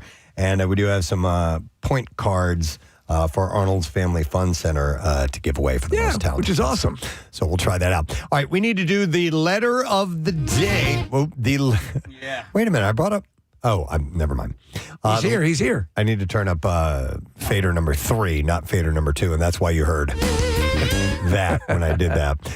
So Pierre is indeed in the studio. We're just going to get right to it. Here we go. Preston and Steve on 93.3 WMMR. Now, the Daily Letter. And the Preston and Steve Show, brought to you today by The Letter. Y, as in Yabba Dabba Doo. Yabba Dabba. And we're going to give away a pair of 2-day floor tickets as MMR Rocks Metallica, May 23rd and 25th, Lincoln Financial Field, Limp Bizkit, and Ice Nine Kills. Opening night, number 1, and then Pantera and Suicidal Tendencies opening the second show. Single-day tickets are on sale now via Ticketmaster, and it's a no-repeat weekend. 2 different sets performing in the round with different openers each night. Pierre, I like your Keith Haring shirt. That's really cool. Oh, thank you. Yeah. That's really it's a Keith Haring DJ. It's a DJ dog. His golden stick figure, kind of one of these creatures, kind of like a dog spinning records, and it says DJ. I like that. He had they had a exhibit of his work at the Whitney Museum in New York, and I meant to go to it, but a friend of mine went and took a picture of his high school binder. He grew up somewhere in central Pennsylvania. Yeah, it was out near Kutztown, I want to say. Okay, yes, I think that's right. And on the side of his binder is an MMR bumper sticker. Oh, cool. Yeah. There was one of those fluorescent green and yellow and orange ones. So I read one time in that house that he lived in, and like I said, I think it was Kutztown, and he was born in Reading, it says, but he had like doodled something on the wall. And I don't think his parents own the home. Or no, obviously, they passed, I guess. But whoever bought the house has left it there, and it's still there. That's cool. Yeah, isn't that great? That's great. Yeah. There's of the great murals that we have in the city. He did a house somewhere down in South Philly that is still there. Oh, cool. I don't know exactly where, but it's in the mural book. The mural arts program in this city is stupendous. It is amazing. The best in the world, really. Yeah. People come from other cities to study how good the people here have done it. But there is one with him, with his work on a small row home somewhere in South Philly. So it's cool. That is cool, man. All right, what you got going on today, man? We'll have workforce blocks of Led Zeppelin, Stray Cats for Brian Setzer's birthday, and a block of the Killers, and more tickets for Slayer. Oh, Slayer. All right, I want to thank our sponsors. The Preston and Steve Show is brought to you today by Acme Markets Fresh Foods, local flavors, also by Duncan. The Preston and Steve Show runs on Duncan, and by Monster Energy. AMA Supercross coming to the Lincoln Financial Field Saturday, April 12th. That's this Saturday. Tickets at supercrosslive.com. Tomorrow, like I mentioned, the most talented kid. We're going to try that out. It's Friday, so connoisseur time. Yes. Some giveaways in conjunction with that. And it's nothing but no sad bro. Yeah. Beautiful. All right, that's it. We are done. Rage on. Have a great day. We'll see you tomorrow, friend. Bye-bye.